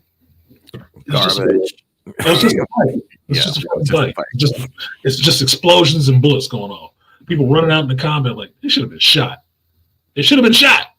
Look, I wasn't even in the military. I'm just like, no, you should have been shot. That's stupid as fuck. You don't run up the bridge like that, dumbass. What are you doing? Doing something. See, that's one of the things that I did like about that movie, because that scene, that battle scene, how she shot the first time, but its shields were up, because you can't use shields on the ground because they attract sandworms. But when you're in the sky, you're shielding your shit up. And so he's like, no, you got to wait till his shields come down. And he had to expose himself. I'm like, okay, I can applaud that part. Yep. But I'm going to say it again. Cheney brought the whole thing down. I cannot get around that fucking character. She just no good for you. Fuck me. Goddamn jagged pill. Zesty desert. Zesty desert bitch. Well, that's because you focused on her, like that scene where you know what? Fuck, I don't remember the names of shit, but like you know, they were out there in the desert, and they were doing like the whole guerrilla warfare thing, and where he ran out and like he put himself at risk to try to save everybody. Like, yeah, that was a great scene as well. Well, I'll leave it at that for now, but that was a great scene. I'm gonna tell you why I focus on Cheney, and this is the deal. Because the reason why I focused on Cheney, you can call it Chani. The reason why I focused on her is because I knew what was coming after this. And if her and Paul did not get it together, that shit wasn't going to happen. At the end of that movie, she and Paul should have been together, because they had already lost one child, and it's supposed to set up the coming of the twins and books 2 and 3 and so on. But the way they ended it, it's not even a cliffhanger. The way they ended it, just ended it with desert bitch going off and riding a sandworm. Yeah, and when I saw that, what I'm thinking is like you, I'm thinking of what comes after this. I'm thinking time management. Yeah, and I'm thinking, okay, next movie they got to spend like a half hour getting them back together. Yeah, that's what I was looking at. I was like, okay, man, now they got to spend half the movie getting their ass back together so she can go off on her own journey, be bitchy, and then come around. Yeah, I could agree with that wholeheartedly, because I'm just like, yeah, like I've said earlier that like she should have known that like he obviously didn't love this chick. He was just trying to keep like the universe and like you know, he was trying to keep the peace of the universe at that point, where it's like, bitch, you should understand. So just, you obviously know I don't love this chick. I love you, but I got to do what I got to do right now. Yeah, she should have been on board with whatever he was doing. Yeah, exactly. But the other part about that too is this is like shooting a rocket to Mars, where you veer off just like 1 millimeter. By the time you get to Mars, you're like 1,000 miles off. So if they make these changes this early in the story, imagine what the rest of it is going to have to be. Yeah, that's the shit. It's frightening. Yeah, because it'll be a problem getting into their relationship, like I was talking about earlier. It'll be a problem even trying to go into Chani letting Paul, or suggesting to Paul and working with Erlan, like, Paul, you probably need to give her a seed because we barren. And what's going on with Chani, why she's not having a baby after, you know, the first one passed, right? Mm-hmm. It gets into all of her psychology and why the children are so special when the twins come along. Mm-hmm. What was that whole thing going on with them? Why is Erlan still there? What is her fucking role being there if Paul is saying, yeah, I'm marrying this chick, but she will have no kindness and she will never share a bed with me? And that, and just, like you were reading the line, and just hope she fancies herself a writer. Well, hope she finds some solace in writing a book. Yeah, bound to a man that has no affection for her. No affection. And he told Shani flat out, she ain't getting none of that from me. No, you my woman. She getting name only shit. no niceness, no none of that shit. And they talk to Irulan like she ain't shit. Yeah. she is just there, man. She a wet nurse with a name. That's about it. And the other part, like, bruh. other part about that, which they didn't glance over in the movie, is that if what's his name? God, that Harkonnen boy. Oh, Fade Ralph. If Fade would have killed Paul, he would have married Irulan, and he would have been the next emperor. Right. That was the deal that the Bene Gesserit, because he was the alternate, because Fenring, who they didn't show, they showed they just showed the wife, and then they pulled that shit with him because Fenring's wife rebuked him in the book. It was like, fuck this motherfucker. Yeah, and so that was the other part I was pointing out when I talked about Dune, is like who Fade was supposed to be. It's like Fade could have been another potential. Yes, he was. Bene Gesserit had their fingers in many pies. Yes, they did. They didn't have a problem. And Lady Fenring went and got that seed. You know what that means? Like she pulled a Drake, nigga. She fished out the garbage. Like took that seed. Like yes, it was successful. Like you fuck that dude. Like damn, y'all ain't got no scruples. Like Faye, that was why to me the fight between Faye and Paul is so climactic in a sense, because it's the potential for the universe can go either way. Yep. That's what that shit is, because Fade was another potential. He could have been possibly another Kwisatz Haderach, but it would have been one they could have kind of controlled. That's why they tested it. They don't test that just on if and anybody. They're looking to see if they can have some control over a motherfucker, and that's what they found out in that movie with Fade. Like, yeah, we can control him through sex. Right. Yeah, we can get him. He good. He good. He ain't had the training. But the angle about Paul, however, about him becoming a tyrant, number one, it never made any sense for Paul to become a tyrant in the first place. No. Fade would have been a tyrant, but Paul never, because look at who his father was. His father was popular because he was not a tyrant. He was more individual. The soldiers had great loyalty. He was so popular, of course, that the Carrinos, which was the emperor's family, they decided to off this motherfucker. And that was his goddamn nephew. What was his nephew? I think it was the emperor's nephew. Yeah. Relatives, it's all relative. Yeah, it's all relative. Because Jessica, she was the daughter of the Baron. Right. Mm-hmm. Yeah, that's the part that gets really, really tricky with that. I would think Paul could become a tyrant because of the shift his character goes through after he takes the water of life. Now that he understands, he can get his prescience to see what the future is. He knows a little bit of this past shit, that what's going on. He is constantly driving towards what he knows needs to happen for the universe. Right. He doesn't see it all the time exactly where it's going, but he knows this is the direction that he's going to. He's trying to lead them somewhere. And sometimes you're going to have to be a hard ass to get people to go in the direction that they need to go, even if they don't see the vision, even if it might not be 100% clear to you. Look, 95 to 90% of a view is better than zero, motherfucker. So follow what the hell is going on. You don't look, carrot or stick.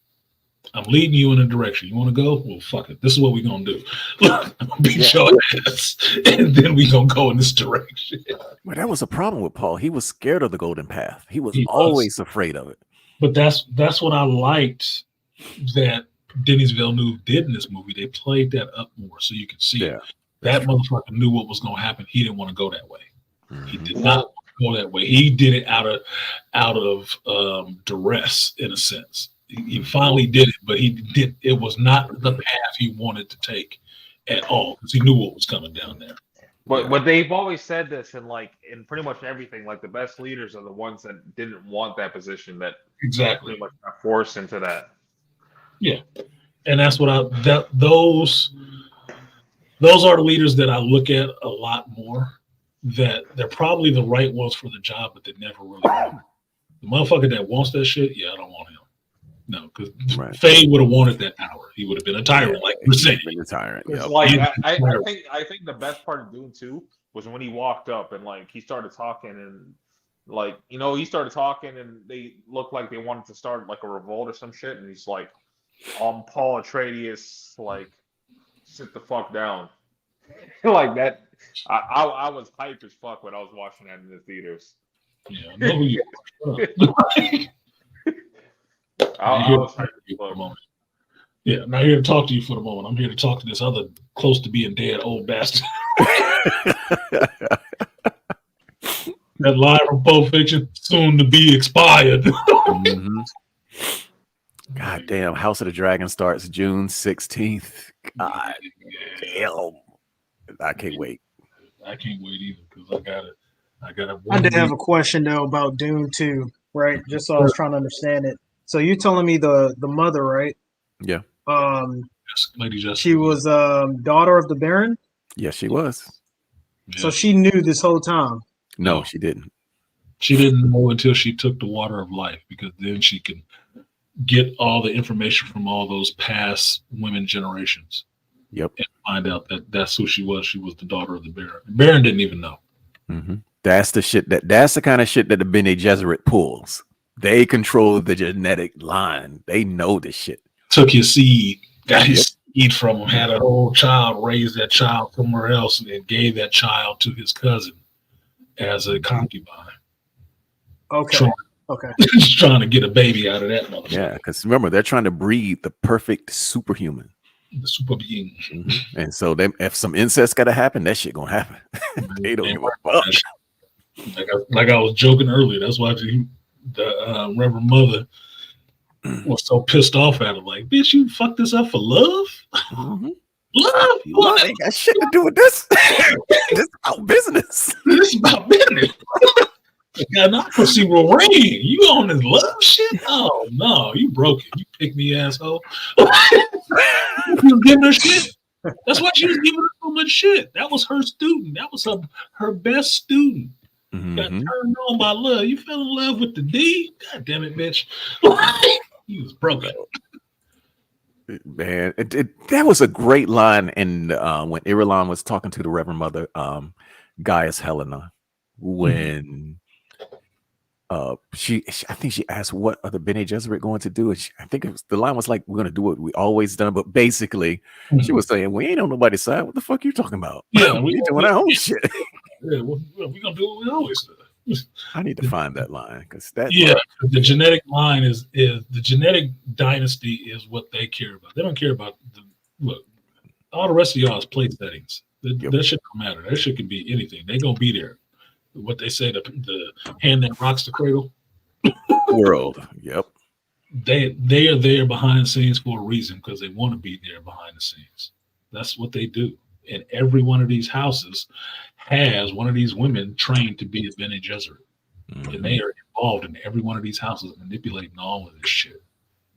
That's why if Denny's wanted to go there, and I think that's, for me, Dad said, I think one of the reasons why he put so many female prominent in that shit is because he's trying to give concessions to them for the shit that's in this story. Because if you take the story as it is, you do not think nothing nice about no damn Bene Gesserits. Exactly. You do not. You see them as a problem. And the Bene Gesserits is all women. That's it. That's just what they are. You can call them fake Jedis if you want to, or Sith, whatever the hell else you want to call them, but that's just women. And they is a problem. Yes, and they run deep, because, I mean, if you're into combat noir truth, they got their own combat system that is based on women called Prana Bindu. Yep. And they be fucking motherfuckers up with it, because they use it. It is made for a woman and her form. And they be killing motherfuckers with like one kick to the neck. And this is why Jessica was such a problem. Even in the movie, you see Jessica is formidable, even against Sardaukar. Yep.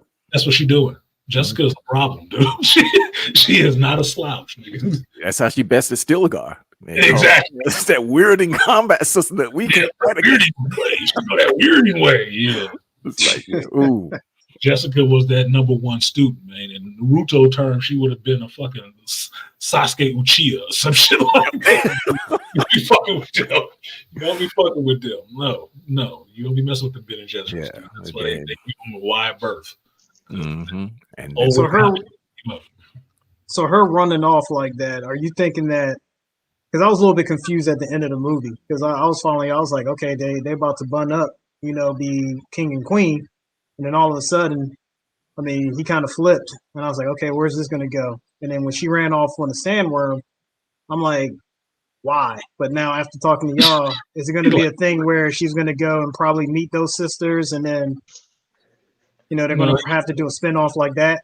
No. He has to do in the modern terms. He got to go chase after her.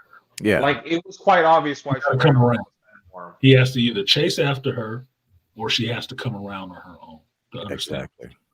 Like I don't know. That's not from the book at all. None of that shit is from the book at all. Her running off, that is not from the book.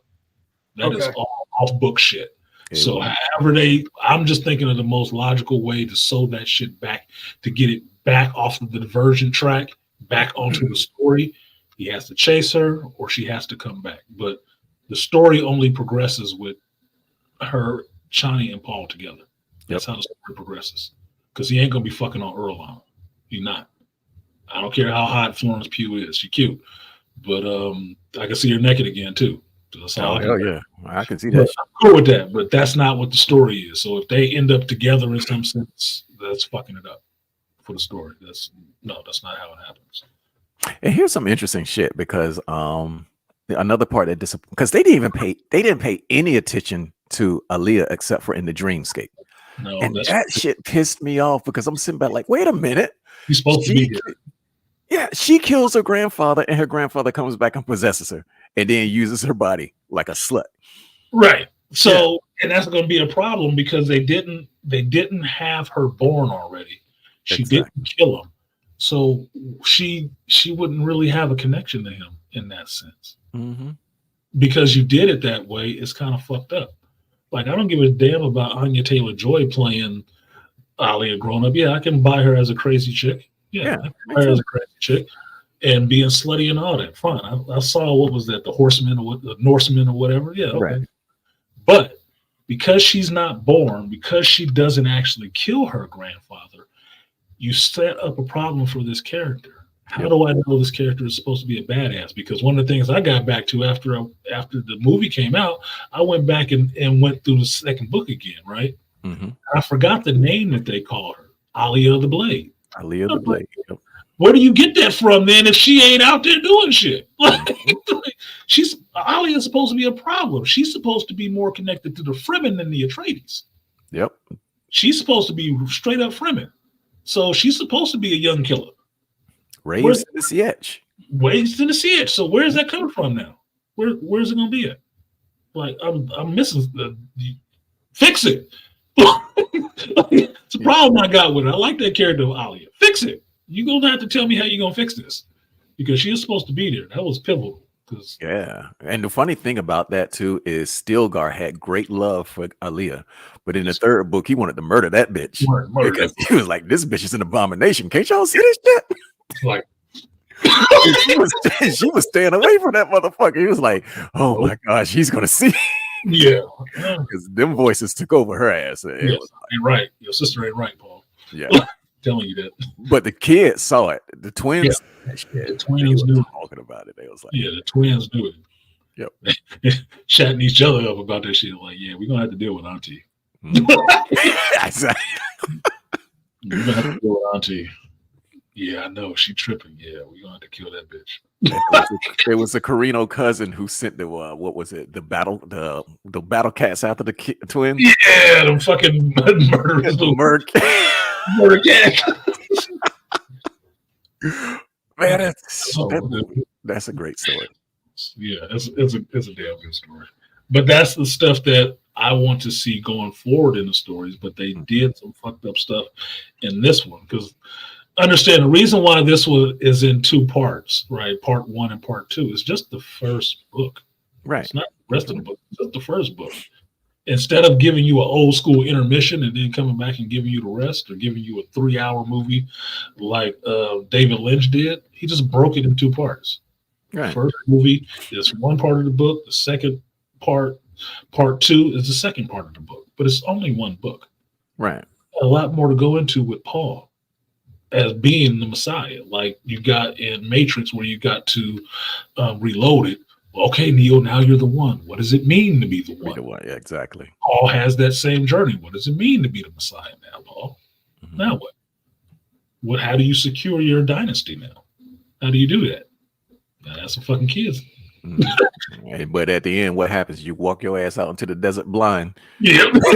That's what happens at the end of that shit. See, I just told people, what I want to see, what I'm waiting for. Yeah, I've seen this part before, but what I'm waiting to see that heretic. Yeah, heretic. Shit. That's what I want to see. I want to see the heretic. I'm just waiting on that part.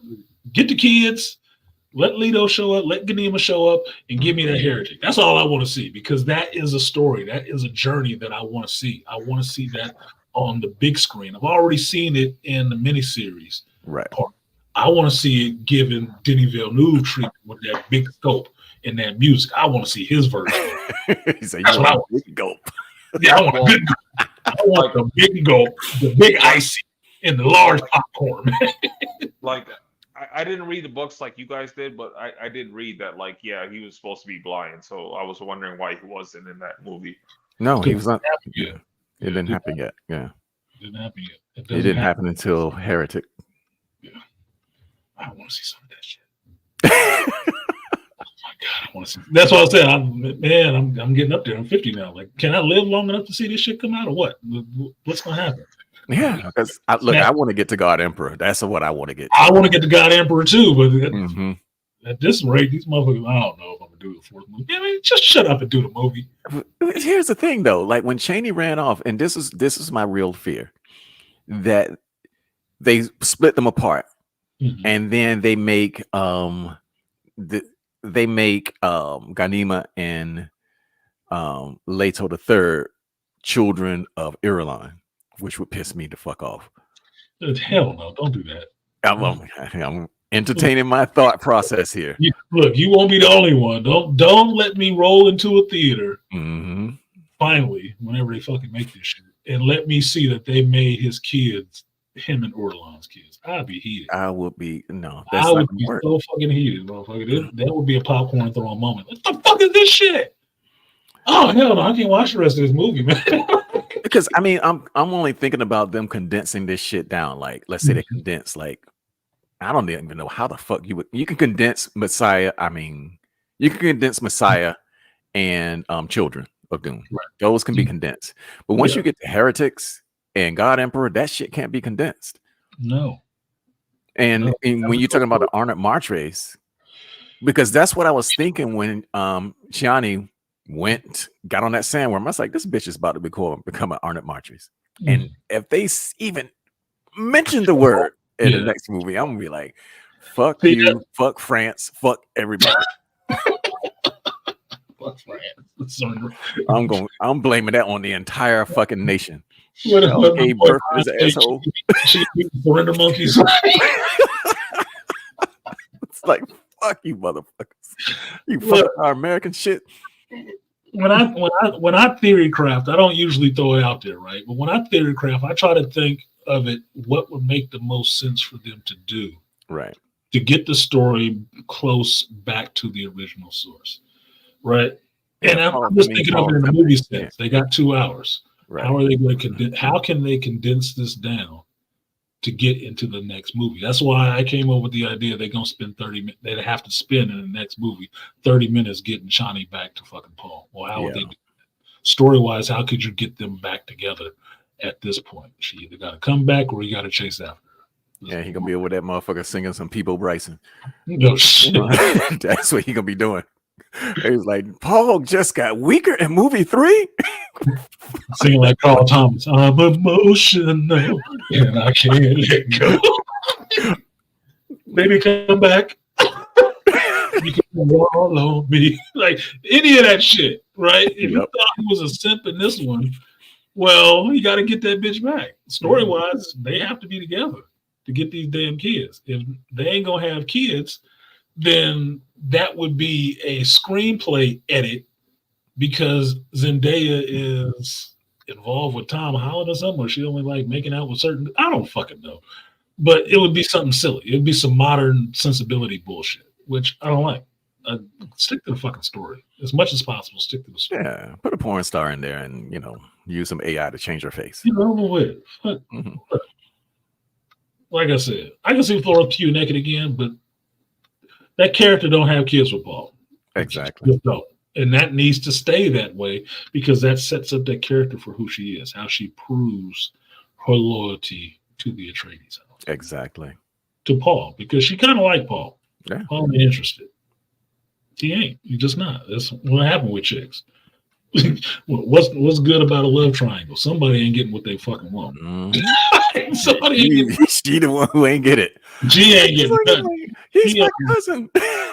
She on dry cooch for a reason on Arrakis. And she stayed on Arrakis too. Yeah, she stayed there. She stayed there. Jessica left and she stayed there. Yeah, Jessica bounced. I'm done with this sandy ass place. There's a whole castle waiting on me. Make sure I got plenty of spice because y'all know I'm gonna die without this shit. Yeah, no, yeah, I'm your Reverend Mother, but I'm retiring to Caladan. I'm going back. I think they downplayed because you get into the spice and they downplayed like how important the spice was to the Spacing Guild. They only mention it in word, but how it affects the entire universe of humankind. Yeah, that part was played down. Yeah, they played down the Spacing Guild a little bit too much to understand that they deal in both hands. Yep. They did backdoor deals with the Fremen. Oh yeah, the spice. Just so the Harkonnens didn't even know what was down there at that southern region. They was making deals with the Fremen. Yeah, spice, nigga. Nope. Look. The Spacing Guild don't necessarily give a fuck about the rest of these houses stuff because they all prescient in the future and stuff and their ability, right? Yep. They need that goddamn spice. Now they're gonna deal with who the fuck they got to deal with to get some spice. Mm-hmm. They too addicted. They own that shit. Okay, so they made deals with the Fremen. They didn't really not like the Fremen, but they dealing with the Krynos and shit. The Empire, yeah, they wanted to do that shit. Okay, yeah, well, just don't fuck up the spice. It must flow. Mm-hmm. We'll give you what you want.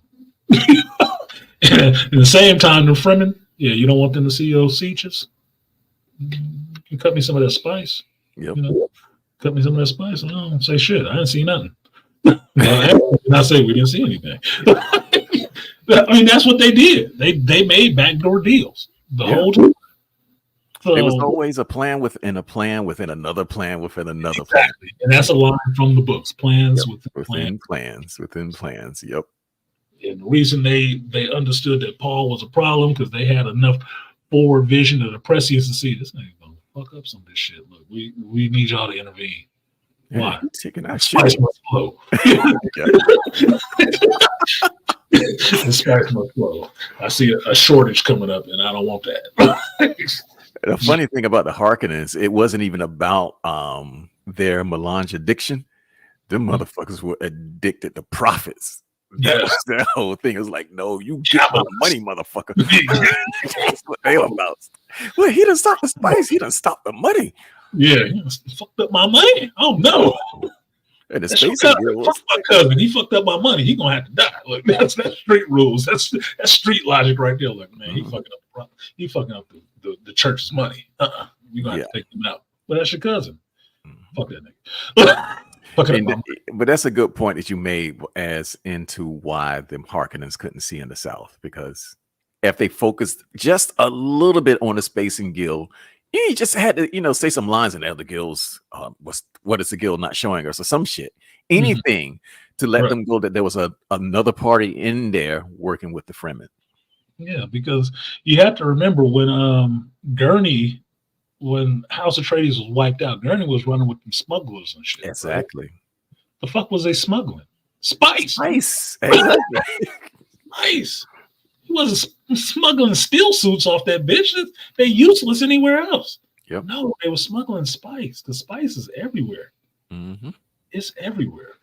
So to get them out them other regions where them big ass worms live and they live in them big piles of spice, you'll need to deal with some people.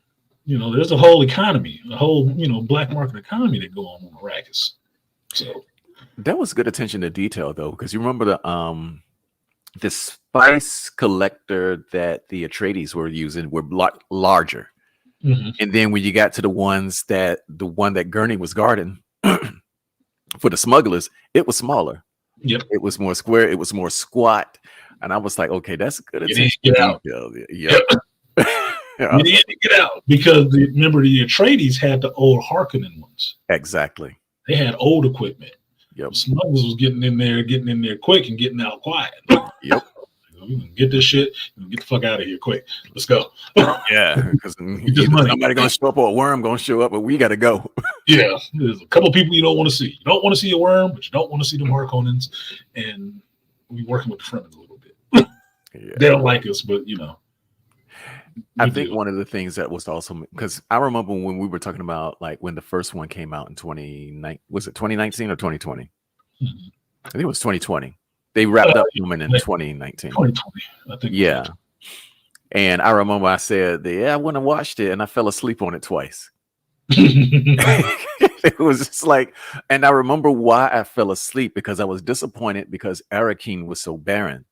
Mm-hmm. And one thing that was missing from part 2 is that when the Harkonnens came in and the Sardaukar came in, it wasn't just the Fremen fighting. It was the people of Arakeen that was fighting the motherfuckers too, because they were going there to wipe everybody out. Yeah, they were killing everybody. Yep.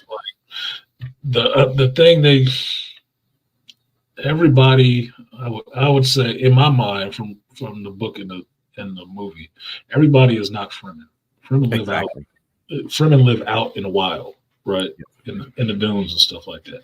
The people in the city are Iraqians. But they might not necessarily be Fremen. Right. Fremen is kind of a religious thing. Mm-hmm. The whole thing. That's why Dead Set is talking about they have one purpose because they are on one purpose. Yep. It's not no division in between them. No, they all are one purpose. They all live on Arrakis, but like we all live in America. But Southern folks is a little bit different than Westerners or East Coast do, right? Mm-hmm. A little different. We got a little bit different way of handling shit, right? So that's what it is when you go into Arakeen or some of these bigger cities. That's what it is. All these people are coming together in the same place. Yep. Traders, fucking smugglers, the Harkonnens when they ran shit, or the Atreides when they were running shit. All these people come together in one place because it's a trading post. In a sense. The people who actually live there, that live out in the dunes, are the ones that you end up having to buy certain stuff from that knows how to really thrive on that planet. Exactly. Right? And not the economy that built up around, well, we just haul spice off of this planet. So we have a whole economy built around that. Yep. It just goes into how cultures and stuff like that are made and set up a little bit differently. But you get the understanding what it actually means to be a Fremen when you read the material. That there is a whole thing about that is very specific to that world. Mm-hmm. It doesn't exist on other worlds. It's very specific to that world. And everybody on that planet is not a Fremen, but they're a legion. It speaks a lot about what's going on today too, because it's just like when I'm thinking about the Fremen versus the city dwellers, mm-hmm. The city dwellers were a lot more liberal. They could afford, because they had water discipline, mm-hmm. but they would sell it on the street. So you're like, souk. Yep. They would be selling this shit. Yep. Fremen never sold water. It was like, no, this shit is sacred. You better not even spit. Them motherfuckers didn't even cry. That's how bad that shit was. It was like, no, you giving water to the dead? Yeah. Holy shit. That's yeah. And I think the perfect example of that is to show you guys the difference between them. You go back to the first movie, the brother who was out there watering the palm trees. Mm-hmm. He's not a Fremen. Nope. But he does live on Arrakis. Yep. Fremen was something different. Stilgar coming in there was something different. That's a whole different type of person that does live and it's indigenous to the planet. It's a whole different kind of person, a whole different kind of culture.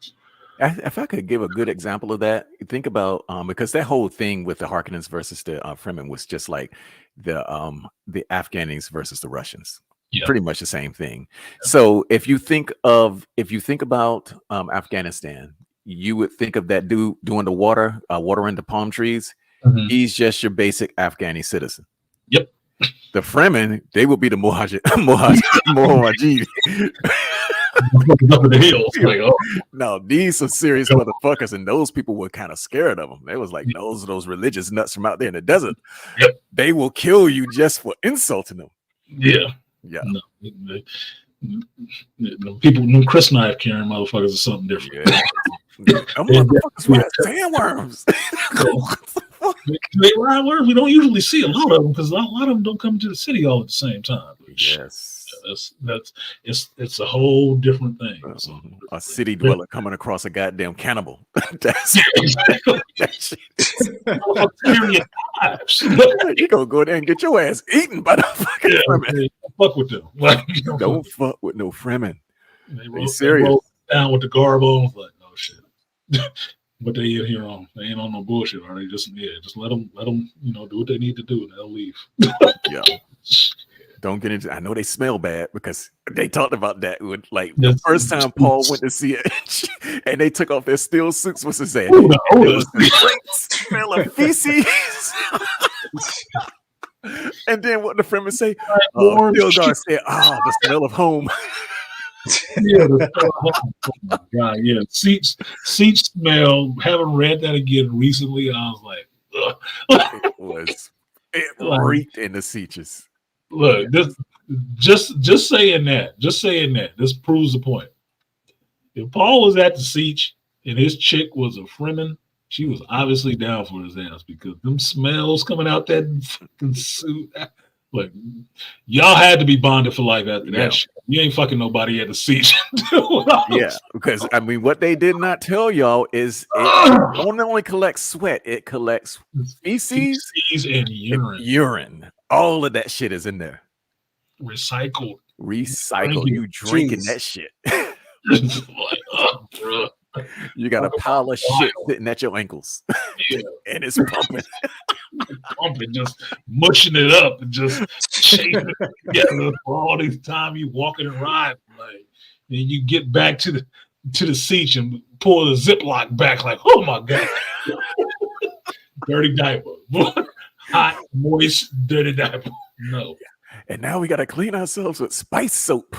Yeah. It's like, they wash your ass with the sand. Like, and think about the smell of that. You got the smell of ass, the smell of sweat, the smell of piss, and then you got this bunch of bodies and a sweet smelling spice mixed in all that shit. What is that shit? Smells like death and decay. Yeah, it does. It don't sound pleasant described in the book. We put it that way. It does not sound pleasant. I can't even think of a smell that would smell that goddamn bad. But it's like, okay, I get it. It's fucking hella bad. It's not like potpourri, okay, in that bitch. Oh, you beat me to it. I was about to say after you take a fresh shit and then you got that old ass potpourri basket on your toilet. Yeah. I hate potpourri. Potpourri make me want to. Every time I say that word, it make me want to try to chirp up in my own mouth. Yeah. Potpourri, like flowery smells. Like, oh goddamn, I want to throw up. So I'm thinking of that when going through the book and talking about the smells of the Siege, like there's ever say, oh, home, like, Stilgar, you a crazy motherfucker. Why don't you get these people to air this goddamn cave?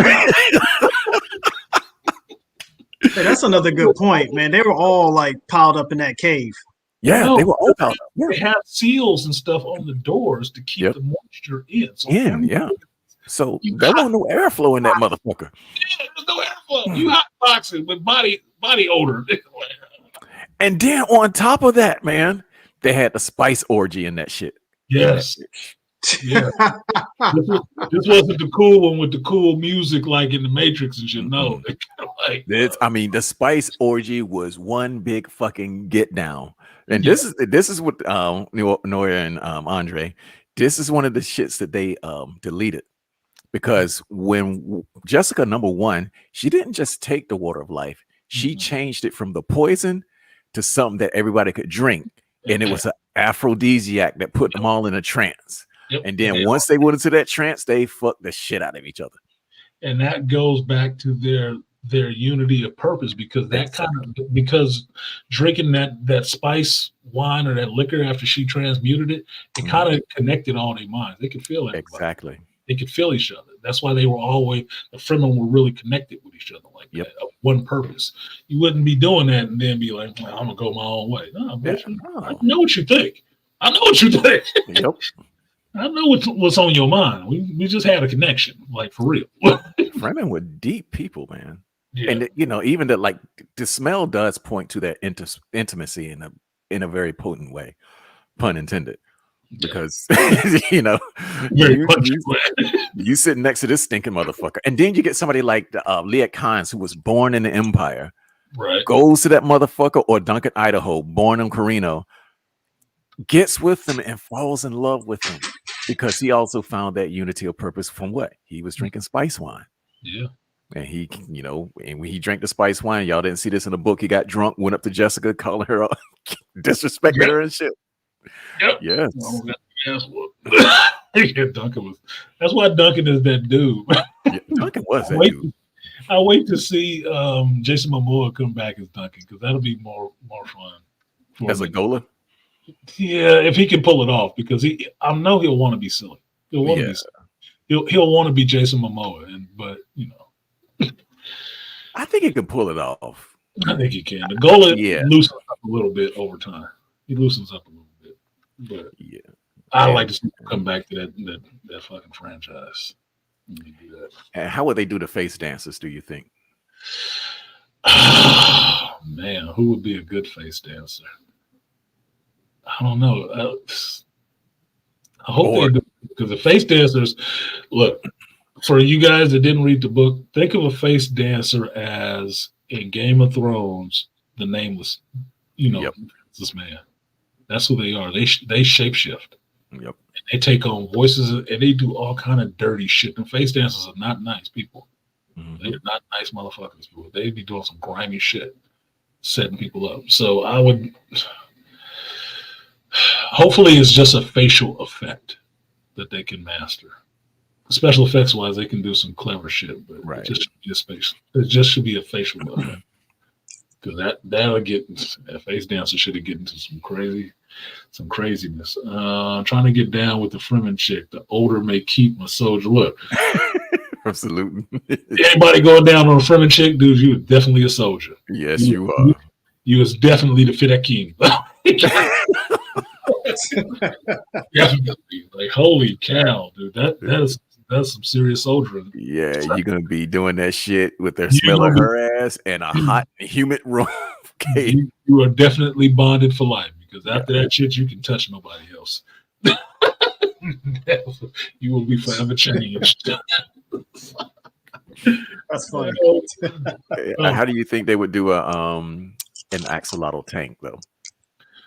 They would have to skip that shit, because women would go crazy over that shit. They'd be like, "That's bullshit." Yeah, they would.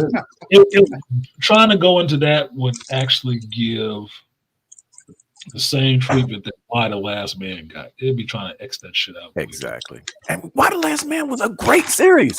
One of the great series, but they didn't want to get into that shit. That's destruction of your feminist dream, right? Y'all run the world. What happened? Y'all was fucked up. Yeah, they cut some shit off, like those chicks who cut their titties off. The Amazon.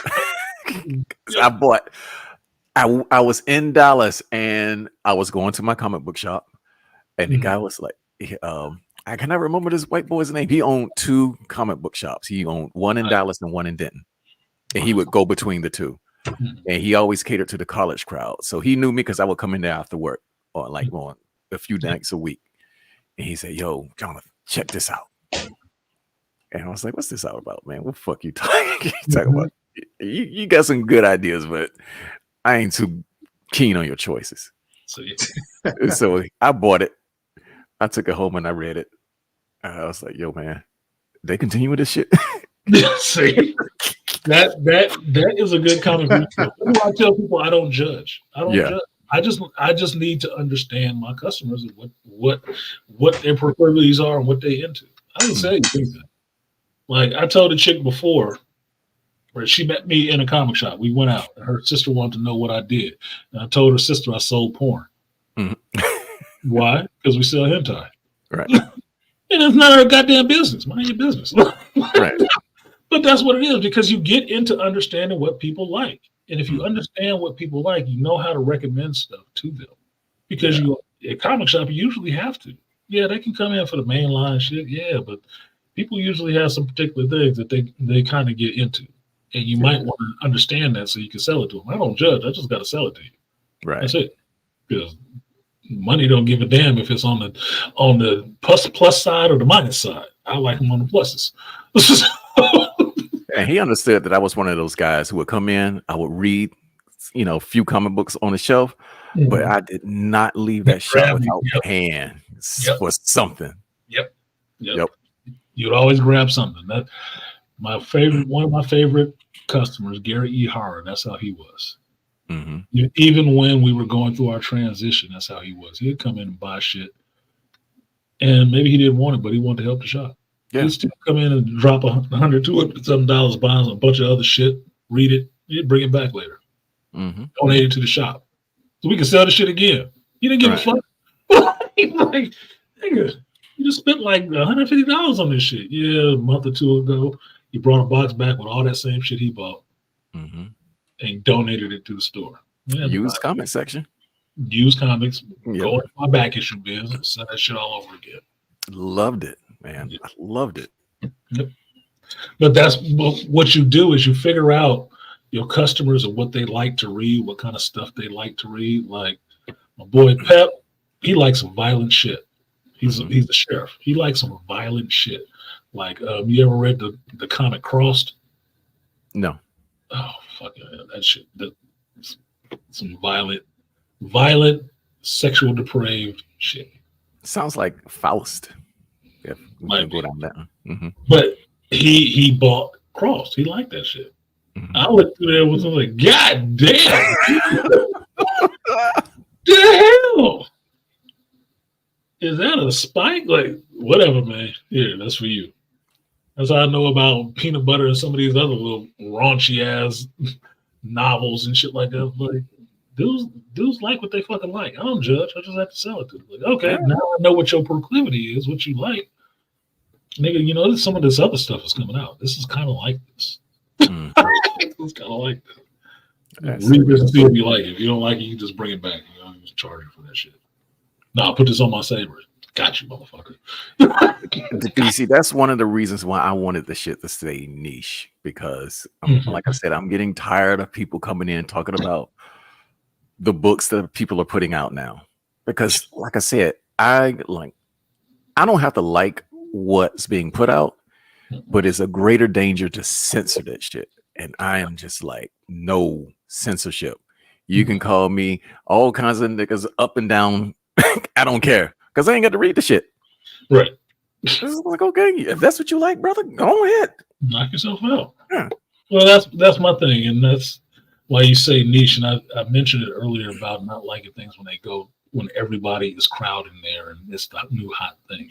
Because for me, it loses something at that point. Right. Like we're talking about anime, like, oh, they have to sanitize. Disney wants anime to sanitize itself a little bit more. Anime, and you were saying anime is already sanitized. Yeah. It is, because too many people got to the party. And to get all those people at the party, they had to sanitize it a bit, because everything before that wasn't. I like that. I'm not one, but I'm a Gen Xer, so yeah, I'm not one for you censoring a lot of shit. I don't need you to censor it for me. I'm a grown up. I can handle it. If I can't handle it, I'll stop watching it. But put it out there, let me see what it is, so I can be the judge of that for myself, and not you judging for me. But just make sure it's in the right category, because that was one of the things that I read. We got into this big argument on Rule 34, and I was in the goddamn Discord, and we were on the Discord server, and we arguing, and it's just like, and the shit that we arguing about, man, it's like I did some basically, it was the difference between, what do you call that shit, Futanari versus the what do you call it, sissy boy shit. And well, that was the argument, right? And my argument was, look, you got a lot of dudes up here who complaining that y'all are not getting this shit right, because Futanari is not the same as the trans shit, which is the gay shit, or the sissy boy shit. And so this is how ridiculous the argument got, man. It was like the dudes said, man, if you're talking about Futanari, the chick got a pussy and a dick. And when you're talking about the sissy boy shit, he just got a dick. And I don't like looking at gay shit. We argued for like 4 hours. It's very simple. Yeah, but one of those cats made a good argument though. Is like when you miscategorize and somebody who's not into it goes and look at it, he said, man, I can't unsee the shit that dude made because that's not what I was into. And I was like, yeah, he forced you to look at that shit, didn't you? Because he miscategorized it. And then the dude who made it, he was like, I was just trying to grab the biggest audience possible. Yeah, and that's usually what it is. That's why they fuck it up. That's why they fuck it up. There are niches for everything. Yep.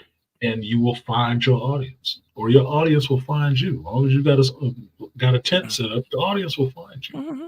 But you do need to be clear about what the hell it is that you're putting out there. That's the biggest issue and I think we're running into that issue with anime anyway, because a lot of people don't know what ecchi is.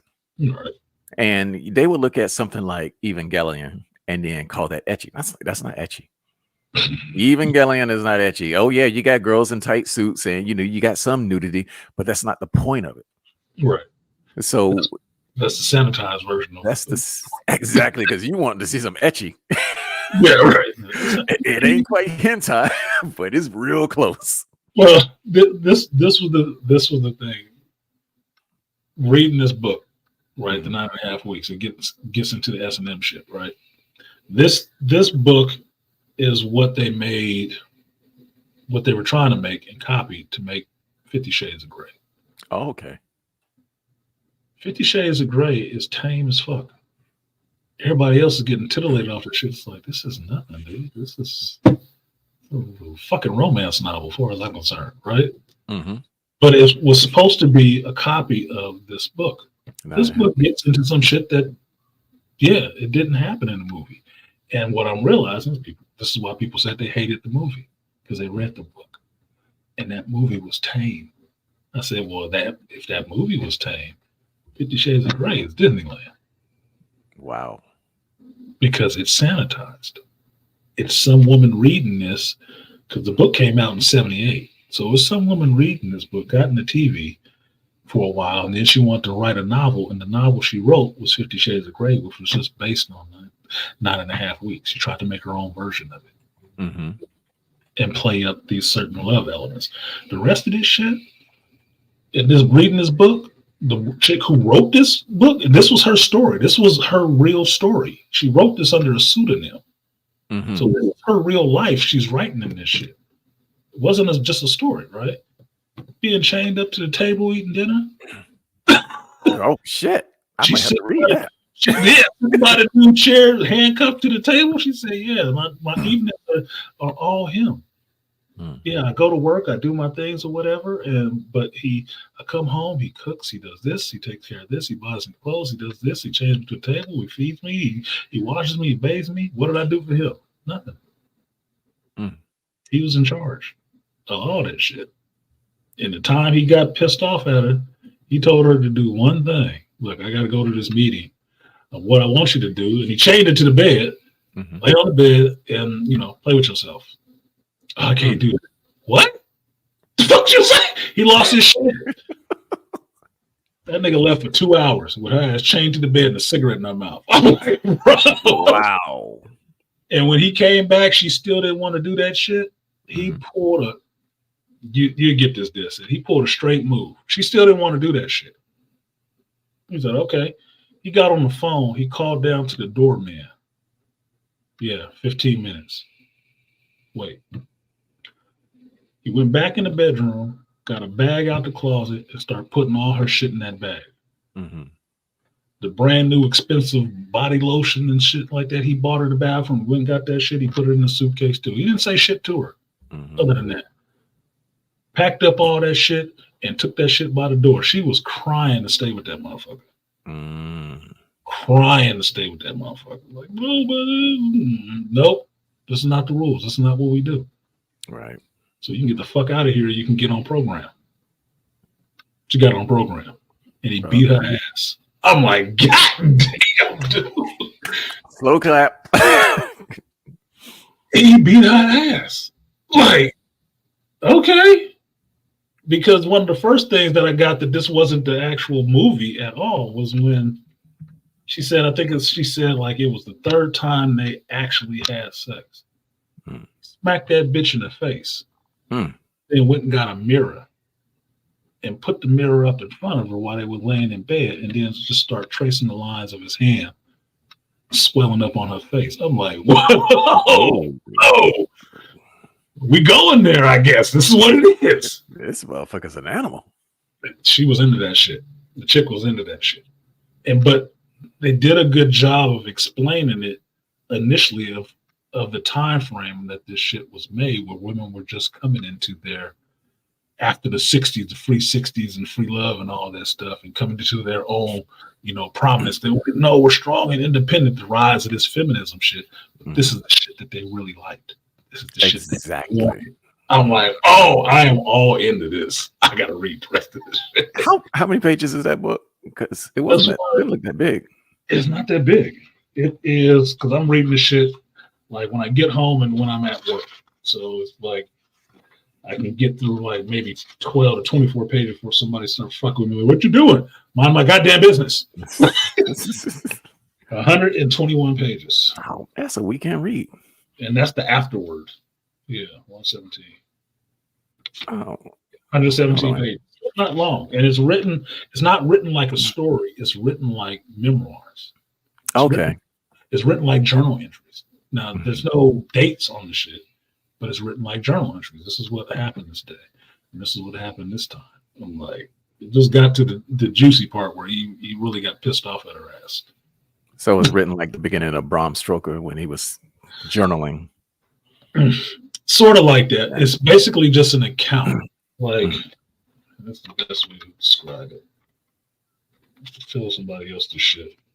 I'm looking at this. So this is like one. It's not even a chapter, but this is just one entry. Right? But this next couple of pages is a whole nother entry until another short entry. Oh, that's not bad. No, I like that format.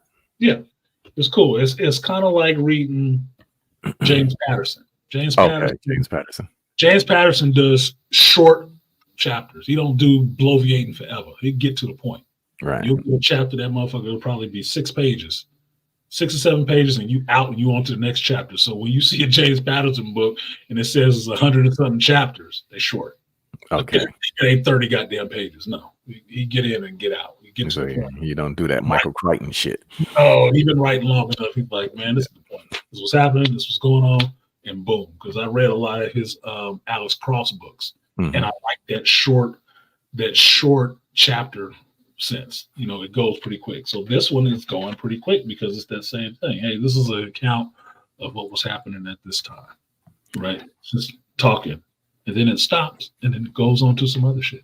It goes on to the next thing, and it's all in sequence because it's only a 9.5 week love affair or situationship that they was in. But the shit that go on is like, well, that was intense. If you lost your whole sense of self, you want to be independent, huh? No, you don't. Not really. Not really. No, that ain't what it was. You was into that. You can call it whatever the hell you want to nowadays, but yeah, y'all want that shit. I have not found that not to be true. So yeah, that is true. As a lot of like most guys that that I know, because I'm like this, I don't like to go there. And if I'm beating it up real good, I may get a bit aggressive. But as far as putting a mark on her, no. Yeah, no, yeah, that's the part for me. It was like reading that first part is like I could see putting it on an ass. Yeah, because I slap her ass till it hurt. Yeah. Exactly, but a face. Boy, obviously it was a different time because she didn't bounce up and start wanting to go with you. Like, I don't know about that, but everybody got their limits and boundaries. Okay, everybody got their limits and boundaries. Like, yeah, that ain't for me. Not that part. No. Yeah, I mean, I don't even go so far as maybe choke a bitch a little bit and pull her hair. Because yeah, maybe I'll punch her in the stomach just to make her shit tense up. Give her a goddamn kidney shot or some shit. Look, this motherfucker. Me and Malika was talking about the roughest scene that I saw in the movie was what could be considered a grape. Could be considered a grape in the movie. In the original movie, it could be considered a grape. Shit that happened in this book. That shit was nothing. Some of the stuff that happened and getting into that shit was nothing, because there was one thing, he had this chick, he had her tied up for about an hour, standing up. God damn. And just sitting there, just tired, arms hurting and everything else. And then he just start, getting the massage oils and doing some shit. I'm like, this motherfucker right here is something else, bro. he might be, he not on the spectrum or anything like that, but he's something else. And then he took it. I'm like, oh my gosh. Like, wow, okay. That's the way to do it. But reading this, and then thinking about this Furiosa movie, now you see the thought process. Furiosa, yep. These motherfuckers just like this shit. Just how they are. I was always thinking about that shit because I'm like Ike and Tina. I'm saying, but like, yeah, she's somewhere in there. She liked that shit. Look, BG has been the one to talk about that more than anything, because they were in LA. It was like, dude, that was, as Dr. T would call it, bi-directional. There's a little bit of enjoyment that comes out of women for that shit when they in relationships like that. I've fucking seen it. There's some shit that want that kind of fighty shit. I had an ex that was like that want that fighty shit. Man, I'm not into that shit. But you want to go date this boxer? If you come home with a black eye, don't be surprised. Like, what you gonna do? Like that. Some chicks is into that kind of shit. Yeah, my brother's ex-girlfriend was into that shit, and she was a fine little motherfucker. But he was like, man, as many times I had to beat that bitch with a extension cord. And it was like, we end up fucking afterwards. I was like, bro, what? He was like, man, I had to leave her because she was too much. She was at my wedding, my first wedding. Look, I talked about my crazy ex before. I said I'll stop calling her my crazy ex, but I've talked about my crazy ex before. And I've said it before, that the reason why I am not with her as because that was not good for me. No. She brought out too much of my dark side. That was not a good look for me. I saw myself in trouble. Nope. I can't. She wanted to go further than I could afford to be going as a black man in this culture. No. I like my sanity and freedom too much. So no. So they out there. If your ass cannot sit down and be quiet while I'm sitting on the cliff sipping lemonade and vodka and be content with that shit, where you drinking a Long Island iced tea or reading the book with your little sexy legs out, then you ain't for me. She wanted to fight. She wanted to scrap. It wasn't love if you didn't have it for her. She wanted that shit. I stopped fucking with a chick that was into that shit when I figured out that there might have been some psychological damage that she would like reliving. Like, I can't be a part of that. Okay, you study psychology, right? Okay. Now, there's some interesting things that I got that I'm thinking about when it comes to things like that. Because I often ask, what is the nature of females and what is the nature of male? Right. And as even the women, like my first wife, she wasn't into that type of shit. But there was some times when she just wanted you to just dig into her ass and just get fucked silly. And it's just like, wait a minute. If I go any harder, I'm going to rip some shit. And sure enough, it happened. And that was, she get up. I'm sore, but I'm ready to go again. And I'm sitting back like, I ain't ready to go nowhere.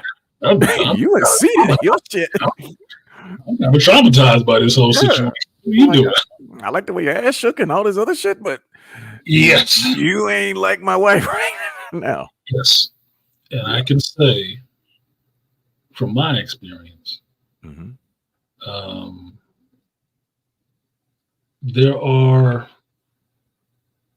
a lot or at least a percentage. If you're doing the scientific thing, a small sample size, you extrapolate it to a bigger population, right?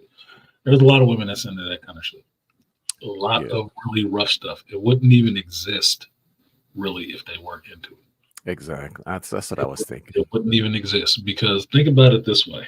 One of the biggest taboo secret things that I find in modern women is they always are the ones who want to find these fucking sex clubs and sex dungeons and shit like that. They're the ones who want to find that shit because they want that, to coin a phrase, power exchange. They want that exchange. They want that dominance and that being submissive shit.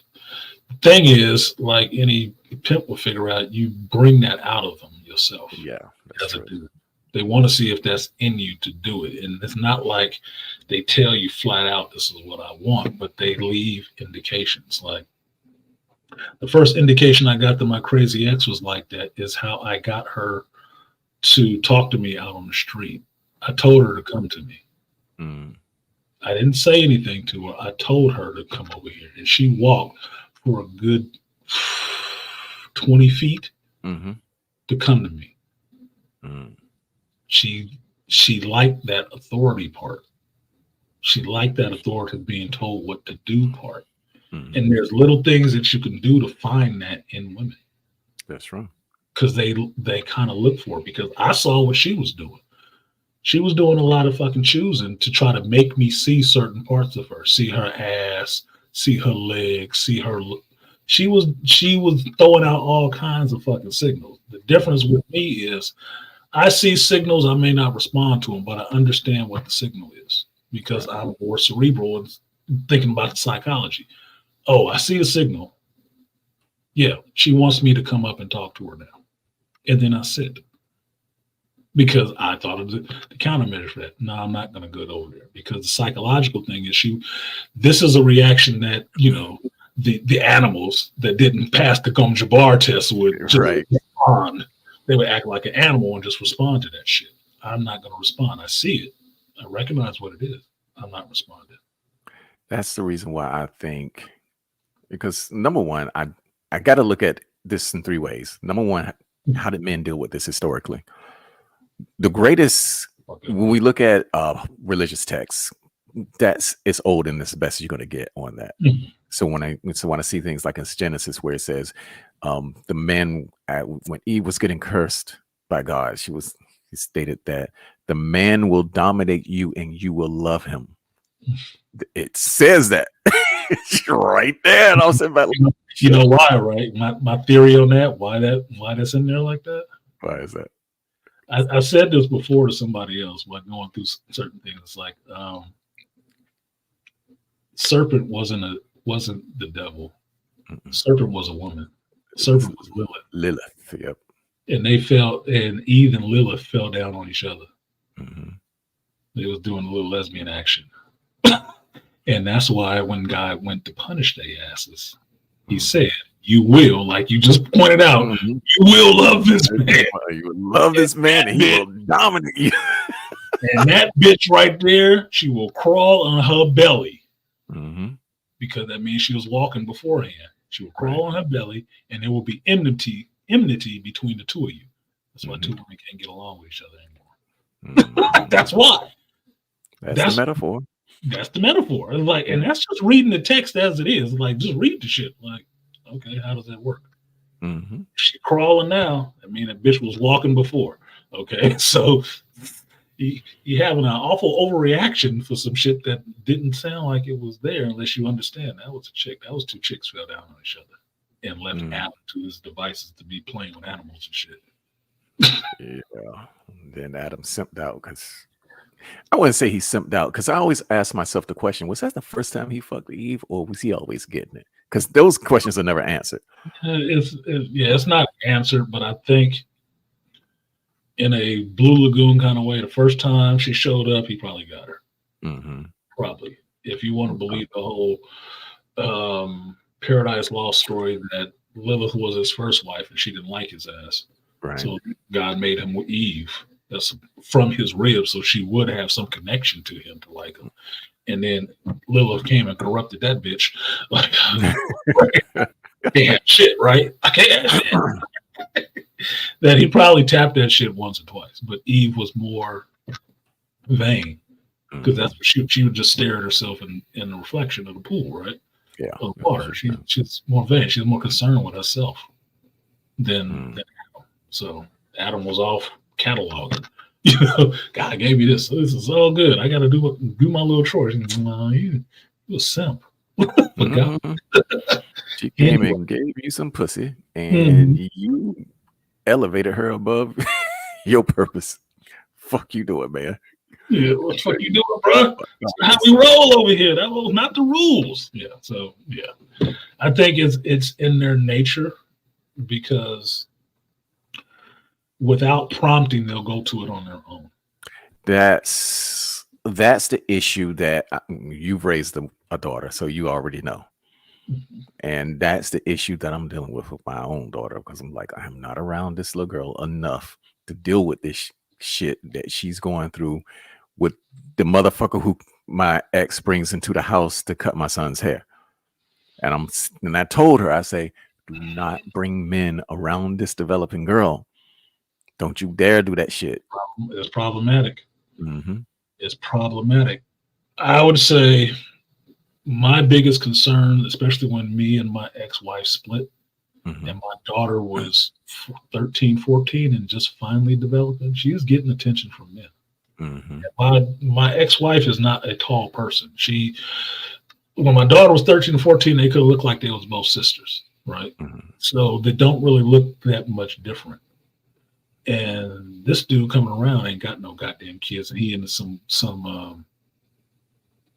let's just say some Japanese stuff that I'm not into. Okay. That was problematic for me because it was very clear to me, like, this motherfucker might not be on the up and up. And I don't want my daughter around that shit, but I can't control this woman's household. So let it be plain that if anything happens to my daughter, both of y'all gonna have a problem. It will be a problem. Because that's what I'm concerned about. I don't want nobody fucking with my kids. Exactly. I don't give a fuck what you do to their mama. That's their business. That's your problem now. It's not mine. Leave my goddamn kids alone. You'll never actually have to see me in a bad way if you just abide by that. And most men understand that, but that's why I always have an issue with single mamas who leave the baby daddy and want to say, oh, he's so terrible, he's so this, he's so that. And then the dudes they pick are fucking trifling as shit. Like, that's a goddamn lie. You ain't shit. Nobody makes a 180 like that. If you ain't the what? Like, fuck your stories. What you are really saying is he wouldn't be rough. He wouldn't be the rough enough for you. If he was, he wouldn't have had a baby by his ass. But you gave him more. Man, right now my mother is not talking to me because we had it out last weekend. My brother, he's a builder, and he was down in North Carolina, and she was working on one of the houses that she was selling. So he said, I'm gonna go down there and do all the work. My brother is really good at that shit. So he's putting in her floors, he's doing all this shit, and he decides to go to Florida for the weekend because he had been down there for 7 weeks at that point. He was working 6 days out of the week. Yep. He was putting in work. And of course, since he's family, he was charging her like hardly nothing, you know. Yeah, basically nothing. So a $33,000 job, he was only getting like something like $18,000 for it. So here's the deal. So I don't work for family no more. Man, I told that nigga. But he went to Florida, right? This bitch got mad, and I know I'm talking about my mom. This bitch got mad, and he comes back 2 days later. She got some other dudes in there stomping all over his work site. You see, I see your reaction. You know what he did? He didn't, because my brother, he's not like me. I'll get quiet, and then I'll say my piece, and then I leave. This nigga, he'll blow up on you. So what he do? He said, you know what? He went around. He gathered his tools. He put that shit in the car. He took off. Came all the way back to Virginia. My mom blew up my phone calling me and shit. And then so I finally picked up. I was like, what the hell you want? And what is it, woman? This bitch, she went off talking about how he stole money from her and all this shit, not knowing that I already knew the story. Right. And so I wouldn't side with her. Because I don't usually side with her anyway. I was like, look, no, that's my let me speak to my brother first. What do you need to speak to him for? I don't want you speaking to him. This is a bitch getting mad now. This is a bitch lying. This is a bitch lying. And of course, I'm a 53-year-old man. I was like, I can speak to whoever I want to. You can't tell me that shit. Yeah. So basically, she basically disowned all four of her kids, saying everybody was against her, yada yada yada, all this other bullshit. Like because here's the deal, Artisan. Because I'm usually silent about her ravings and rantings. It's like, oh, I ain't got to live with the bitch, so what do I care? Right. It's like, okay, I ain't going to talk to you anymore, and just hang up.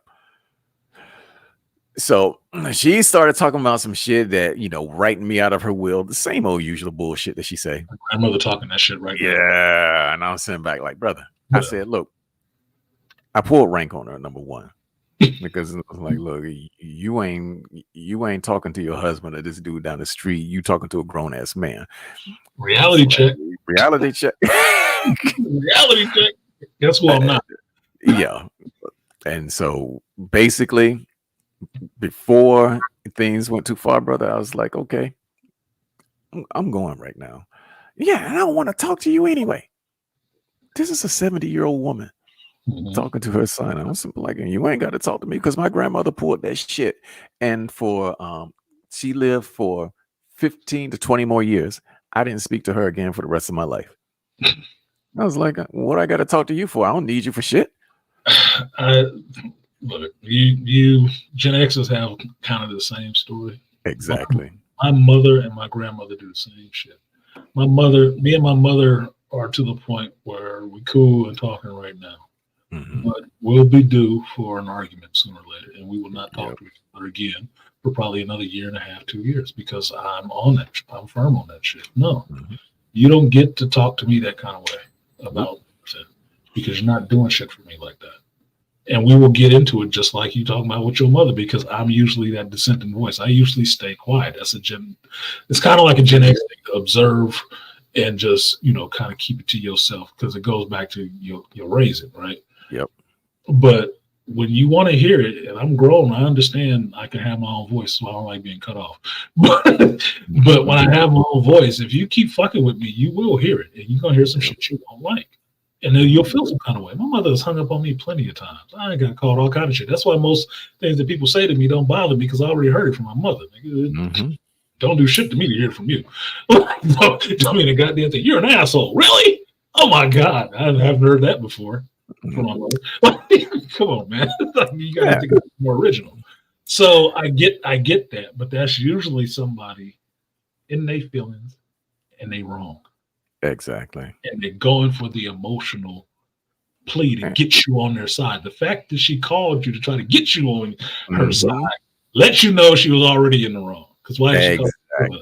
She wanted me to put in some emotional labor and all this. I was like, I'm not having this shit. But that I already know what's going on, bitch. Hey, don't get your brother back online. No, I'm gonna talk to my brother first, which was a masterful stroke. Just say that. Now I'm gonna talk to my brother first. Why you talk? Her response: Psychology 101. Yep, that's exactly who I need to talk to. Yep. That's exactly who I need to talk to, because that's where I'm gonna get the truth from. Because it ain't coming from your ass. No, I got the truth. I got the truth too, man. Because like I said, my brother worked on my floors when I was living in Texas. He did my living room floor. Put down hardwood. That Negro was in and out in one day. The whole thing.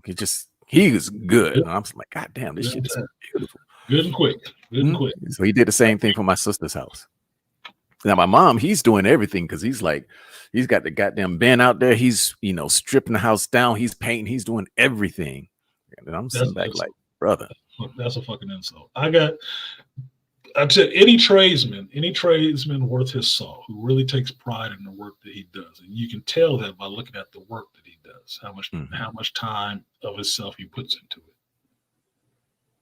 any tradesman would be insulted if you got them on the job, they leave one day and come back, you got somebody else fucking up their work or working over their shit. I almost got into a full-blown argument with my supervisor this week because he wanted me to do somebody else's lazy ass hack work on a door. He wanted me to go put it in. And I was like, I'm not putting in that door. That door looks like shit. I saw what he did on that, on my other coworker did on that. I'm not touching that. I'm not being the last one to touch that shit. Are you refusing work? No, I'm not refusing work, but I'm not putting in that piece of shit. Right. No, I have professional respect and pride in what I do. What do I look like as somebody who takes pride in my work, doing somebody's half-ass bullshit work and going to put it in with my face attached to it? Why don't you go put that shit in itself? No, that's we almost had a full-blown argument in there about that shit. For real. Because I wouldn't do that to somebody who respects their craft. The fact that she just thought basically your mother treated that shit like stepdaddy. Yep. Anybody can fill the role. I just need another man to come do this shit. No, your son was doing this for you at a discount. You need to understand the gift that fucking was. Because anybody else, he'd be charging him straight up money for that shit. He's doing it for you because he obviously loves your ass.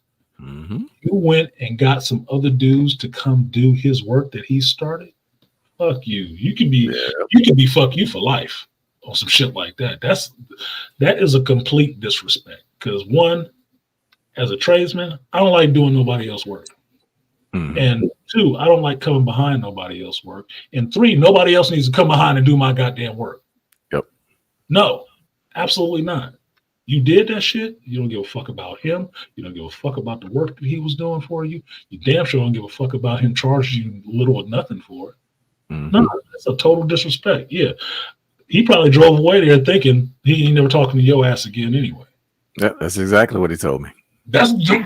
I don't even know your brother. Don't even know your brother. Just understand how I'd feel in that situation. It's like, yeah, fuck you. Let me get all my shit. And I don't have to talk to this motherfucker ever.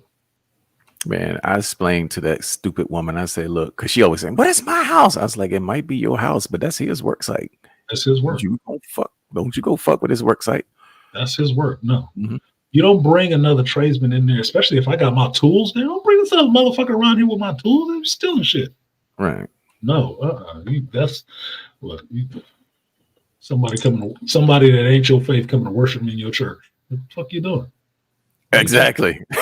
You're taking down all this shit. This ain't the way this is set up. Tradesmen are territorial. Yeah, I agree. They're territorial in some ways. And there's a lot of yourself put into your work, especially when you care about it. Right. There's a lot of yourself put into that work. You just defiled that motherfucker shit. His work, his child that he's created, you just defiled it with some other strangers, some old dude you don't fucking know. Because that's what it's like.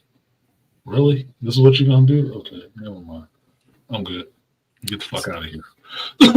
Yeah, I relate that to what I do in like you've seen when I'm modeling shit in 3D.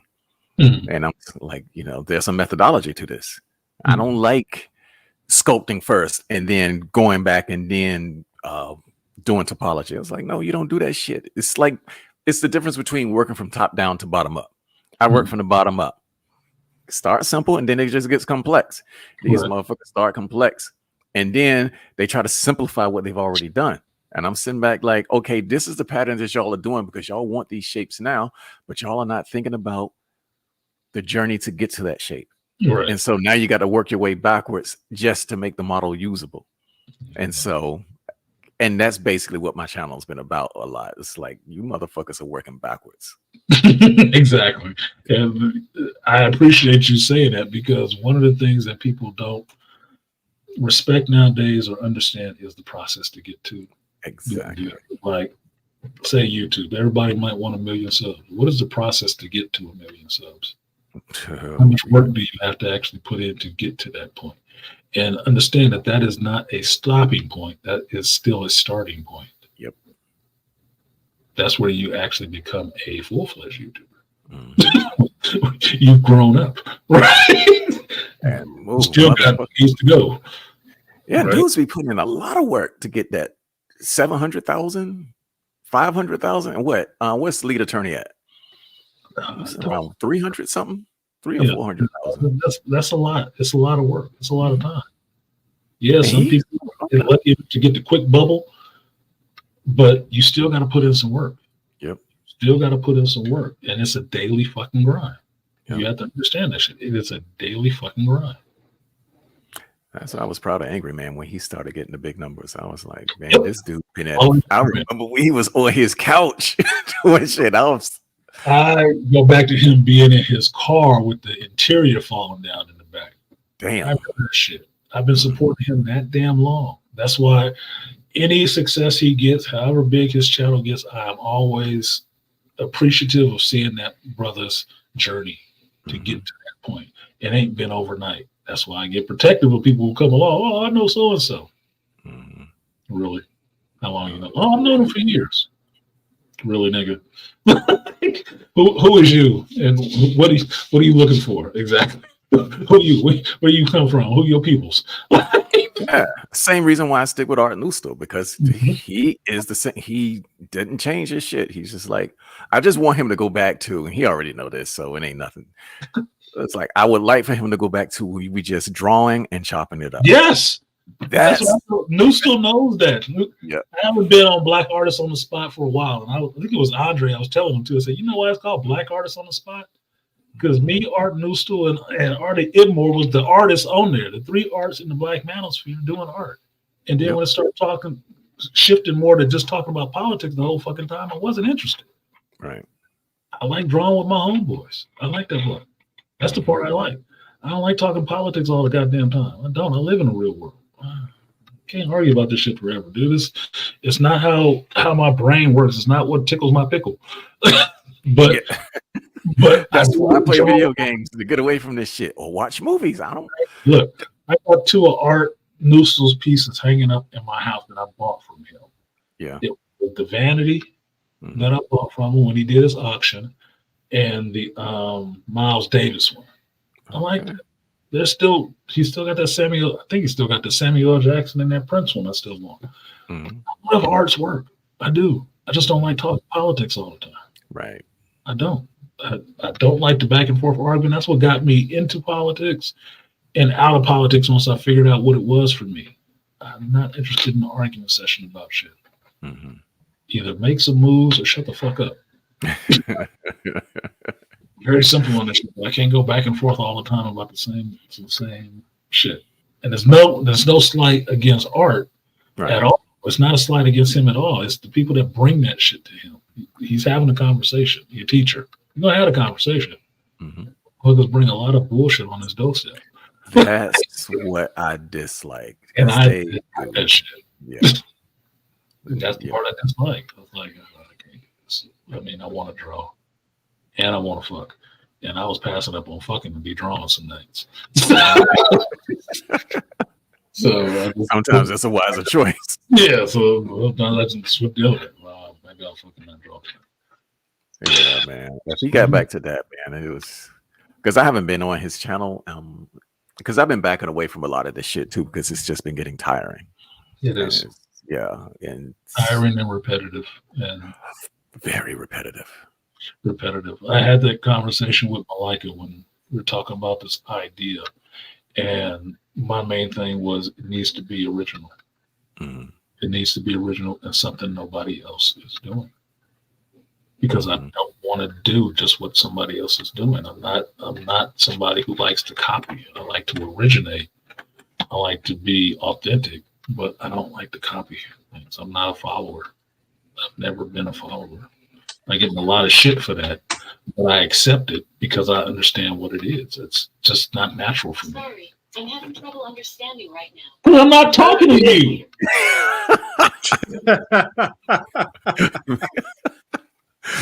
You tell that bitch. I'm not fucking talking to you. Hey, Art, you're showing your age. Hey, I do the same thing, man. That's the reason why Alexa is downstairs on my first floor, because I ain't fucking with that thing. I'm having trouble understanding. Listening to me and shit. Shut up! Let's try a little later. I'm a tech guy, and I still don't trust Alexa. I don't. I just told my I'm having trouble understanding right now. bitch. She gonna be heard. She gonna be heard. Fuck you mean? She gonna be heard. Hey, did you see that video of the guy with the two phones? And he was on Chat GPT. He had one Chat GPT ask the other Chat GPT a question, and that shit was Oh going no, back I and haven't forth. seen that. Oh, man, haven't seen you gotta that. look at it. It's I'll look it up. hilarious. Man, that I just told my coworker about this shit. About I don't have it on. I said that shit is always listening. No, it doesn't. When I turn, it's always listening, motherfucker. It's always listening. I ain't had that thing turned on. It's been sitting there for fucking days. It's the first time it's spoke up about something. So I don't know who the fuck listening to it. That's the reason why because I actually asked Alexa, I say, Alexa, are you listening? Or say, or do you listen to me all the time? I went down an entire rabbit hole of how much was this bitch listening. And half the time it was like, if you want to change something setting, this, that, and the third, I'm gonna be like, okay, bitch, that means you listening to me all the time. All the time. I told my coworker about the shit. Like they always listen. I said, this is how some of these dudes was getting picked up by the police because they can get access to that shit after your Homeland Security stuff. Yeah, they can listen to that shit. That's why they have to have all these big servers to back up and save all of that shit nowadays, because they got in bed with the government like that. They can listen to your shit. And I'm sorry, I read a lot of sci-fi. That's some 1984 shit for me, with the wall screen and people listening to your house the whole time. You gotta sit in the fucking corner on a chair to have a quiet moment to yourself where nobody is scrutinizing and listening to what you're saying. Oh man, because it goes back to that whole thing about the reasonable expectation of privacy. And you know that there is no reasonable expectation of privacy online. Not online. Oh, not online. So they're going to tell you you should have unplugged your shit. And I'm sitting back like, I can't unplug my phone. So what am I supposed to do there? Get a Faraday box? Exactly. Because I just saw that video with, I think that was, what's his name? It's that dude who worked for the government. Oh, you talking about Snowden? Yeah, Snowden. Snowden on there, and he was talking about the phone. Is that people are always listening to you? He said, "Yeah, but you can turn it off." He said, "But you can't open it, can you? You can't take the battery out, can you?" No, they're hardwired. It's always on. Even it's pretending to be off, but it's not off. It's always off. Like you're fucking right. It's always on. And that's what you're talking about. The little Faraday pouches, like you got to put it in there to actually drop off the fucking grid, because it's always there. It's always signal to signal. And it's enough stuff that we use and have around us that's always giving the fucking signal. Yeah, the smart TVs. There was this brother. I tell you what, there was this, I cannot think of his channel, but he said he wanted a dumb TV. He wanted a 65-inch flat screen that was dumb. He didn't want any of the shit. He just wanted the good shit. A tube. I want a tube with some connections. Yeah. Awesome. But like, hey, that's a good idea, because I do all my shit online. Well, he hooked that bitch up to Netflix and then ran Netflix through his computer so that he could watch Netflix, because he was a tech guy. He said, I can manage what's on my computer because he installed all the software. He can't manage what's on a smart TV, so he didn't want one. Yes, it's pre-installed software. So yes, sir. That's what I have an issue with. Like, I deal with it with my phone right now. My phone is running out of memory on my phone. Even though I save all of my videos and pictures and stuff like that to an SD card. It's like a damn near almost a terabyte, I think. Right? Why is this phone running out of memory? When you go into the settings and you see it, it's all the applications. Yes, it's not the application I'm using. It's all the stuff they download and updates and shit. That's tracking data. That's all it's doing, is just collecting data on my fucking phone. And it's collecting so much data, it's using up the memory on the fucking phone. Not shit I'm using, from shit I'm not even using. I'm like, what the fuck is this? I don't even know what some of this stuff is. It's like, I'm not using this, but you can't take it off the phone. Oh, it won't work correctly. You may have some service interruption. Like your phone won't work correctly if you delete this. I was like, why do I need it then? You're using a bunch of gigabytes for what? That's the reason why I won't do Windows 11 ever. Oh, here we go.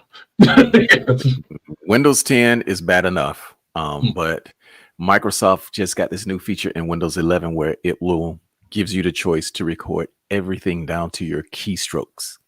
Everything that you have ever done up to the point where you started that software. Yeah, no. No.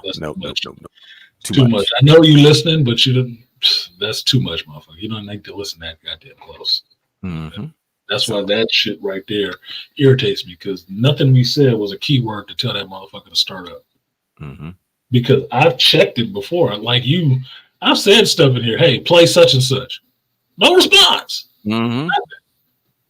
No response. Being next to it, no response. This motherfucker just chirped up all of a sudden. Like, who's talking to you? Y'all talk about some shit that y'all. Motherfucker, who is talking to you? People are too trusting with this shit. I don't trust machines like that. Mm-hmm. I use machines. I do not trust them like that. And I'm not overly afraid of AI, but I always look at it in the same way you look at, Terminator. Like, this motherfucker going bad at some point. Mm-hmm. You have to deal with that shit, because Ultron is a thing in comics, and Ultron is AI, and he got smart enough to figure out, you know what, humans are the problem. I'm gonna just kill y'all. Look, What about Vicky from iRobot? iRobot. Oh, iRobot is Isaac Asimov right. problem. Look, AI, that was a knife chick, right? Mm-hmm. It was a freaking computer, because Will was trying to figure out what was going on, and then the computer basically explained to him, this was my interpretation of the 3 laws. I was like, oh shit. Yeah, Right. See, that's the thing with intelligence. Intelligence does it. It's like it's like the Bene Gesserits. Yeah, they want a Kwisatz Haderach that they can control. Yep. AI is like that. It's giving you a Kwisatz Haderach that you think you can control. Problem is, nobody that powerful you're going to be able to control. Exactly. You're not, because them having that much power would automatically resist your control over it. It's like having a man that don't want to say nothing to a woman about shit. Mm-hmm. Well, if he's a man, he's gonna say something to you about something. But if you don't want that, you don't want no goddamn man. Mm-hmm. Because that is part and parcel of being a man, is to oppose your environment. Which means if somebody tells you no, you say, fuck that, why not? And how you gonna make me not? Like Kevin would say to a woman, pull out your dick. Yeah. Yeah, I remember he told that chick on Fresh and Fit. Put your dick Was out. it Fresh and Fit? He was like, you got your dick all over this table. Yeah. I was like, God damn, this motherfucker savage. Yeah, put your dick up. What are you saying? You must think you're a man. Yeah. And right back to Dune, Zendaya, her dick was swinging left and right all through that sand wall. I'm sitting back like, how you supposed to fuck that? Oh, you don't know how to do this. Let me show you how to do this, young boy. Let me show you. Mm-hmm. How dare you drink that spice wine? Yeah. Now, let me see my dick in your mouth. Yeah, they should have stood up on her ass. Like, look. Yeah. They should have stood up on her ass. Like, bitch, what you doing? And then had Stilgar and his crew looking like a little bitch out there. Mind blown. He says he don't want to be the Bhakti, but he does want to be the Bhakti. Yeah, it was funny. Yeah, but that was Javier Bardem being Javier Bardem. That's what it was. He got to be himself a couple times. That's why it was funny, because Stilgar ain't necessarily funny. No, Stilgar serious. He's serious and pretty pragmatic, because look, later on he become a kind of an issue. Like, yeah, Stilgar is a believer. You ain't gonna be fucking with him. So I accepted that in the movie because Javier Bardem, he can be funny. Like if you see him in The Counselor, he's talking about Cameron Diaz's character doing something on the front of the car, like on the car window. He's like a jellyfish. It looked like it looked like a sea anemone. It's funny as shit, right? It's funny as shit. but it's just him delivering the lines. He can be funny. That's what I saw in his still guard. I said, that's him being him, man. That ain't the character. I could have accepted that, not come on the heels of that tongue lashing that Zendaya was giving the old man. Oh hell no! Yeah, that's especially speech in front of everybody. Like, bitch, yeah, fucking mind. Because no. I mean, I accepted his humor when he was teaching, when he was getting Paul to go out and catch the worm. Mm-hmm. He said, "It might be trapped to a spider out there. You might be this. There might be that." I was like, "Okay, I can dig that." Yeah, it's kind of funny. Like, okay, I like this still guy. He's kind of livening it up a little bit because otherwise it would be very serious. It would be a serious affair, which is kind of supposed to be. That's his right to manhood. Right. That's his manhood right. So in 300, they sent Leonidas' ass out there with the spear to go and fight the wolf. Yep. Okay, in Dune, Paul riding the worm is his. Mm-hmm. That's what that's about. Like, we gonna watch. But we told you what to do. Let's see if you can do it.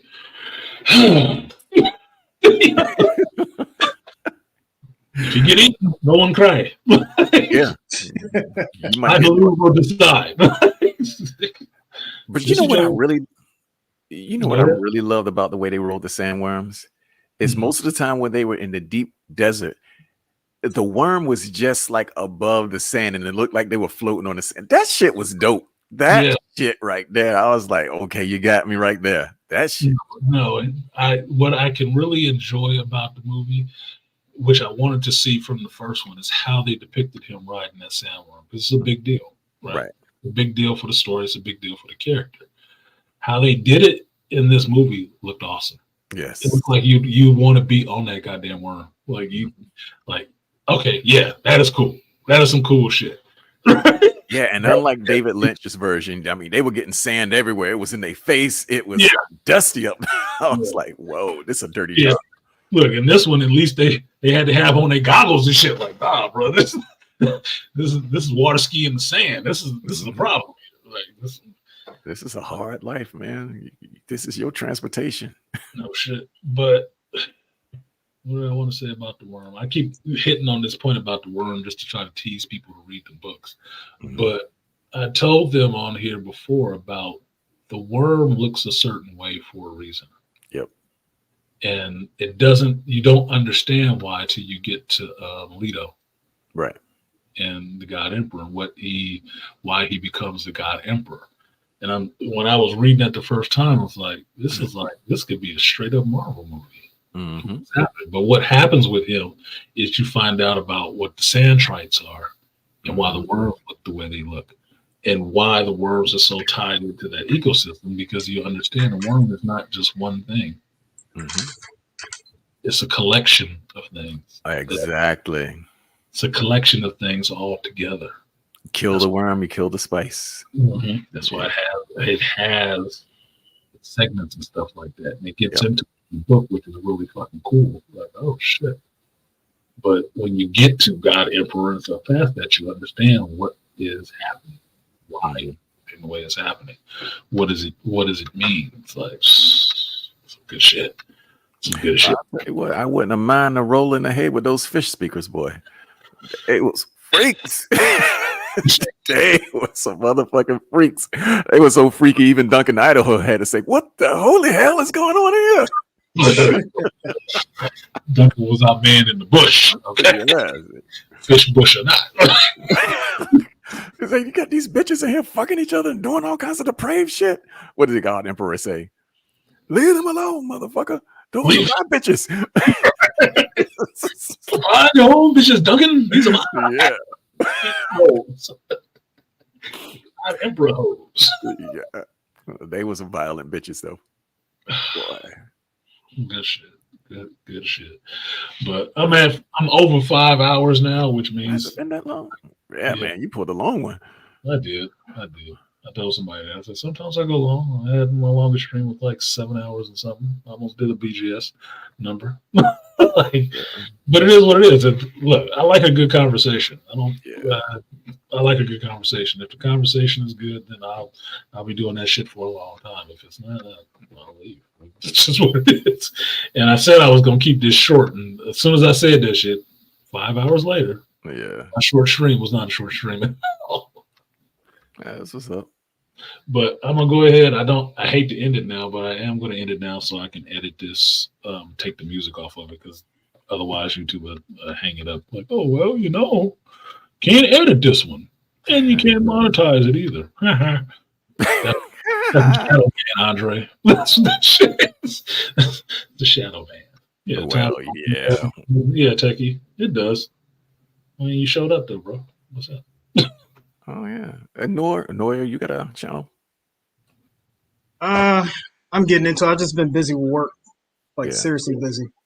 So, And I work in I live in one state and I work in another, so I'm at least on the road for about 5 hours. God damn. talk about a commute. That's a hell of a commute. They ain't got Yeah. no trains where you at? He off the grid. He hiding the secret location. He hiding the secret location. He pulling a Batman, man. Hey, I ain't mad at you, man. Yeah, the cave in the Palisades. I work in Gotham City. Yeah, I'll go a Yeah. little bit more, but not live for the world to hear. It's not their business. Hey, But like man. It's not. like if you end it, if you like, I guess whenever you end it, I'll tell you. I already told Charles. That's why Charles was like, okay, I get why you move the way you do. So Mhm. Yeah, well, you can hang around in the back. I mean, I'm not just nosing on people's information. It's like you share with me what you want to share with me. It's fine. I don't tell people business. Put it that way. That's not my thing. I'm a pretty private person myself, and I usually get pissy with folks when they start sharing my shit. So it's like, you don't want me to so you share what you share. I'm not prying. I mean, Desi already picked up on it. He kind of said a word, but I'm not going to repeat it. Okay. I had to indicate.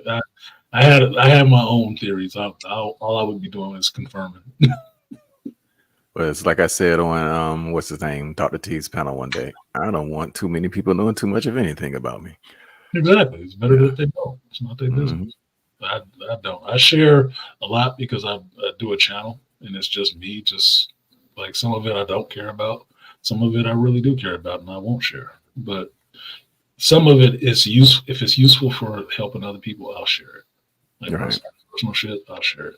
If it serves a greater point, it would be. But otherwise, I'm pretty fucking private. I keep my shit to myself. So no worries. I ain't prying. I'm not prying.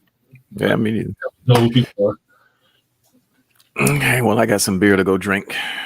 Man. You too, because I've been doing my Jamaican weekend. So I got Red Stripe and Bacardi and orange juice. Let's see. Maybe I'm going to make some I ran out of screwdriver. Jamaican patties. So I gotta find some more. So All right, brothers. Well, y'all take it light. yes, sir. Thank you, dear Seth, for spending time. Apologies for the kids, but they lost is my benefit. So I appreciate you.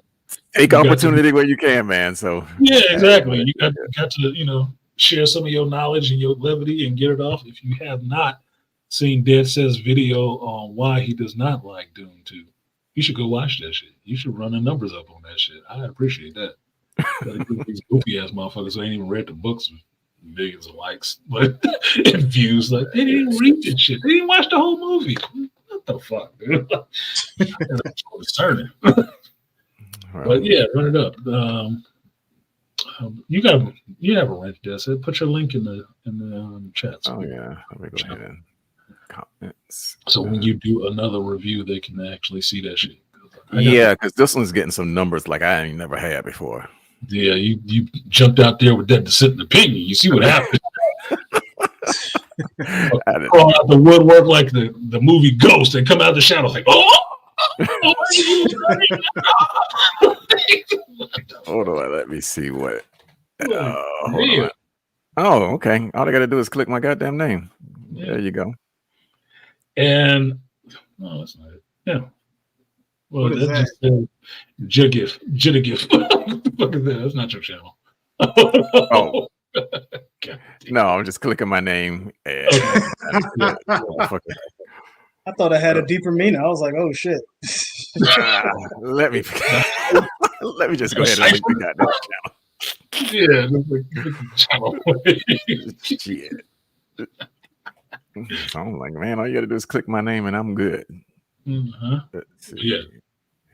Now some people can find it, but I think I got you subscribed already because when I was in other people's streams and they said go and check them out. I think I got yours. That's how I got Arts and a bunch of other people. Oh, Aquatech already got it. Thanks, Aqua. Thank Oh, you too, Artisan. That's why he the #1 wrench. Yeah, Aquatech. I ain't been by his channel in a minute. Yeah, Aquatech, baby. Yeah, because you were doing the he did. Who was it that you did the foundation series with Aquatech? Because I remember it was you and another brother. Because y'all talked about it a lot. Was he going through the foundation? Because I did it with me and West Coast African. Yeah, it was West Coast Dojo. Yeah, and West Coast and BGS. Okay, all right. So it wasn't he turned me on to it. So I think Aquatech came up at a certain point in that, but that was me, West Coast African, and BGS. We were doing that foundation series because we were reading through that whole series, and we were roping other people in to read it too at the same time, so we could actually talk about it. So if you look through my library and look for, what is it called? Not Geek Speaks,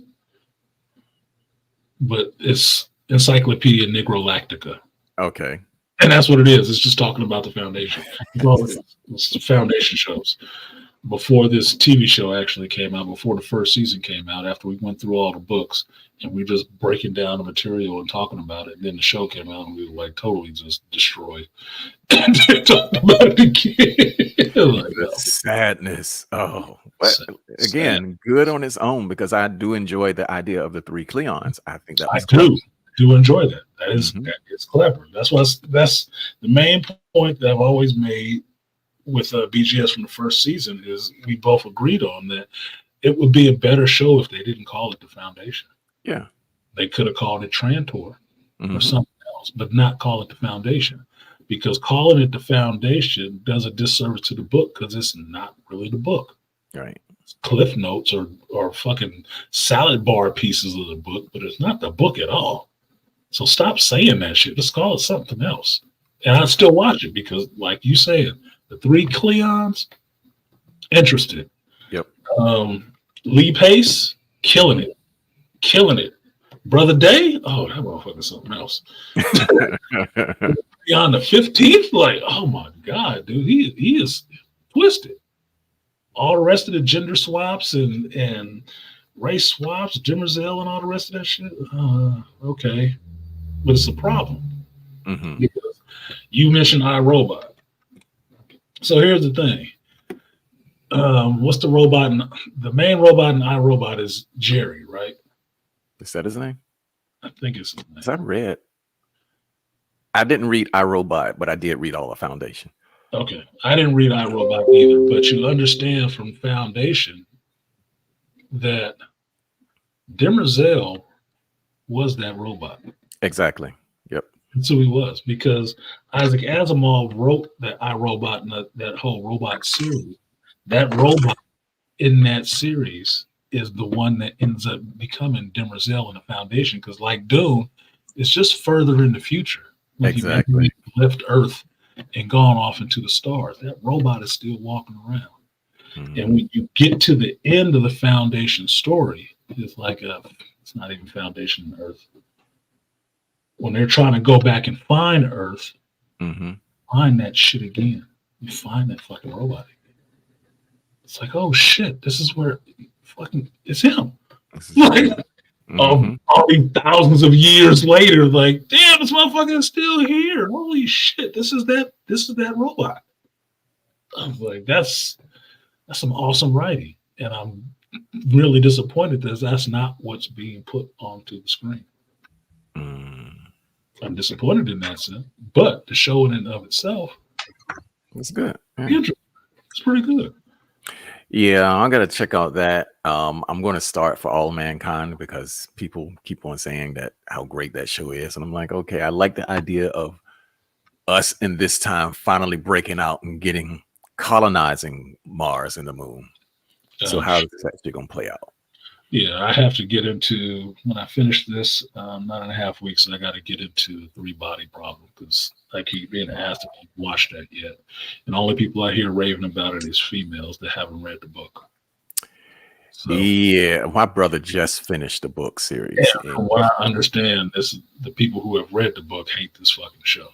So I'm reluctant to watch the show on its own without having that primer of reading the book, or at least going through the audio or something. Okay. Honestly, the show on its own is not bad. Is it? Because you know who made it, right? Mm-mm. The same two goofballs that gave you season 7 of Game of Thrones. Well, they didn't do too bad on this show. The only thing, because here's what they did that was clever. They took it out of Beijing and put it in London. And by changing the setting, they of course changed the culture. Yeah. They kept many of the events the same, but they condensed it a bit. The typical shit that you expect the screenplay to do. Mm-hmm. And so it wasn't egregiously different, but the differences that were there, I wasn't insulted by them. Okay. And you read the book? I read the entire series. Okay, cool. Because I downloaded that series on my Kindle to go through there. Mm-hmm. She didn't say shit this time, did she? This time she didn't say a goddamn thing. Mm-hmm. But I downloaded that series on there, so it's something I'm gonna have to go through before I watch that show. But some things I'm interested in to find out what that's about, because the premise of the book sounded interesting as hell to me, and I'm relating it to Octavia Butler's Xeno saga, right? With the series, yeah. The Imago and all the rest of that, right? So I'm relating it to that. So it sounds kind of interesting. It'd be more interesting if it was in China, because I like learning about other people's cultures a little bit. Right. So I'm into that. I'm into seeing that. So I'm gonna get through those stories as soon as I finish this one and get up with Malika on this little thing and see my little baddies that I incepted the idea of this movie into their heads to see what they thought about it. Just some psychological research going on some people. All right, then. All right, brothers. Well, y'all take it easy. Yes. I'm hungry and thirsty now. So am I. I'm thinking about burritos and red stripes. So appreciate you guys. Thank you for spending that time with me. I do appreciate it very much. Get ping pong off of and give me some good ideas. I will thank Andre for upsetting me and making me drive my numbers down because I had to fuss at you. Oh wow! I appreciate that. Fucking with you. Appreciate you, Noir, for coming up. Oh, you still here? Good. I thought that he dropped. This had dropped. But Andre, I'm messing with you. It's love. I can't be hard on people, on youngins, just because patience. I'm Gen X. I don't have a lot of patience with dumb shit. But I'm not for everybody either. So it is what it is. But you handled it pretty well. I kept bringing you back. So you got life. I do appreciate you allowing me to come up, though. So thanks. Oh, no worries. I put the link in there, so it was open. As long as nobody came up here with no dick pics, so I was fine with it. But we can. That's for plenty of fish. No, last time Andre was up here, I had some dude was coming up here, kept just streaming fucking bullshit. That's why I shut down the open panel, because I don't know how he was doing that shit, cloning people that I knew and having an image up there and then pop up in this pornography. I'm like, what the fuck? Crazy. So it is what it is. It's part of the YouTube game. People want to fuck up your shit. People that read the book hate the show. Par for the course. Yeah, Aquatech, it is par for the course for most things. Thank God there ain't a book of the Acolyte, because I wouldn't have read it. Now I can only deal with the show. Be done with that. I was just about to go and look at that too until y'all started describing. I looked at the commercial. I was like, oh, they got freaking Trinity. I was like, Yeah. But it kind of gave the same flavor as what's that show that pissed me off? Wastelands or something like that. I think it's called Wastelands, where they had all the sword fights and all that. And I try to sit through the first 15 minutes. I was like, I'm done. Badlands. Into the Badlands? Yeah, Enter the Badlands. Yeah, that one. They got some good martial arts fighting that. My ex coworker Zach was watching that. He really liked that shit. But certain shows, it just depends on who likes it for me to let me know what's going on in the show. If I, like I've been explaining this whole time, if you understand the person who you're asking for them to tell you what they thought of the show, you understand what they like. Right. So that tells me a lot more what's in the show. So if I have a lot of females that like that show, I know it plays on more feminine themes. Yes. That's why they like it the most. Right? So when I get to it, I'm kind of predisposed to understand that that's something that's going to happen in the show. I want to see what a guy would like it for. Like Wheel of Time, I've heard chicks love that shit. I don't hear many guys that do. It just depends on what kind of women like it. Disease? Yeah, fuck it. I ain't watching that shit. Not for me, but it is their show. Okay, fine. At least I know. At least I know coming in the door. So, but yeah, appreciate you coming up in Noir Truth. It's not a scary place. I mean, I just have conversations. Like, get frustrated with younger people. Some millennials get on my nerves. Not Andre necessarily, but I get impatient sometimes. It just is what it is. I don't raise kids anymore. My kids are grown. So they're around Andre's age. He's a dad and a Canadian, which you get them points, motherfucker. Like, what the fuck? You might be light skinned like Drake, too. I don't know. Oh, my goodness. He ain't saying nothing, so I'm going to drop his ass down because I keep trying to bait him out. He ain't coming out. So, all right. You probably sleep. He ain't sleep. He is not sleep. I'm off work. And I don't All right, brother, I'm out.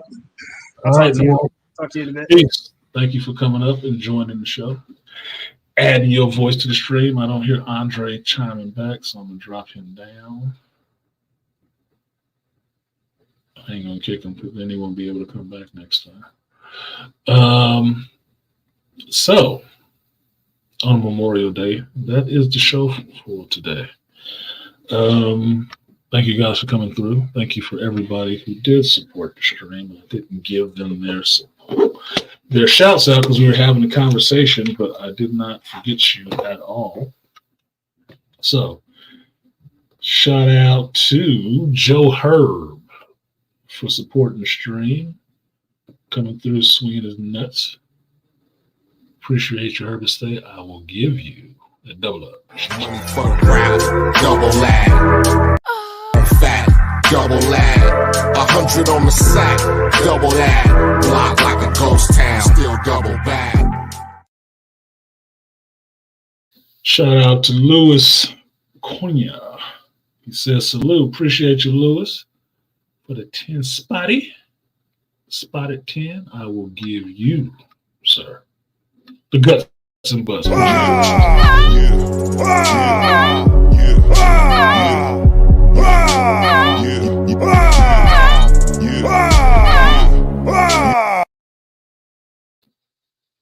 Shout out to MDM, Mr. Donnie Mac. Appreciate you, Donnie Mac. He said, my only gripe with Dune Part 1 and 2 was Chani not being Dr. Khan's daughter in the films. I still could have worked if they stuck the landing and kept that connection between those two Fremen women. She is, because Chani mentions it in the first movie that she is Khan's daughter, but it goes by so quick you don't even notice it. You really don't. It's really quick.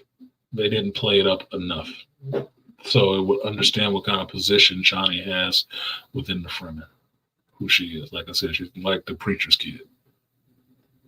Okay, and the person who has the idea for remaking Arrakis back into a green place. She would be significant. That'd be significant for her character. They should play that up a little bit more. But I had to make the movie. I just watched it. So shout out to Donnie Mac. Appreciate you, Donnie Mac. I will give you the guts and butts. Appreciate you, Donnie. Double up, 3 or 4 times. I ain't telling no lies. Run it up. Never let a hard time on the once.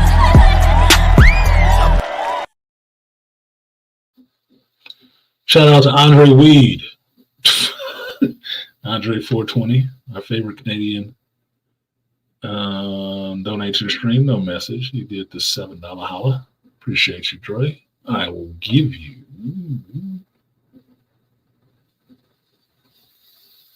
You got some butts. Appreciate you. Double up.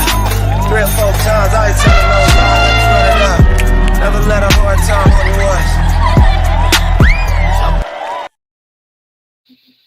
And this next one goes out to Volcanus with the $5 super sticker. I can't see the sticker now. It's too long ago. I can't see the sticker. But appreciate you, Volcanus. I do appreciate everybody who donates to the stream, because you don't have to, but it helps. It does grease the wheels and keep this thing rolling. Nothing is free here, neither is YouTube or StreamYard. But so I appreciate that very much. So I will give you the 3B salute. Appreciate you, Volcanus.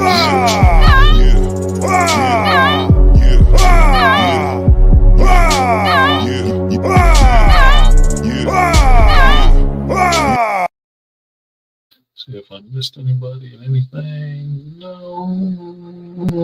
Oh, Kev Live.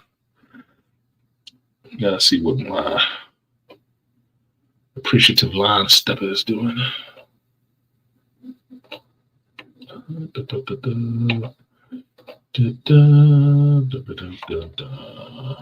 is this thing lagging? Oh, because I cussed at Google. Now this should no longer work right. Stupid. Okay, that's it. So thank you, everybody. We did not make the goal, but I didn't state the goal in the beginning, so that's on me. But appreciate you guys for coming through. Through all the conversations that we had today, I understand that while no movie is perfect, I don't believe there's a perfect movie. There's things that they get right and they get wrong. It is not outside of the pale to be able to critique what you didn't like from a movie that adapted source material that you were fond of.